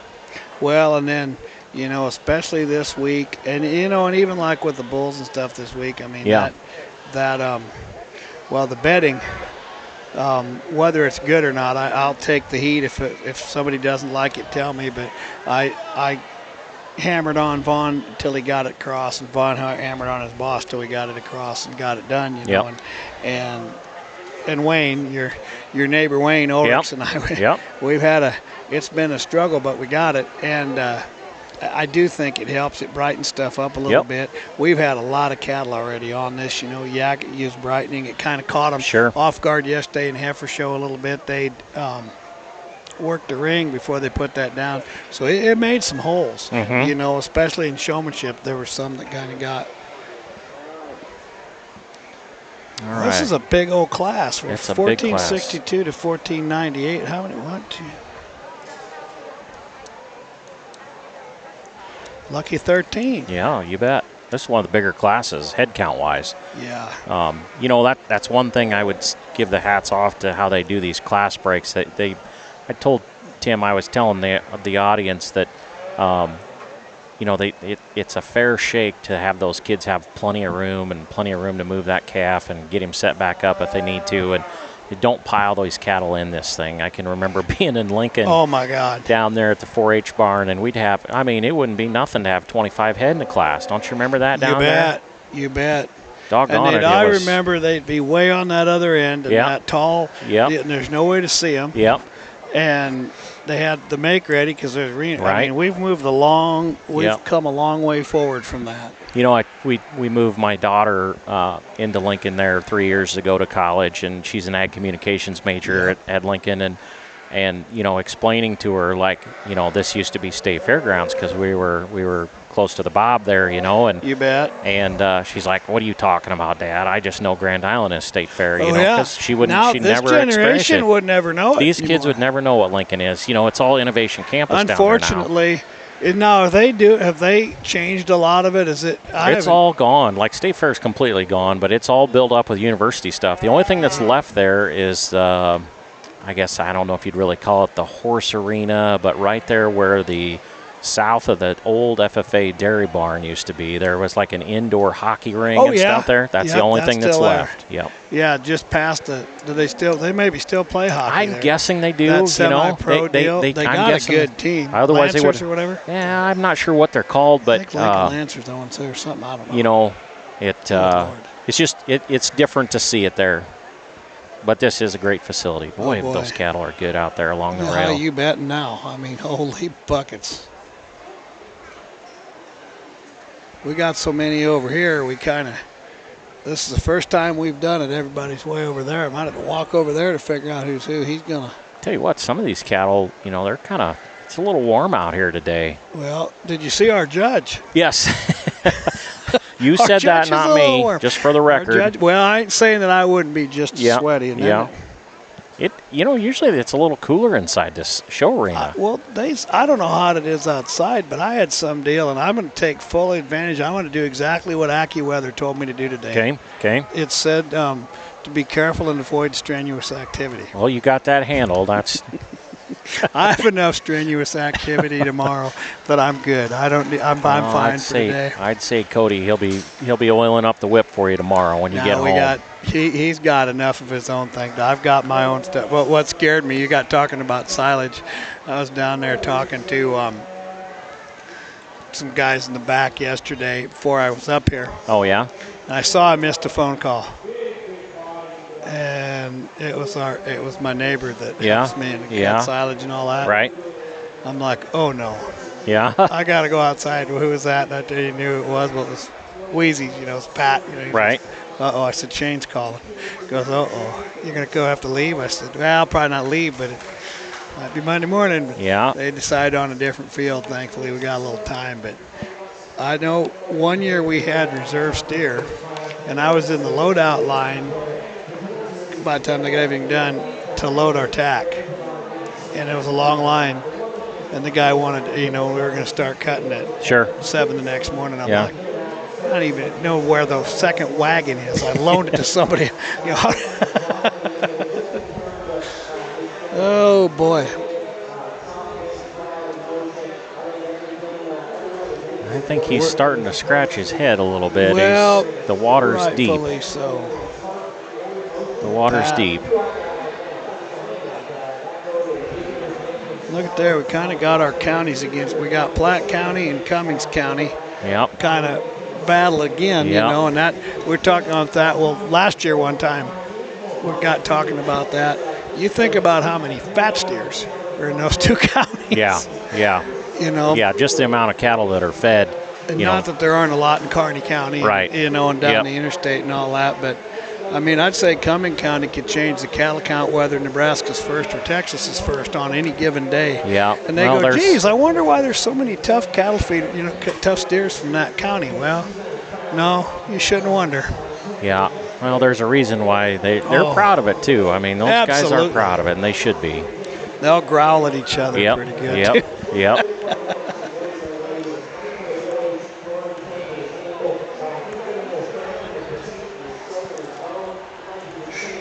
And it has been that way forever too. Yeah. Yep. Well, you've got. What is there, 5? We got 4 left now. 5. You've got. So who's this young lady getting pulled in there? Is that the? Let's see. I think that is. Maybe Ewing. I think it's that Adelaide Ewing, but I'm not positive.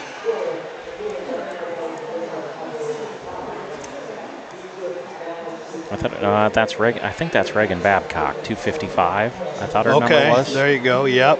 That's a Custer That'd County be 5th. kid. Yep. So we got Brody Weezy in the back and Braxton Hawkswell circling. Yep. And then we got Hadley Dunklau, and then we got Josie Ritter. Yep. Left out there. Very extremely competitive top 4. Yeah. Boy, if you had a judging class and you had these 4, now, here'd be a class. You might have cuts of 1, 1, and 1. 1 Tim. and 1, I think. Yeah, you would.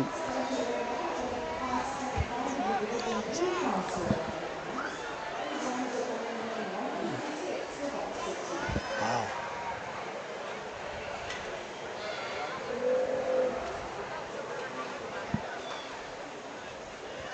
Again.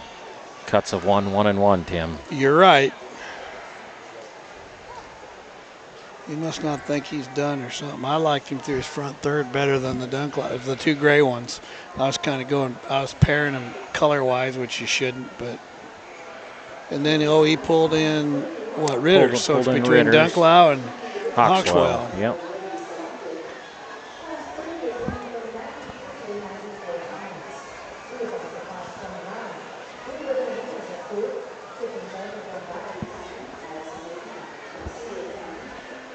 A lot of competition right now out there, boy. I tell you what.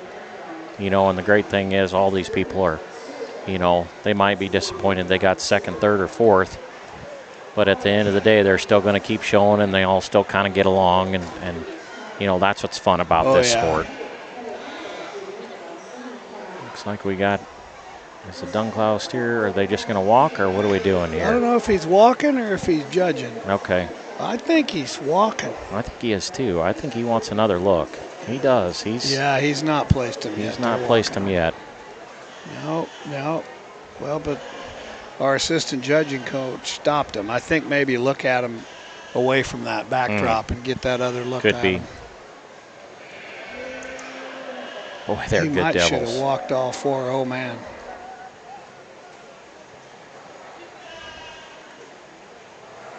Both of them are outstanding.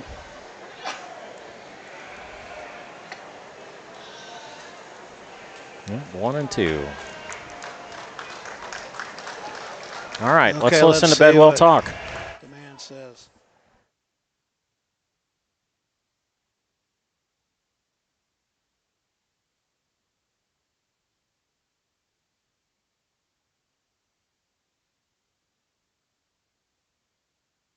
What a class, huh? Put your hands together for these young people. Pretty impressive. Pretty impressive. You know, these steers, they're pretty easy doing, just like me, and they figured out how damn hot it is right in the center. It feels pretty good over there in the peanut gallery, back over here in the corners, but it's warm in the center.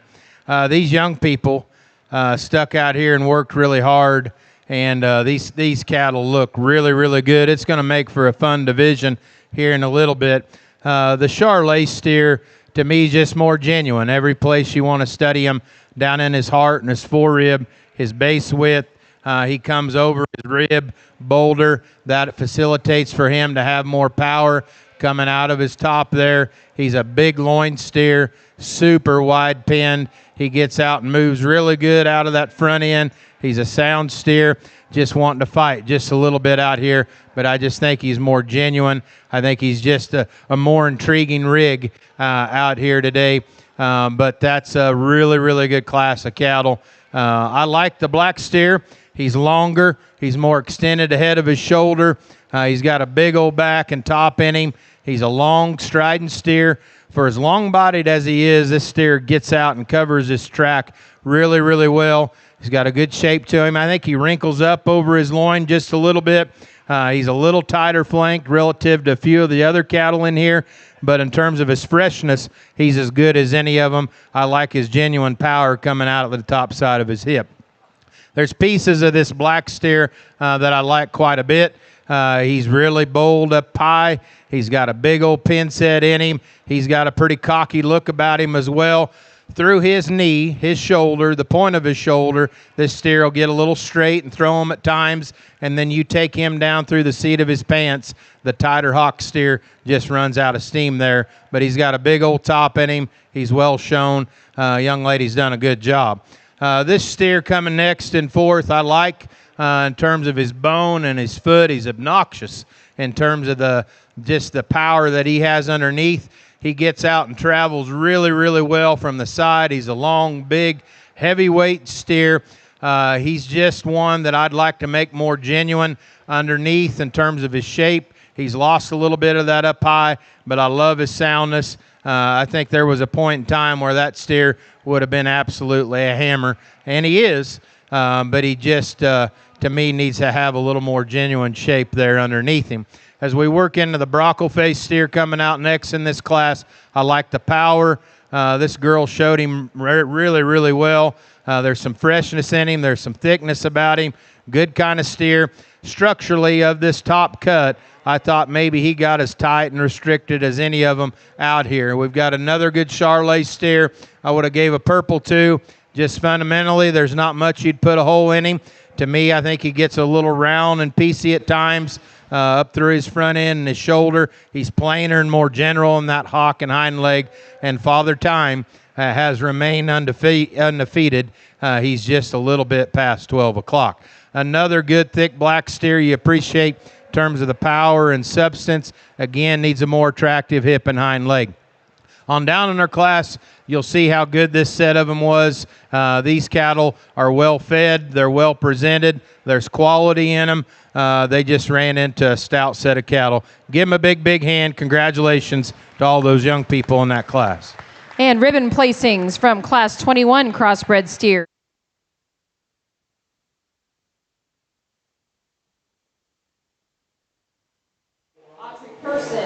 Well, outstanding job explaining himself. Yep. Oh, we got some loose ones, wild ones. Yeah. And it is. I bet it is hot in the middle of that thing. I you know, think she's so. hot outside. Yeah. And Brother Bedwell, he's looking her up. Okay, we got. I did that at the fair once. Yeah, I did too. I had a hangover the next day, but I did that once. Okay, let's see if he can go. The guy in the tennis shoes here that's been scooping crap and do everything ain't just. That's our new judging coach, Cal Schultz. Oh, okay. He's 4 for 4, men, ladies and gentlemen. 4 for 4. There you He's go. caught 4 of them since yesterday. He's got every one of them. Well, if my Yankees would bat 4 for 4, we'd be set. I'm telling you what, I just kind of want him. Okay, we got another division, but winning that last class, or no, we don't. We got one more class. One more Excuse class. me. Winning that last class was Hadley Dunklow. Second went to Brayston Hawkswell. Third, Josie Ritter. Fourth, Brody Weiss. Those 4 were unbelievable. Yep. 5, Reagan Babcock. 6 went to Brody Aarons. 7 went to Adelaide Ewing. Those 4 would have won about 5 of the other classes. Yeah. So there really was a lot of them. And Yep. then we got 8th went to Aubrey Kulik. 9th, Parker Calloway. Then we had Autry Pearson, Dayton Dorn, and Emerson Dozer, and Colin Binkemeyer. So now we got the big boys. Yep. Final class of the steer show. Yep, 1513 to 1588. By God, we didn't get a 1600 pounder. No. These are the real world weights now. You ain't a kidding.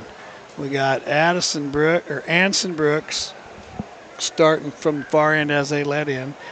Addison Brooks, Paul McClamont, Joshua Van Overbeek, Madeline Klug, Peyton Miss, Adeline Cisco, Aspen Dvorak, Leanne Pelster, Dean Johnson, and Scarlett Brown. A little bit of weight difference in here, but not a lot. Not a lot. You know, 1513 to 1588, so about 50 60. pounds. Yep. You know, that ain't bad, but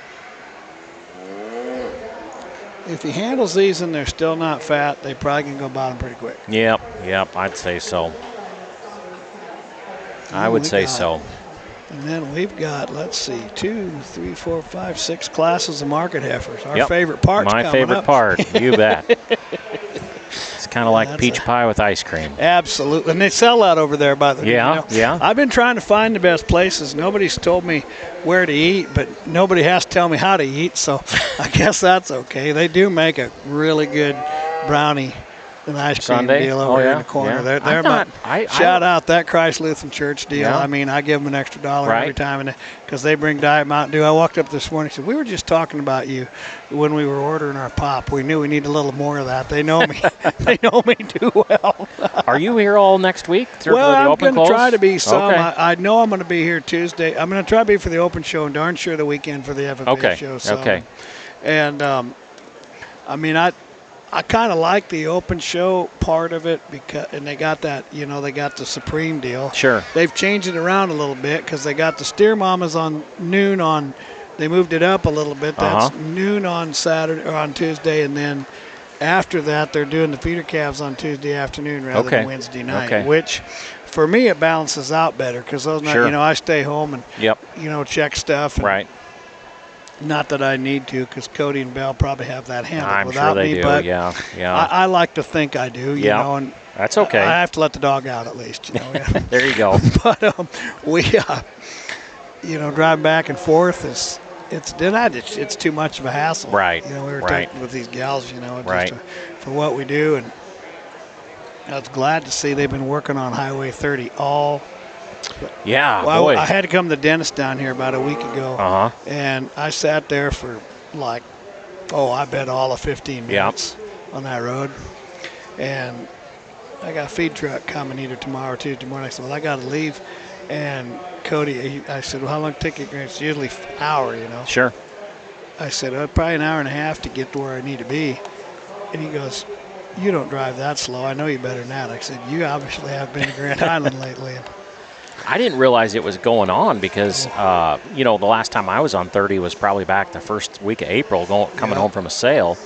And then I ran out to Arapahoe on Thursday to go look at some private treaty bulls that Powerline's got for sale, and trying to place a few of those for those guys. And anyways, long story short, I'm like, doggone it. I mean, 30's bad enough, and then you throw construction on top of it, and you're like, maybe we should get the pony and the covered wagon back out sometimes. But, from those Central City, I learned how to take the gravel because we've always had good luck at Bill's Volume sales with feed wagons, And I've had to take it with the truck a couple times, and it's big. And I've taken it with the tractor a couple times because they needed both. They needed the other end of it. I can get to Central pretty good. And bypass it. But I have not figured out the whole entire how to get it to, Well, and it runs crooked, so it's not like, it runs at an angle, so it's not like there's straight roads you can get on and go, as far as a gravel road probably, but.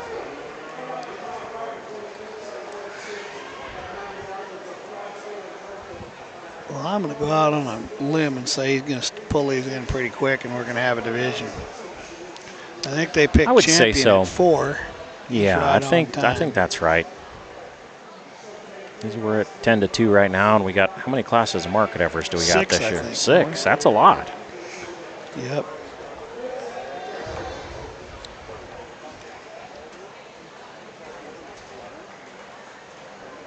Back in the day, Tim, in the 90s, we just did not see the amount of colored cattle that we see now. I mean, it's amazing how the times have changed and the trends have changed, and for sure. We had black cattle upon black cattle upon black cattle, at state fair level, and maybe some of the people would show a home raised calf that kind of came out of the feedlot or whatever at state fair, but showed up, and God showed up in solid gold and BDR and those bulls, and kind of changed the show steer game quite a bit as far as what we get to select from now as far as our projects. So.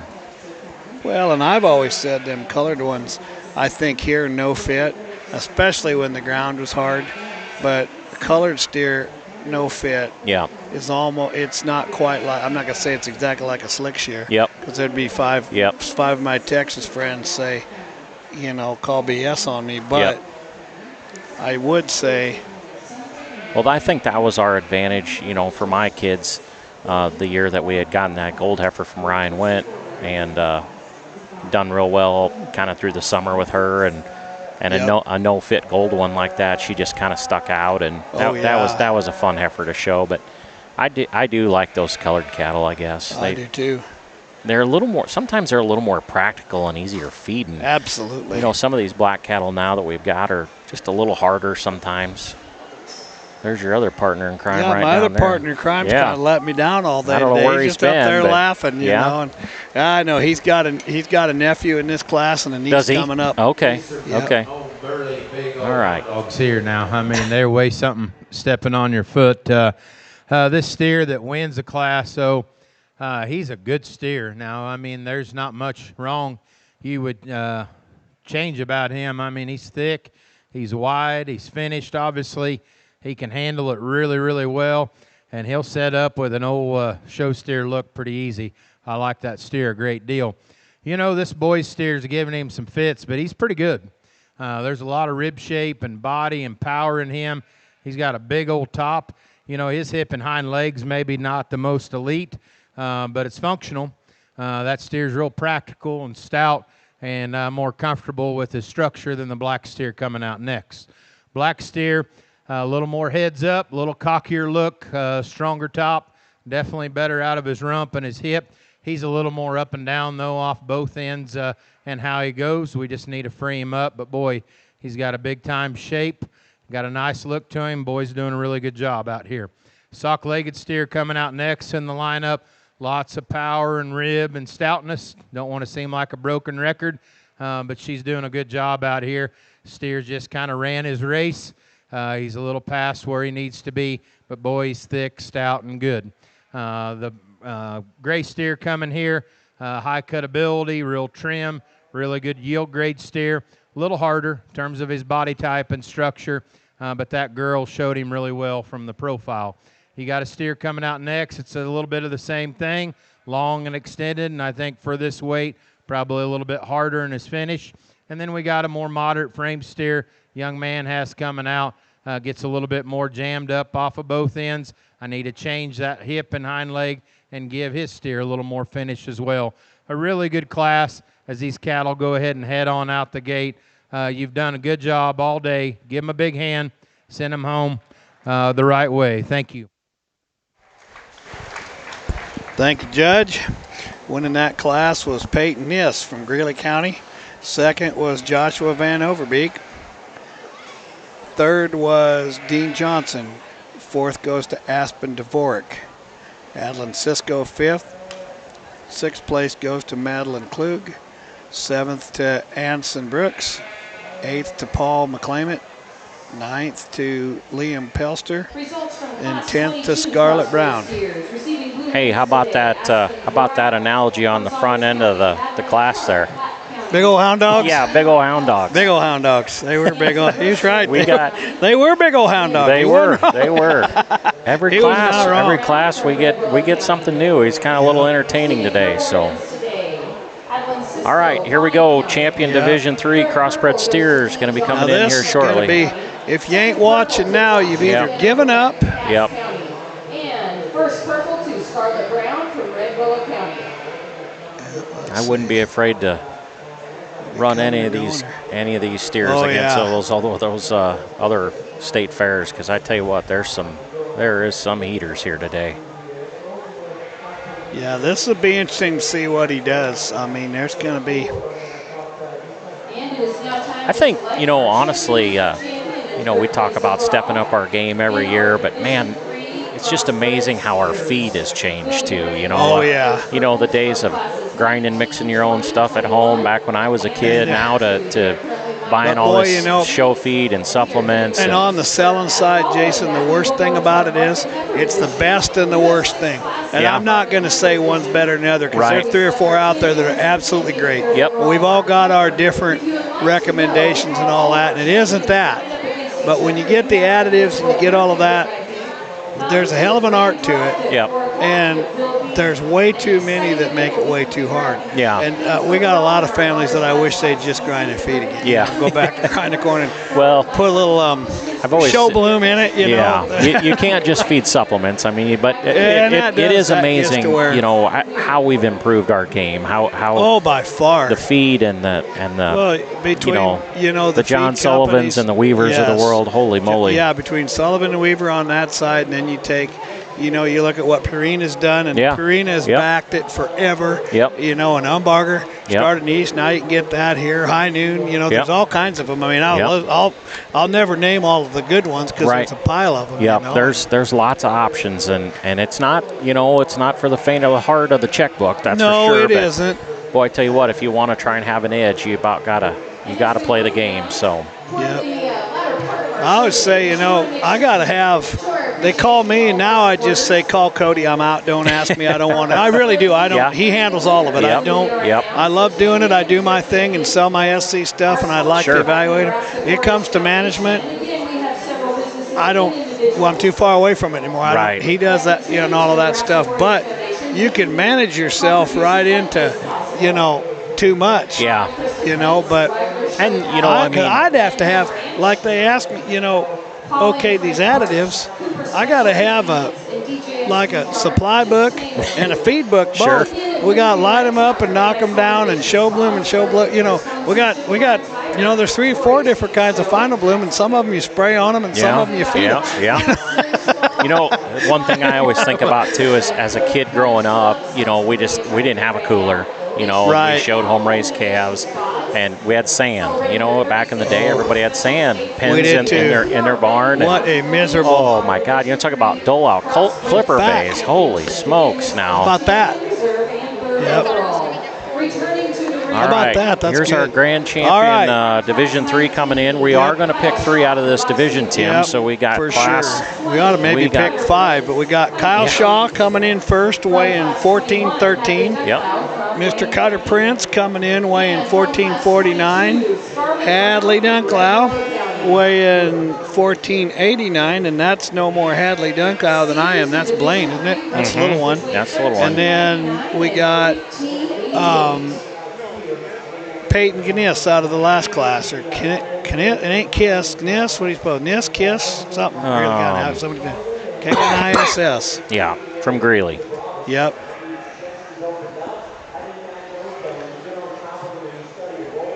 So now that tells me. Well, I'm guessing, I wonder, is Hadley showing a pig or something now, maybe? You know, she maybe had to sneak over there? They had one. I can't see from here, but when Craig came by, Steck came by and he said, participating in the grand drive, please turn in your paper form. If you do not have a paper form to turn in, there will be no bio to read, and so nothing will be read with your name. Please make sure if you competed yesterday, turn in your script to the office or fill out the QR code and turn it in online. All right, she's giving them heck about making sure you got your stuff filled out so your kid gets a little recognition during that final drive, which is important. It is. Yeah, it is. Yep. There's all right, here's Judge Bedwell again. But boy, this is a great way to wrap up our steers that we've had here. Division 3 has been highly competitive. Division 2 was highly competitive. It's going to be highly, highly fun when we get out here for the final drive and see how they all kind of shake out. I'm very pleased with the 3 that we're going to take out of this division. I hope you like them as much as I do. It's been a blast. This steer show has been very, very competitive, and so you should be proud as Nebraskans. I know you are, but I'm telling you, as a Kansan, as a Missourian, you should be really proud of your youngsters. This is an outstanding steer show, State Fair steer show. Incredible. I think there's one that's just a little fresher out here, a steer that has a little bit more length but still has the body, has the soundness, has the balance, just a little bit fresher up through that front 1/3. So put your hands together. I'll go show you my top 3 in this division. It's been awesome. All right, when you Tim. talk fresh, yep, that's probably you're the talk calf. about Cutter. Yep. Congratulations to Cutter Prince from Prince. Cumming County. He's your Champion 3 Crossbred Steer Division winner. That brings up we'll now pull in Owen another Lassen one for that Reserve darn Champion sure doesn't suck. consideration. Right? Yeah, that brings 10-4. up 10-4. Owen Lawson. Yep. And I do not know a darn thing about that young man, but I know he brought a nice show steer to town. He just kind of ran into a gunfight with a handful of rocks. That's the story of my life. I tell you About what, every day that black steer looked the pretty Dunkloo. nice. Yeah, Dunklow And beat Reserve second. Champion Well, Hadley goes to slash- Hadley Dunklow of Wayne County. Congratulations, Hadley. Brayston Hawkswell of Red Willow will now pull in for consideration for 3rd overall crossbred.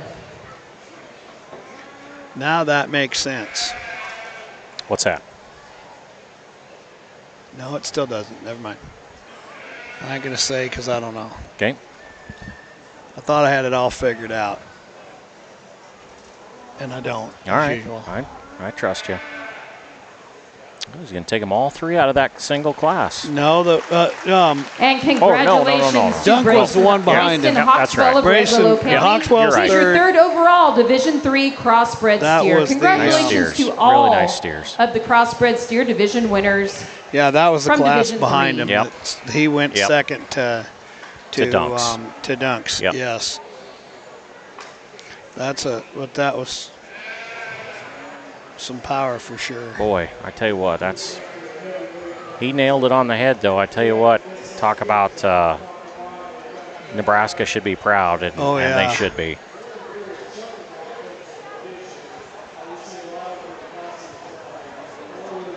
My favorite part starts now, Timmy. Me too. I'm a Yeah. heifer guy. I always was. This is like I said, the piece of peach pie with the ice cream on top for me.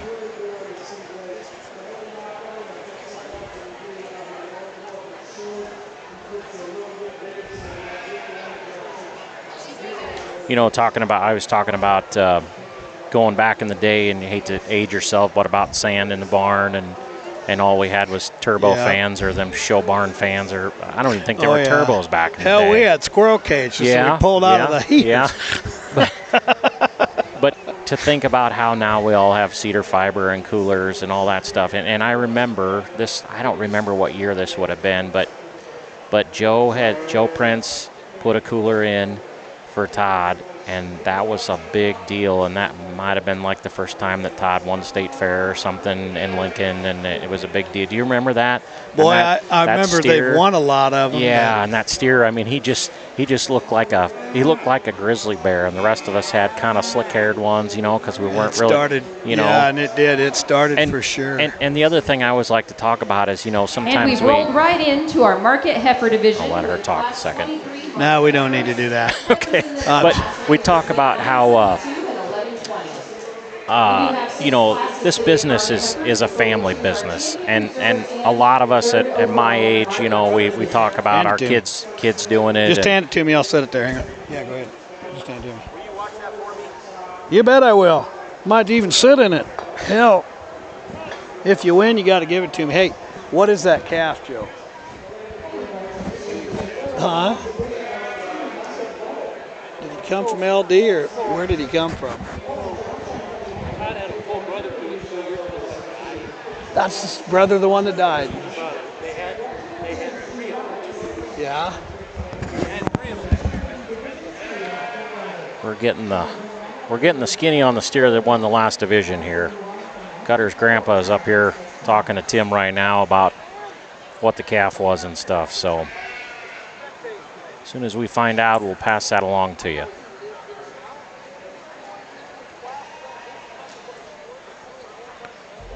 Class 23 market heifers. These heifers weigh 972 to 1120. We've got 9 head in this class. So kind of a lighter class of market heifers here.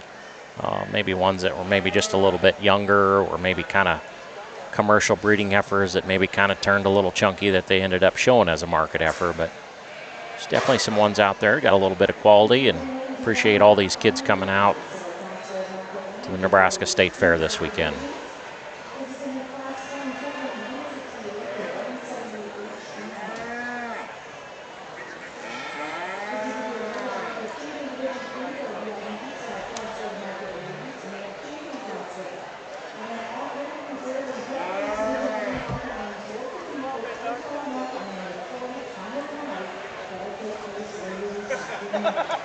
Did you get us some information, Tim?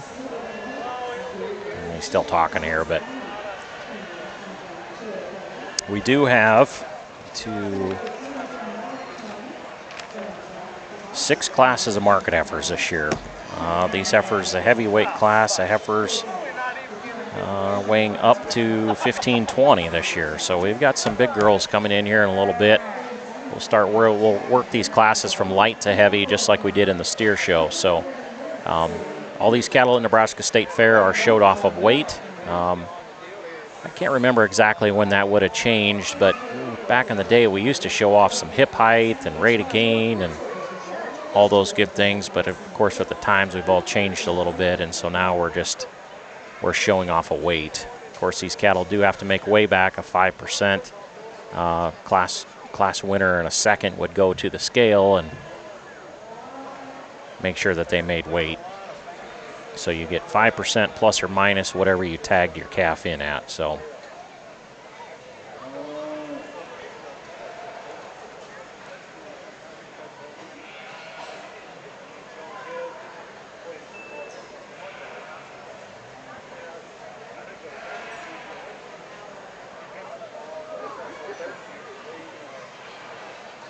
if you're watching on Ringside Live, we appreciate you sticking with us here this afternoon.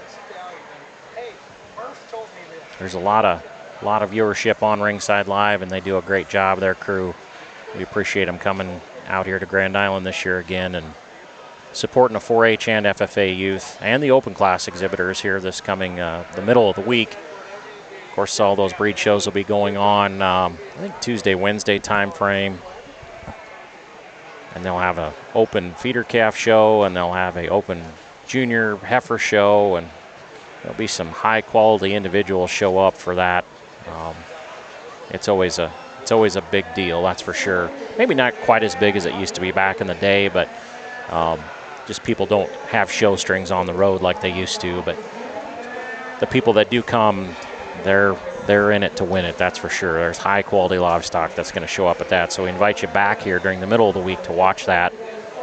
They'll be broadcasting. I think Tim will be here for most of that. I won't be here, but that viewership is much appreciated by those exhibitors.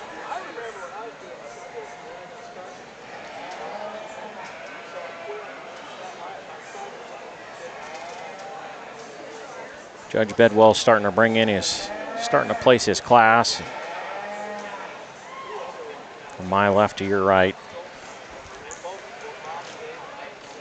A little bit of a challenging class, you know, when you get these heifers that are just a little immature or ones that maybe didn't, you know, turn out like some of those kids had hoped. But we appreciate them bringing out to the fair this year. Anytime you can exhibit, stuck with that project all year, that you know, as a judge and a spectator, you appreciate being able to have stock here to analyze. So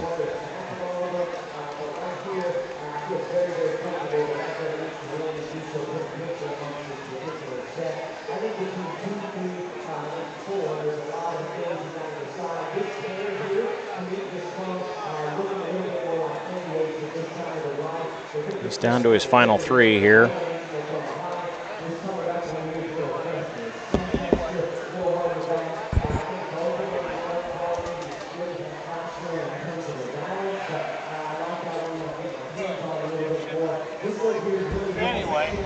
You ready to get back to work, Tim? Good way to start our market heifer show here. I need a prayer that shows Mr. Wilcox down there has got a son out there showing Antelope County family. Good people. Just a little sounder now she goes up out of that front end. I like the power and the thickness and the length and the topside mass that you get in this girl's heifer. You can kind of make it close because standing right here, there's a lot of power and substance in her. I don't know if she's just quite as sound how she gets out and goes. Another really good stocked-legged heifer coming out in third that has that added substance, that added width and thickness as you get in behind them. She doesn't have quite the body, maybe quite the depth. She doesn't hook together through that front 1/3 in terms of her balance, but she's a nice kind of heifer. I like the shape and the thickness in her. Young man coming out next, just a real complete, functional, very bold rib type of heifer that's thick, gives you a good profile because he's such a good showman. He can get a lot out of one, and she sits kind of right there in the middle of class with some quality.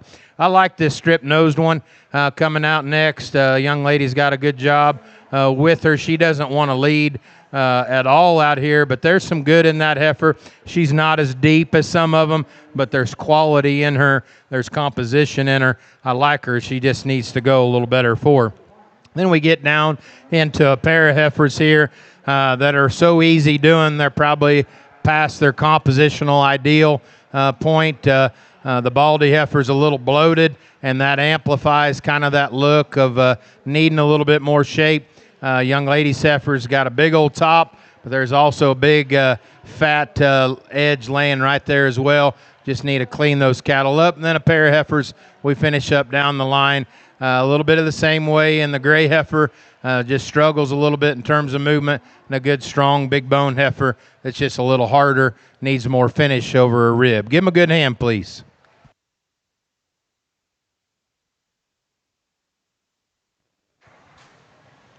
And results of class 20. Okay, so winning that class was Mackenzie Stoller from Hayes County, weighing 1107.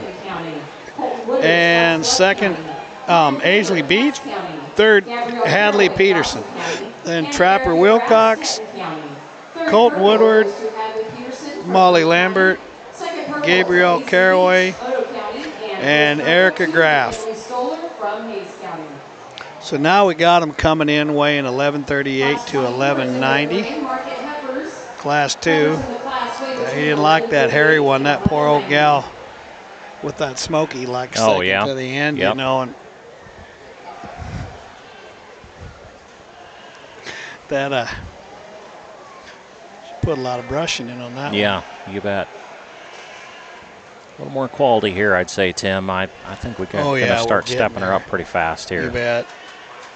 Well, the other thing we were talking about these heifers, why they're so different too, is the maturity pattern in them is so different. Yeah, It just even out of the same bulls, you know, even flush mates. Yep. You know, that's kind of why, you know, we like breeding heifers. I like to leave, you know, that's why we sell them later. Sure. You know, and buy them later. Yep. But, you know, just you ain't going to get wrong all the time, but boy, you're going to be a lot better when you get them. It just seems like so many of them, you think they're going to grow and they stop, and you don't think they're going to grow and they do. You get them off that cow and they get in the creep feeder a little hard. Right. And We've changed the club calf dynamic to, you know, make these calves, to make them big like we want to see them, like they've got to be older. So these heifers probably suffer just a little bit, comparatively speaking to a steer. And their maturity pattern is way different than a steer, I think. So. And I've been saying for years they need to have a mandatory market heifer show at the start of every steer show. You know, and not any breed, not any sire, dam, anything like that. We are keeping too many terminal crosses. And that's going to be just as bad down the road for the commercial people as if we have. Yeah. If they're too big or they're too small or anything else, you know. Sure. You get some of them and then, you know, and they don't milk and they don't this and that. Well, guess what? You know, we're talking about, you know, some of those crossbred, you know, like the Charolais. Hence the name Zoobred. Oh, yeah. And I mean, that's the thing, and it gives them a bad look, you know, and I ain't saying they all are, but, you know, you got a good cow, you can use any of them bulls and you probably milk some. Yeah. But they say, oh, yeah, I use them steer bulls and they'll breed the milk out of them. Well, they're terminal cross bulls. Yeah. Yep. That's why I think, and well, that's what it's beyond me why.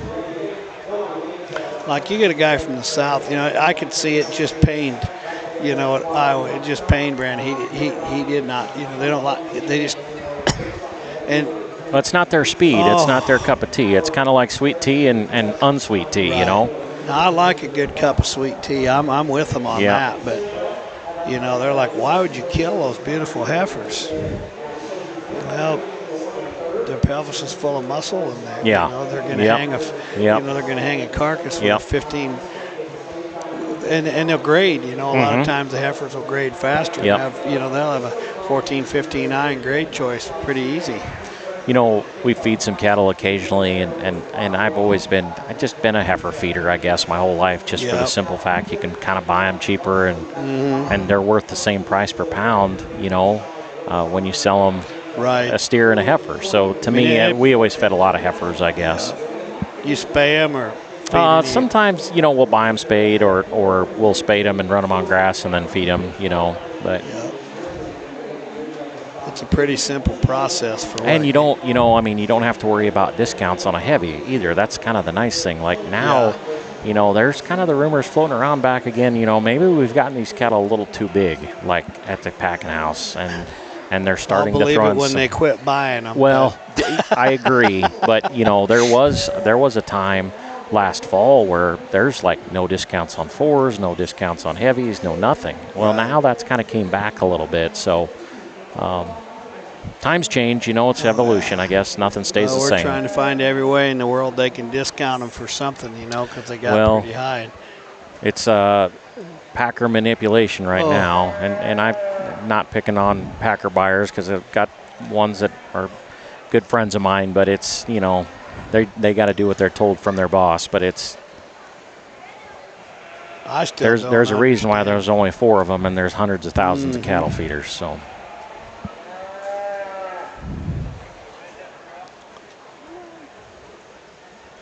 Boy, that is a compact built one right there. Boy, she is. She's about as big around as she is tall. Yeah, yep. She'd be a high-yielding carcass, that's for sure. I bet you're right. So we got 8 of these in here. So we're pulling in. Yep, we got 8. Yeah.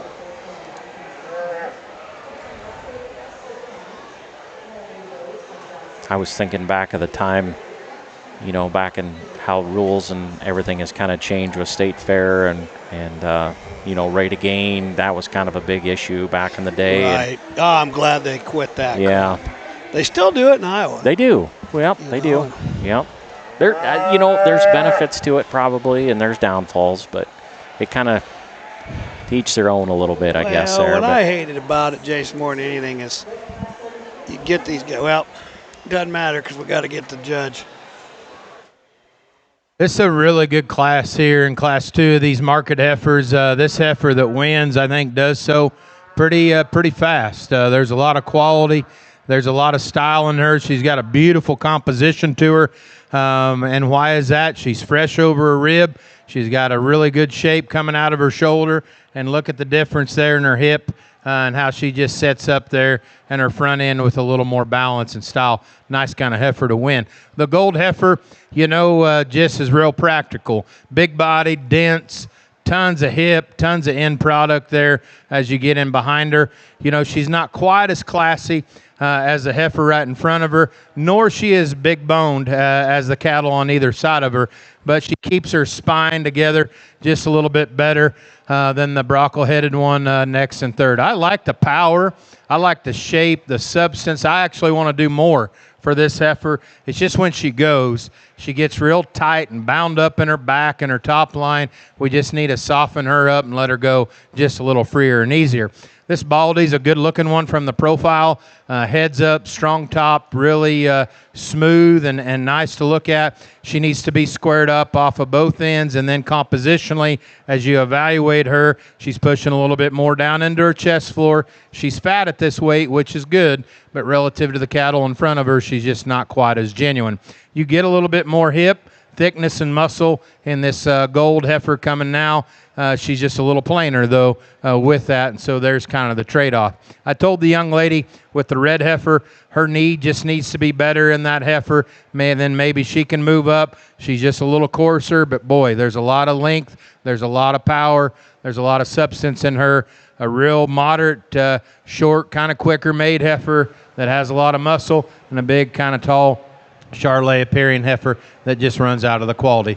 Give them a nice hand. Congratulations to those young people. Ribbon placings from Class 24, Mark.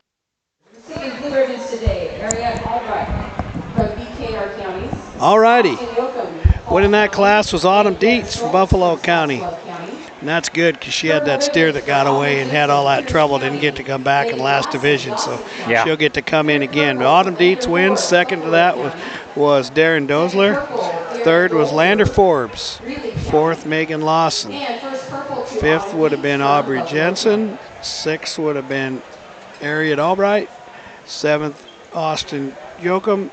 Eighth to Gunnar Schultz. So now, all right, Class 25 heifers weigh 1198 to 1250. Here we go. There we go. Now we're at it. You bet. Weigh between 1198 and 1250. Quality just gets a little better in each class, I'd say, Tim. You bet. Whoop.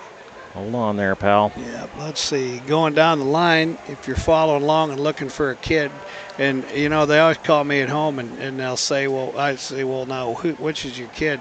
Well, she's the one with the red shirt and the ponytail. Well, let's see her. That eliminates it, doesn't it? The young man in the blue jeans. Yeah. You know, I mean, yeah. So, the gray one on the end as they come in first, we're starting with Paisley Farwell. Then we got Charlie Ruth, Larry Desner, Carter Tremblay, Kendra Svela, Claire Sievers, Cameron Peterson, Wyatt Hansen, Madden Vogt, Quinn Beam, and Caden Tyan. This red and white one here, Tim. Burke County, Wyatt Hansen, no relation. Nope, no relation. Okay. Nope. This Ruth calf right here, this red and white one, that kind of looks like a Burke Simmental's one back in the day a little bit. Now, She could be a Burke Simmental today. Yeah, he'll probably get her skinnied up and sell her to me on their bread sale. She'll be on the She'll be on the Blue River Gang about I'll be there. the first week of February. Will you? That's good. That's good. Yep. Blue River Gang. Boy, I went to a sale in Moravec the other day. Yeah. Them two boys now, I mean Russ's kids, holy buckets can they cry. They can sell. I mean, rightfully so. Yep. You know, the one's a world champion. Yeah. I think both them boys might be. Well, they thought the other one maybe quit. The curly he did. I can't remember their names. I'd know them if I. Doggone it, I can't remember now. But those kids, they can sell cars, and Russ can sell cars. I mean, they could sell ice cubes to Eskimos. Yep. I mean, they were It was a great sale. I mean, and there was a lot of good stuff. It was an old retired guy. They kind of had the big tractors that went kind of to the family, you know, so they didn't have that, but they had a ton of stuff, you know, and a ton of stuff, and they rolled through that stuff and got her done. I mean, I realize that I work for SC Online Sales, but if I go to an auction every day of the week, my son just shakes his head, you know. He's like, God, now what are you going to hoard? Well, you know what I was always told, Tim, you can't have nothing to sell if you buy something first. So you're not a horse trader when you sell your last horse, you know. You got to have inventory in the pen. That's right. Or the toolbox or whatever. Yep. Someday, Isabel. You know, we are in the sand. Yeah. And we do plant quite a few things every year that don't grow, like crescent wrenches and vice grips. Yeah. So hammers. You know? I get We're down to one hammer. I bought a box of them. I want to say this is the dumb box. What they say, dumber than a box of hammers? Yeah. I bought a box of hammers. There you go. There you go. Well, we got hammers now. Fencing hammers or like all ball kinds, peen? ball peen, fencing, Really? fixing, whatever. I mean, you name it, we can hammer it now. Well, send Cody out in the hills and have him start stretching fence. You know, he's fast. And him and Bell, they can put up an electric fence about 10 times as fast as I can. Yeah. I'm no guy, put it up and it falls down, and I'm not any good. I get a lot of that barbed wire. I do too much patching and not enough fencing. Right. You know, and. Oh, yeah, that. So the red and white one does look like she make a nice cow, though. You know, when she's done. They skinny her up and put Wonder that what picture. she is. Yeah, I don't know. That's got to be Jake's daughter, I'm sure. Absolutely it is.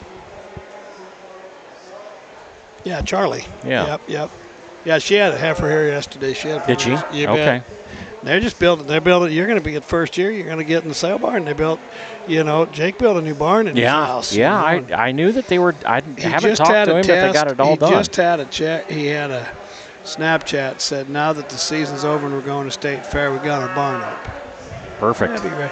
Well, they're ready for next year. Yeah, then. you bet.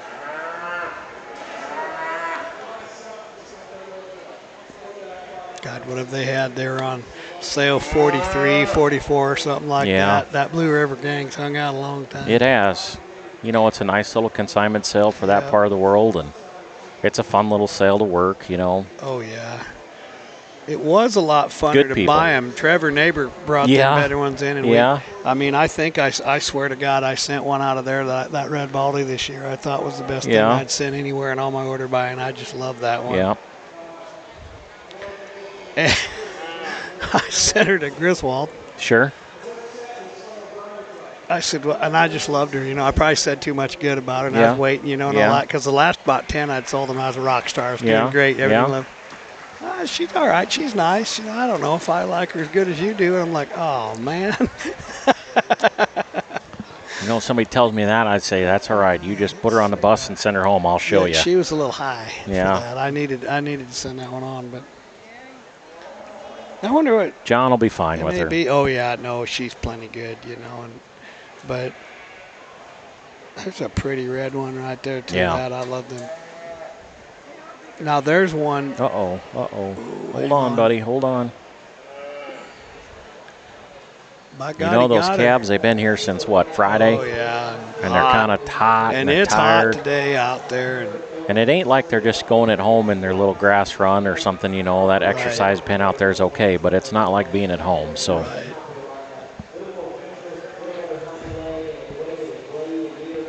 Well, there he There's is Jake now. himself. We'll find out. Yep, he's coaching. He's coaching. Too.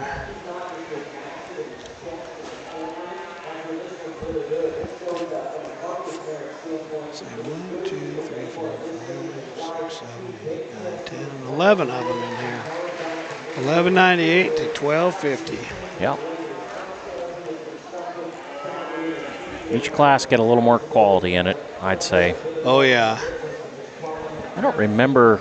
And there might be an extra class this year of market heifers for some reason. I can't remember. You know, the market gets good. It seems like you see, you know. Sure.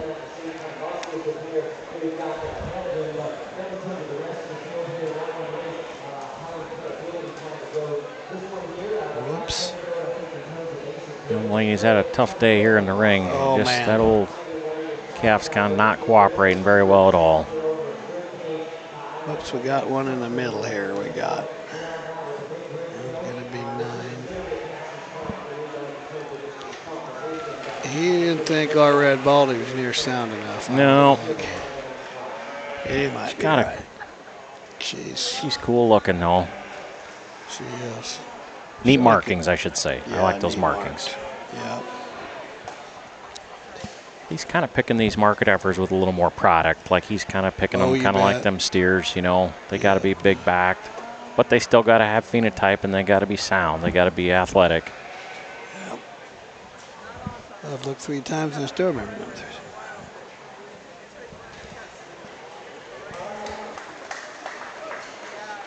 Well, we got all black ones up here on the front end. He placed them already? He did. He did. He's going to talk right here. We'll turn off.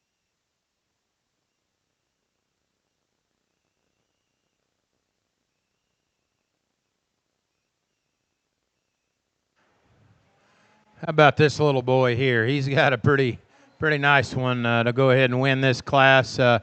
Just a heifer that's born to be a market heifer, chuck full of meat and product, lots of quality.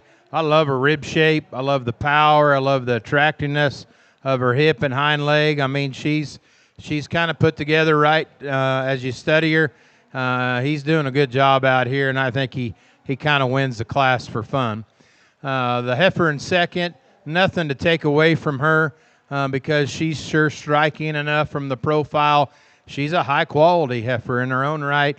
As you take her down to the ground and just study her, she's not as stout in terms of her bone and her power. She doesn't have quite the balance to her, but, man, that's a nice deep-bodied heifer and just more comfortable with her body and her rib, how she's constructed and put together. This is a big bone, kind of freaky out there heifer the young man has. Not wanting to give the best look today, but there's some things about her that say, okay, yeah, maybe this heifer is something that could generate something on down the line. But she's pretty intriguing. I like her soundness. Then we get in just a cut of just deep-bodied, practical, kind of useful cattle that are deep-ribbed, soft in their body. The red heifer's sounder off of her hind leg. The black and white heifer has a little more style and look and presence about her. That's kind of a coin flip, I think, between them. Young man's yellow heifer coming out probably outweighs both of them. She has more length of body to her. You know, again, just a heifer. It's a little plainer, a little more up and down. I want to see just a little more freshness and just quality there in her. Red heifer coming out, again, real thick, stout. She's a little sounder than the bald-faced heifer. That's kind of streamlined and extended. She's just a little bit narrow-headed for me, and that kind of matches her body shape, kind of matches her in terms of her structure and being a little harder. Real moderate framed heifers coming out next that are real fat. This frame and weight kind of fits them. I just want to see them just a little more lengthened out and toned down in terms of the composition, and then a big framed heifer to finish out with that's just a little too hard. Let's give them a nice hand. Another good market heifer class.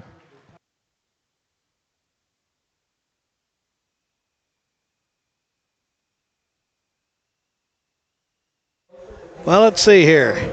So, winning that class, that's a nice class of heifers. Winning that class is Wyatt Hanson from Burke County, weighing 1248. Second, Cameron Peterson from Polk County. Third was Kendricks Vela from Colfax County. Then we've got Quinn Beam in fourth. Fifth place goes to Caden Tyan. Sixth was Madden Vo. Seventh goes to Claire Sievers. Eighth to Charlie Ruth. Ninth, Carter Tremblay. 10th to Paisley Farwell. And 11th to Larry Disner. Okay, now 1264 to 1288. As they lead, starting with Goldilocks on the other end, we've got Madison Bacon, Hadley Hodge, McCoy Ernst, Rylan Lineman, Esther Vanderbeek. That's our morning commentator. She's in the ring here. That's good. She's way down here. She's lost. Dylan Shutt, Bryn Weber, and Jude Ridenour.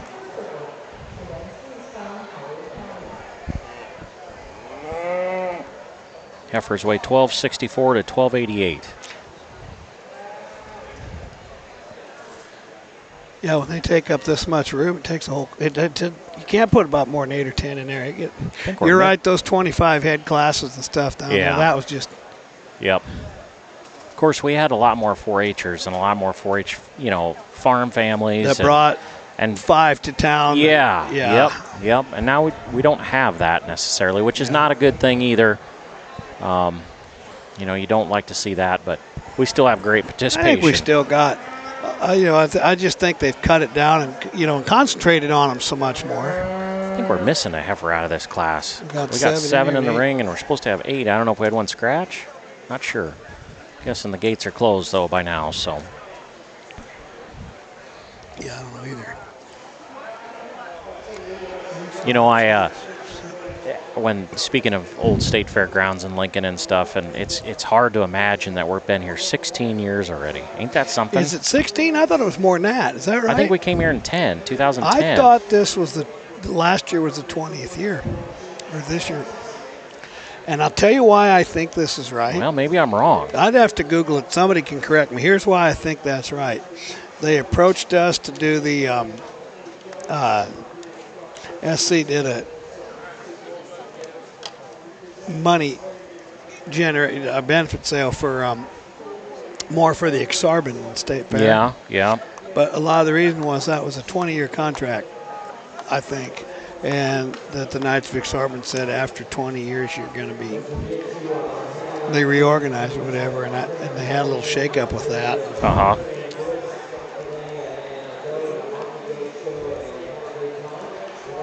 Esther's got a pretty good heifer.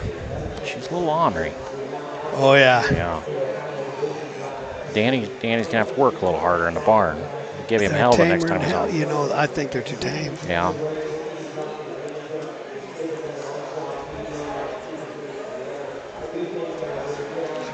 I'm not checking them off. I guess we'll figure out who's. See, she left a mark. She wanted me to be sure I noticed. She left me all this. She wants a shout out. Well, we're giving her one. Uh-oh. Yeah, doggone it. Doggone. Don't get hurt. Don't get hurt. Need to adjust that halter just a little bit, too. Yeah. Oh, that is way down there, isn't it? Good thing, though, Esther isn't a little girl. She's a very talented girl, I tell you what. I know she's a star finalist in Agri-Science and two different events for for national FFA this year. So her Uncle Mike was telling me about that the other day, and so they play that game pretty hard, and she's very dedicated. Oh yeah. Of course, that whole Raber family is big FFA supporters. Well, and they're all academic-wise. I mean, there's a lot of things they might be dumb in. One of them, they're all kind of out there doing something. And I ain't never seen a little one. I don't know about you. Have you ever seen a little Raber? I've never seen a little one. No. Only when they're born. No. They got some grow to them. They do. Size. They do. Okay, well, that's going to make that 7th instead of 8th. Yep. We're just going to figure out our scratch when we figure out scratch. Come on, Esther, hang in there. It's a nice heifer. Okay, now this one, Strawberry here. Who we got here? Got She should have showed yesterday. 13:57. I wish I had hair like that, Bert. Coy Ernst. Okay, that's God dang. Is that Marty's kid? Yep, okay. Sure is. Okay. Marty brought me a flyer to tell you how old I am. Yeah. Yesterday he had it in his box. I told him to save it. I want to do something with it. My 6th annual sale, and he had the prices too. 1996. Yeah. You know, We started in 90. Yeah. You know, so that was our 6th annual. So here's a little. Speaking of something like that, I think our judge is going to talk. We'll be right back, guys. Okay. Winner here again. You find her pretty quick, or at least I did. I think of these 3 kind of powerful heifers that we have that have a lot of shape and substance to them, she's got a lot of style. She's got a lot of quality.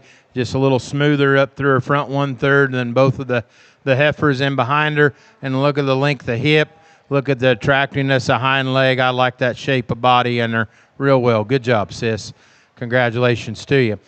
Good heifer here to go in second. Tons of rib shape and power and body. I'd say the biggest problem with her is just her attitude out here. Just not wanting to cooperate. But I just think she's just enough better down into her lower rib and her hind leg than this Charlet marked heifer coming out next. That's got a ton of hip, ton of substance and thickness in her. She's just a little rougher around the edges. Needs to be smoothed out and give just a little more attractive kind of hip and hind leg. You know, Yella coming out next. You know, you can move her up because she's a little more practical in terms of her rib and her body. You know, I like her top line, pretty sound. She's just past compositional correctness, in my opinion. Needs more shape and just true width in her. But she's sounder than these 3 heifers coming out next. The black heifer won out because there's just more of the good in her in terms of just her shape and her forerib. She just gets a little more up and down, but that's a pretty good heifer. She's just not quite there yet in terms of her market readiness.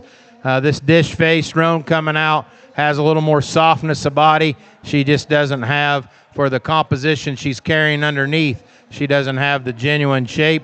Young man's heifer is definitely fat. I appreciate this heifer's ability to get fat, just doesn't have quite the muscle shape, quite the balance to go with it. Congratulations. Let's give him a good hand, please.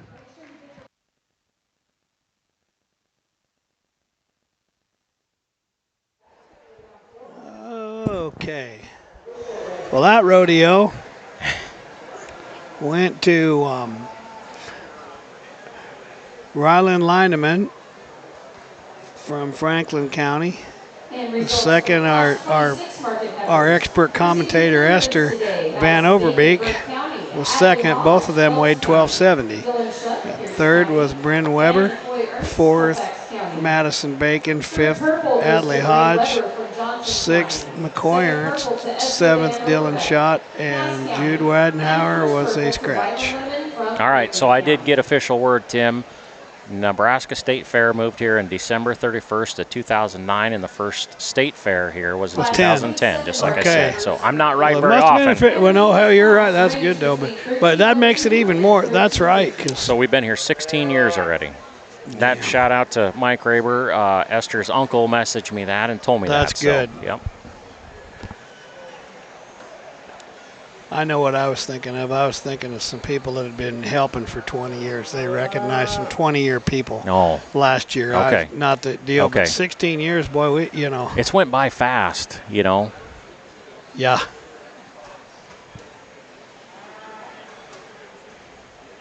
These kids that are showing out here, they wouldn't even been born yet. Think of that. You're right, other than maybe a couple of them if they were seniors or something. No kidding. It's kind of like the Husker football team. No, don't start there. Jeez, oh, Pete's. They don't remember when we were good. They weren't even alive, This is our year. There you go. Well, I was getting a little crap for one of my Oklahoma friends here a little bit ago.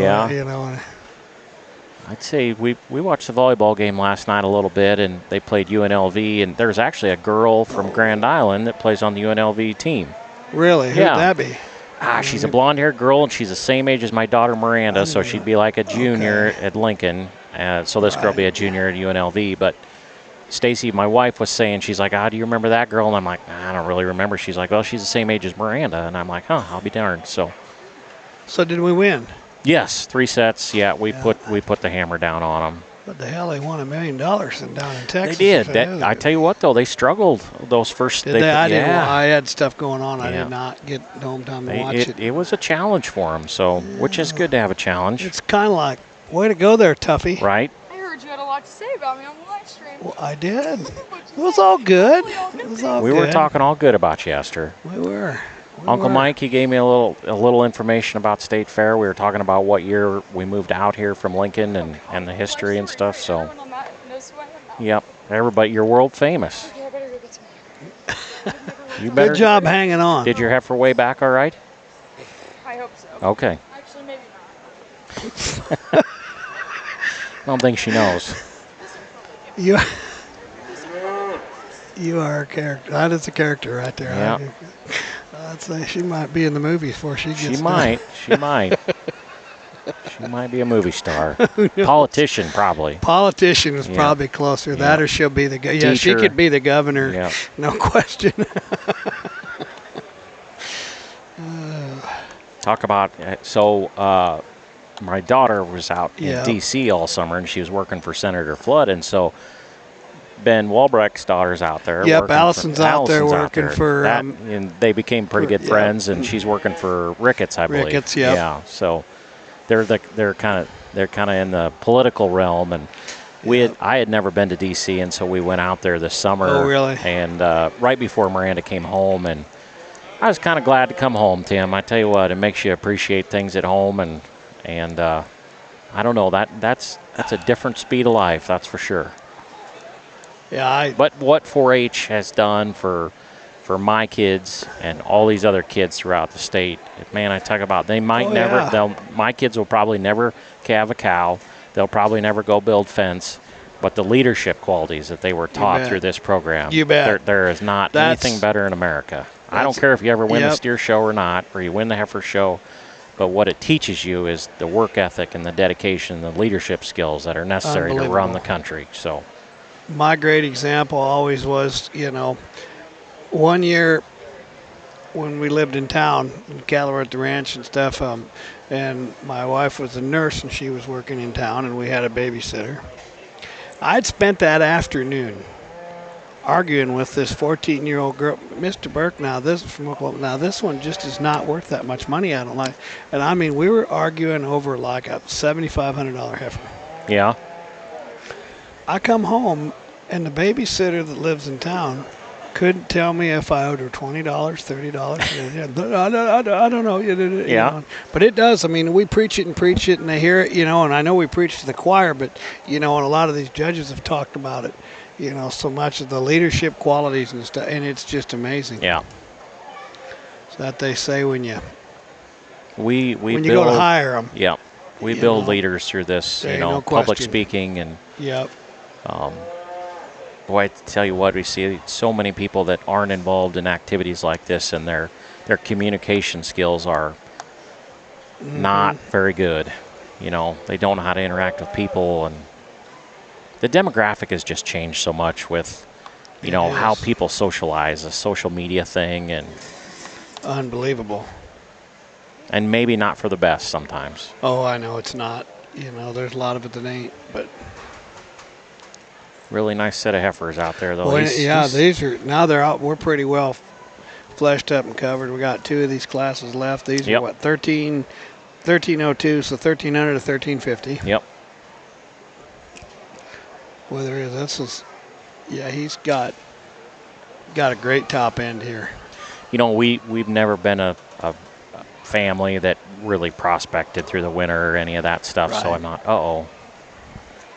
Ooh. And so I'm not sure what heifers were kind of being showed through the winter in Nebraska. I'm not even sure, to be honest.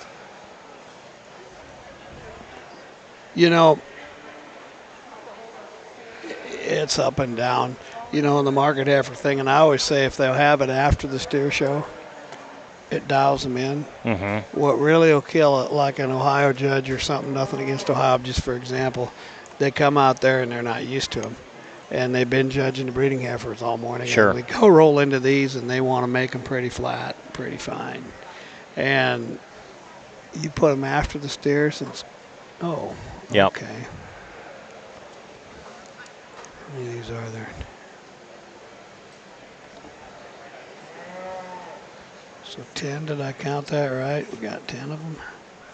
10 head in here. Yep. What's that Baldy's number there? 89. 89 there. Then you got 1425. 1557 comes next. I think you get rid of a few to get these up together. Oh, that black Baldy out there against the rail. She is dense. Ooh. Dense. Man. It'd hurt if she stepped on your foot, I bet. She would, yeah. It would hurt if you stepped on your foot.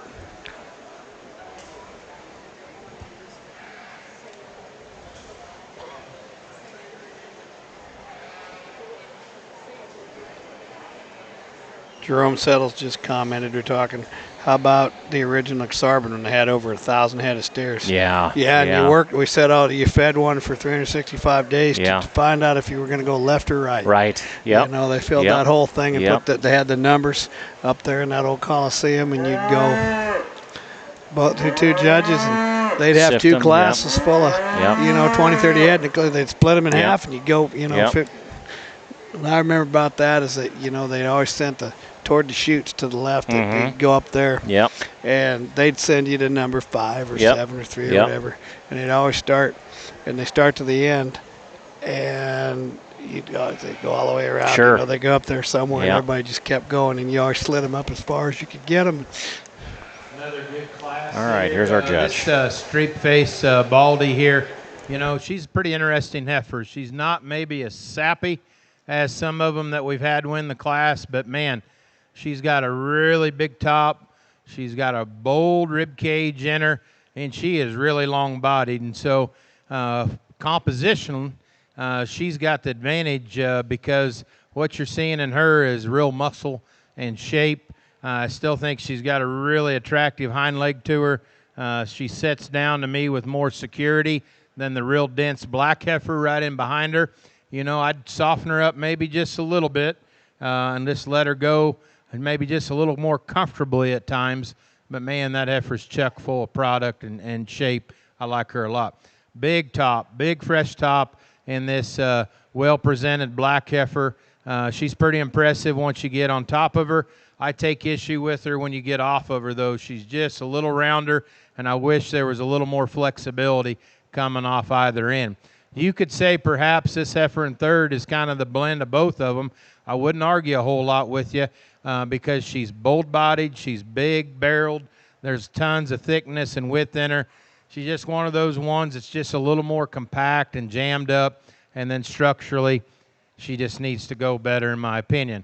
We start into a set of them in the yellow heifer and the sock-legged heifer that are just real dense. They're big-bodied, they're real practical, easy-doing cattle. Again, Father Time's caught up with them. The feed bucket's been generous to them, and they're just a little past 12 o'clock. But you got to appreciate cattle that have the ability to get fat, and they definitely do. Nice job. You've showed them real well. This boy's a delight here. You can tell. I bet you got some good jokes for everybody every once in a while.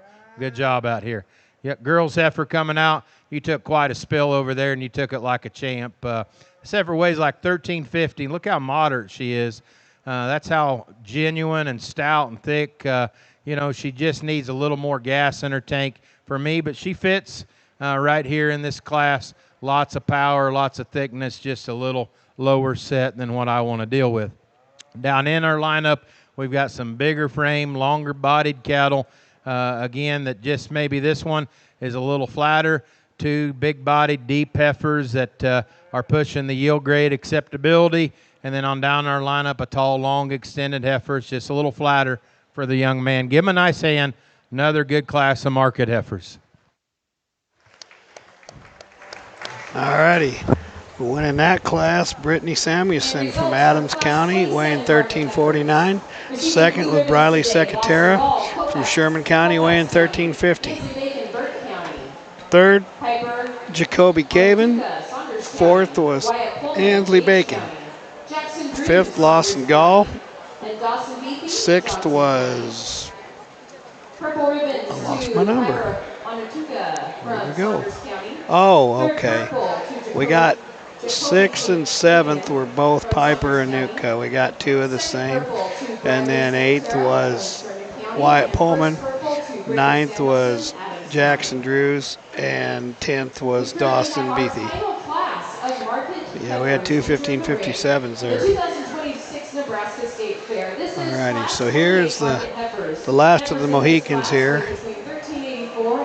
Yeah, boy. 1384 to 1520. Now I know a little bit about that first one. That's a Burke Show cow right there. Okay. He won the Merritt County Fair. Merritt County Fair. Yeah. Okay. I know a little bit about a couple of these too. I guess that. What else we got? Well, we got Finley Jelinek. Yeah, so that's Nate's daughter. That'd be a New World Order. I'm pretty sure Jason Gall raised that calf, sold by Pat Weezy. Yep. And then what else we got? Walgamath's been tough. They got a good one in there again. Yeah, Phelps County. That'd be. No, I'm not sure that. Then we go. Oh yeah, we got Big Red in here. We got Sage Stoltz. Yeah, Flowers. I named Flowers. that. Yeah, you Flowers. Named that one. Now what is she? She's a How Great Thou Art. Doggone, I can't remember the cow side, but she's a How Great Thou Art. I do know that. Where'd she come from? Or there? I think Jack and John raised that heifer. I'm pretty sure that they raised her. She's a How Great. Yep. And then Brielle Benish. That's one, that'd be Mark's kids. Yep. Brielle no, that'd be, Boone County. You're right. Brielle would be. That's Mark. Would be Mark and Alicia's. Be a Circle B. Yep. Circle B livestock. Yep. And 247 Linda Yoakum. So, that's boy, when that old red turns around, that's kind of one of them. When she walks, the ground moves a little bit. She pounds the ground. Yeah. Flowers is big and stout. Flowers is big and stout. Flowers weighs John 1,444 pounds of flowers right there we got. John brought that heifer to Norfolk to the show there back in November, the one that we host, And you bet. He was standing there next to the rails. I said, God dang, that thing looks like 1983 Simmental. Flowers. He said, Hanson, what are you talking about?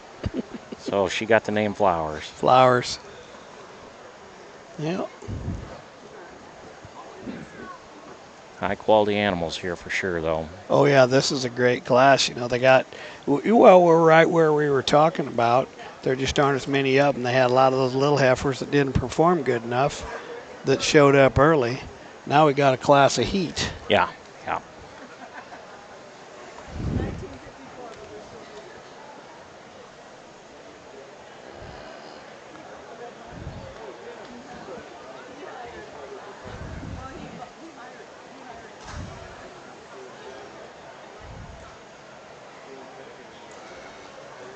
These are kind of donor cow material too, if you think about it. These are the ones that probably raise the next generation of show steers, if that's your business.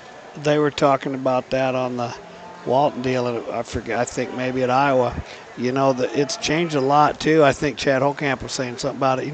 You take some of these, you can harvest some eggs, and if you do win, you get the banner. Obviously they got the grand in reserve or just a grand in these.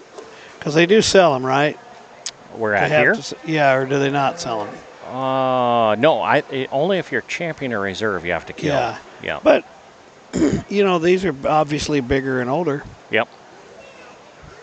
You could have a bank of eggs on them. Sure. Yeah, if you did the IVF deal. You bet.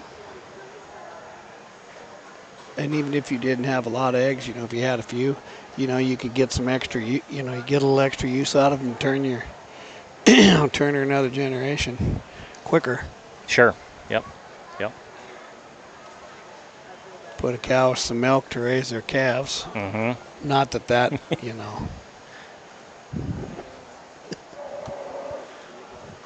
Sorry, world, I got to call it as I see it.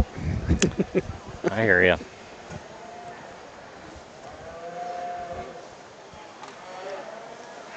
Some of these were probably just born with the wrong. Yeah, I'd say. Wrong born with the wrong genitalia. plumbing, yeah. Yep. Boy, there's nice heifers out here. Oh, boy.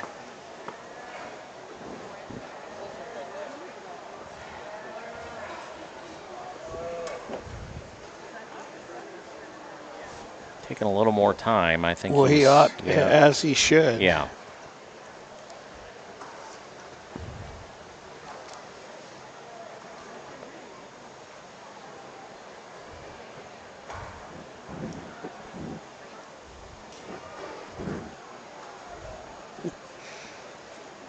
Now, now you got 4 good. Yeah, boy, I tell you, that's.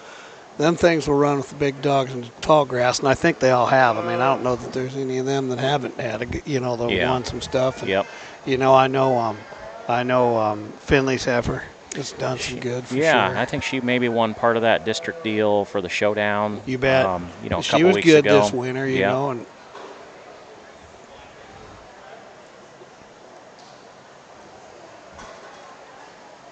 well, there's nothing wrong with that heifer in 4th either. I tell you, that's.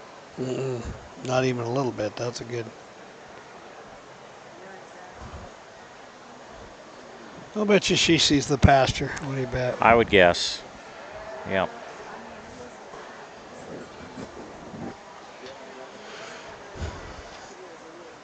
Scooby-Doo says now, ruh-roh.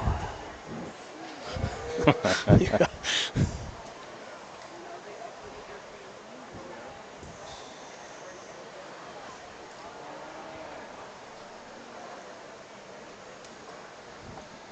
Well, we're a little ahead of schedule, Tim. It's 3 o'clock, and Grand Drive starts at 4. So. Well, do they have to move this around and do all that crap too, or they leave it like it is? I suppose I don't know. Stolze wins it.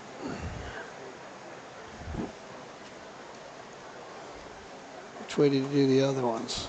Okay, Yellowneck's your second. Yep. And Wallamath is third. Yep. Let's see what he has to say here.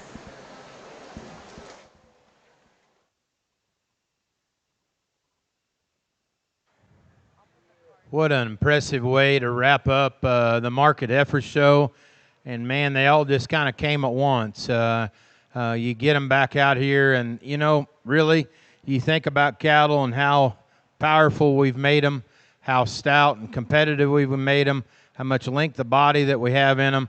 I'm not surprised that our best class is our last class here in the day. They got to weigh something when you make them this good and this stout and this powerful. The roan heifer that wins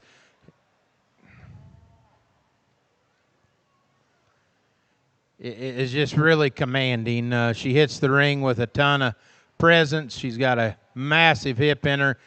She's kind of got that massive, powerful look to run with the steer. And, that's kind of, I think, just big picture. I'm not necessarily talking about this show specifically.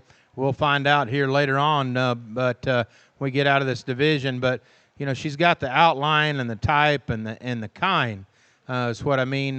Sometimes market heifers are at a disadvantage. That's why feeders don't pay as much for them, because they don't have as much gas and they can't get as big. But there's one that can, and she obviously has done it quite well. This black and white heifer here, and I just kept coming back to her. She's not as striking as that boy's heifer, but boy, is she good. She's genuine. She's stout. She's chock full of meat and product. She doesn't have the fluff and the puff maybe as either one of them on either side of her, but man, she's just dense. She's genuine. She's wide. She's sound, just not quite as classy. Good job, young lady, for sticking with an ornery heifer. I like the look and the up-headed style. This boy's heifer coming out real extended, a little trimmer, if you will. With that, you don't get as much product, in my opinion. And you get underneath her, she's just a little narrower. She comes just a little narrower and behind her shoulder. Nice kind of heifer. That's what I'm talking about in this class. There's a lot of quality. Wish her hind leg was just a little more elite. This heifer, she's heads up, good looking. There's a lot of quality. There's a lot of style to her. She's one of the bigger ones in the class, and I'm good with that. It just all needs to hook together better in her spine, her forerib, and her shoulder. We change that about her, then maybe it's a different story. Here's another good heifer on down the line that's just ran a good race and probably passed where she needs to be compositionally. I like the density, like the substance. She's just a little chuffy. And a big 1,600-pound heifer that we finish out the class with. Again, one of those heifers that has the link to her that can feed independent steers. She's just a little tight and how she's structured. Give them a good hand. Great job on your market heifers.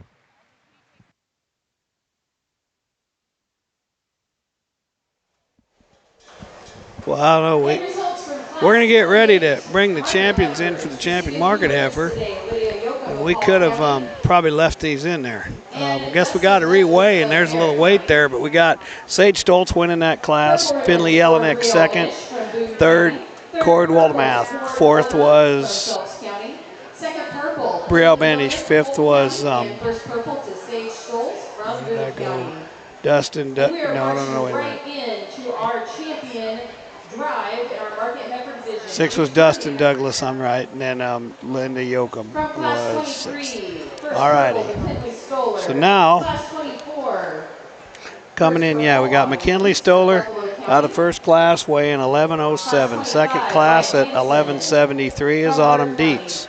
Third class weighing 12:48, Wyatt Hansen. Class 5 of them, it would be the fourth one in the ring would be Rylan Lineman from Franklin County at 12:70. Fifth class would be Brittany Samuelson from Adams County. And then we have the heifer we just saw of Sage Stoltz's weighing 1444.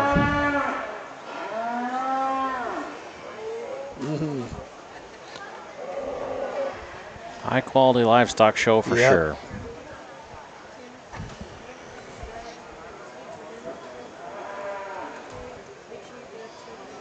Well, it's getting late and kind of an awkward time. These heifers are maybe thinking about a feed bucket here after bid or just a rinse maybe to cool off, and so we'll just keep marching right along. I know we've got some fireworks to come here later in the show when we bring all the species together here, but this has been a great way to wrap it up. It's not been easy navigating this. We've had some youngsters out here showing, which I really like.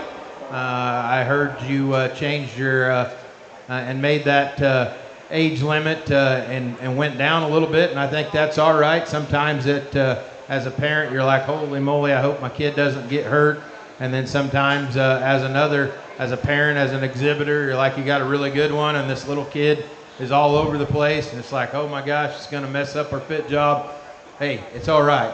It's all about the experience, getting these kids excited in this. I think you've had, to me, what's been a tremendous market show here today. Your numbers have been tremendous. Whatever you're doing, it's right. So keep trying to find ways to build these young people, give them opportunities, because that's what it's all about. So I'm not going to say any more. I think there's a pair of them that go 1-2 pretty quick, and I'll look at a third overall. But put your hands together. Congratulate these young people. Nice market effort show.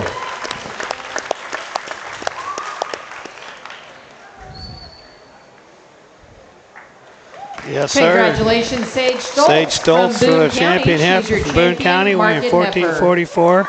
And right there after it, just as fast, Finley Jelinek from Polk County. Congratulations. Now we got to find a third. Heifers match up very well. Oh, they sure do. That's a great pair. You can't split them up. Huh? No. You know, you see this at a lot of shows where they'll pick top 5 or top 3 or whatever.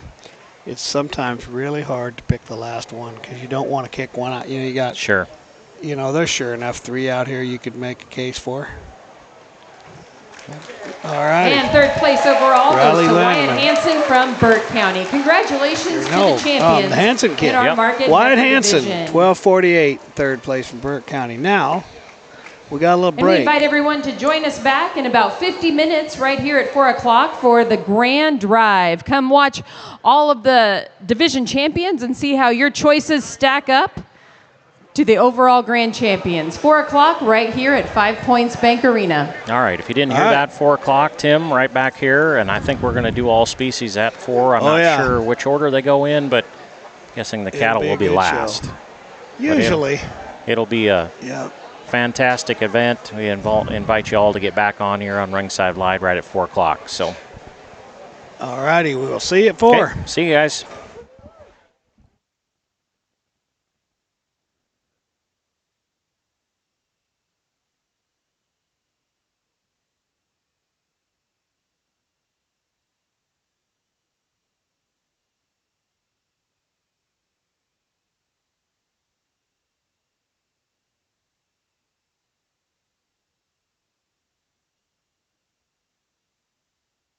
Reminder to exhibitors, if you are competing in the Grand Drive, please make sure your information sheets are turned into the office or submitted online on the QR code as soon as possible. Thank you.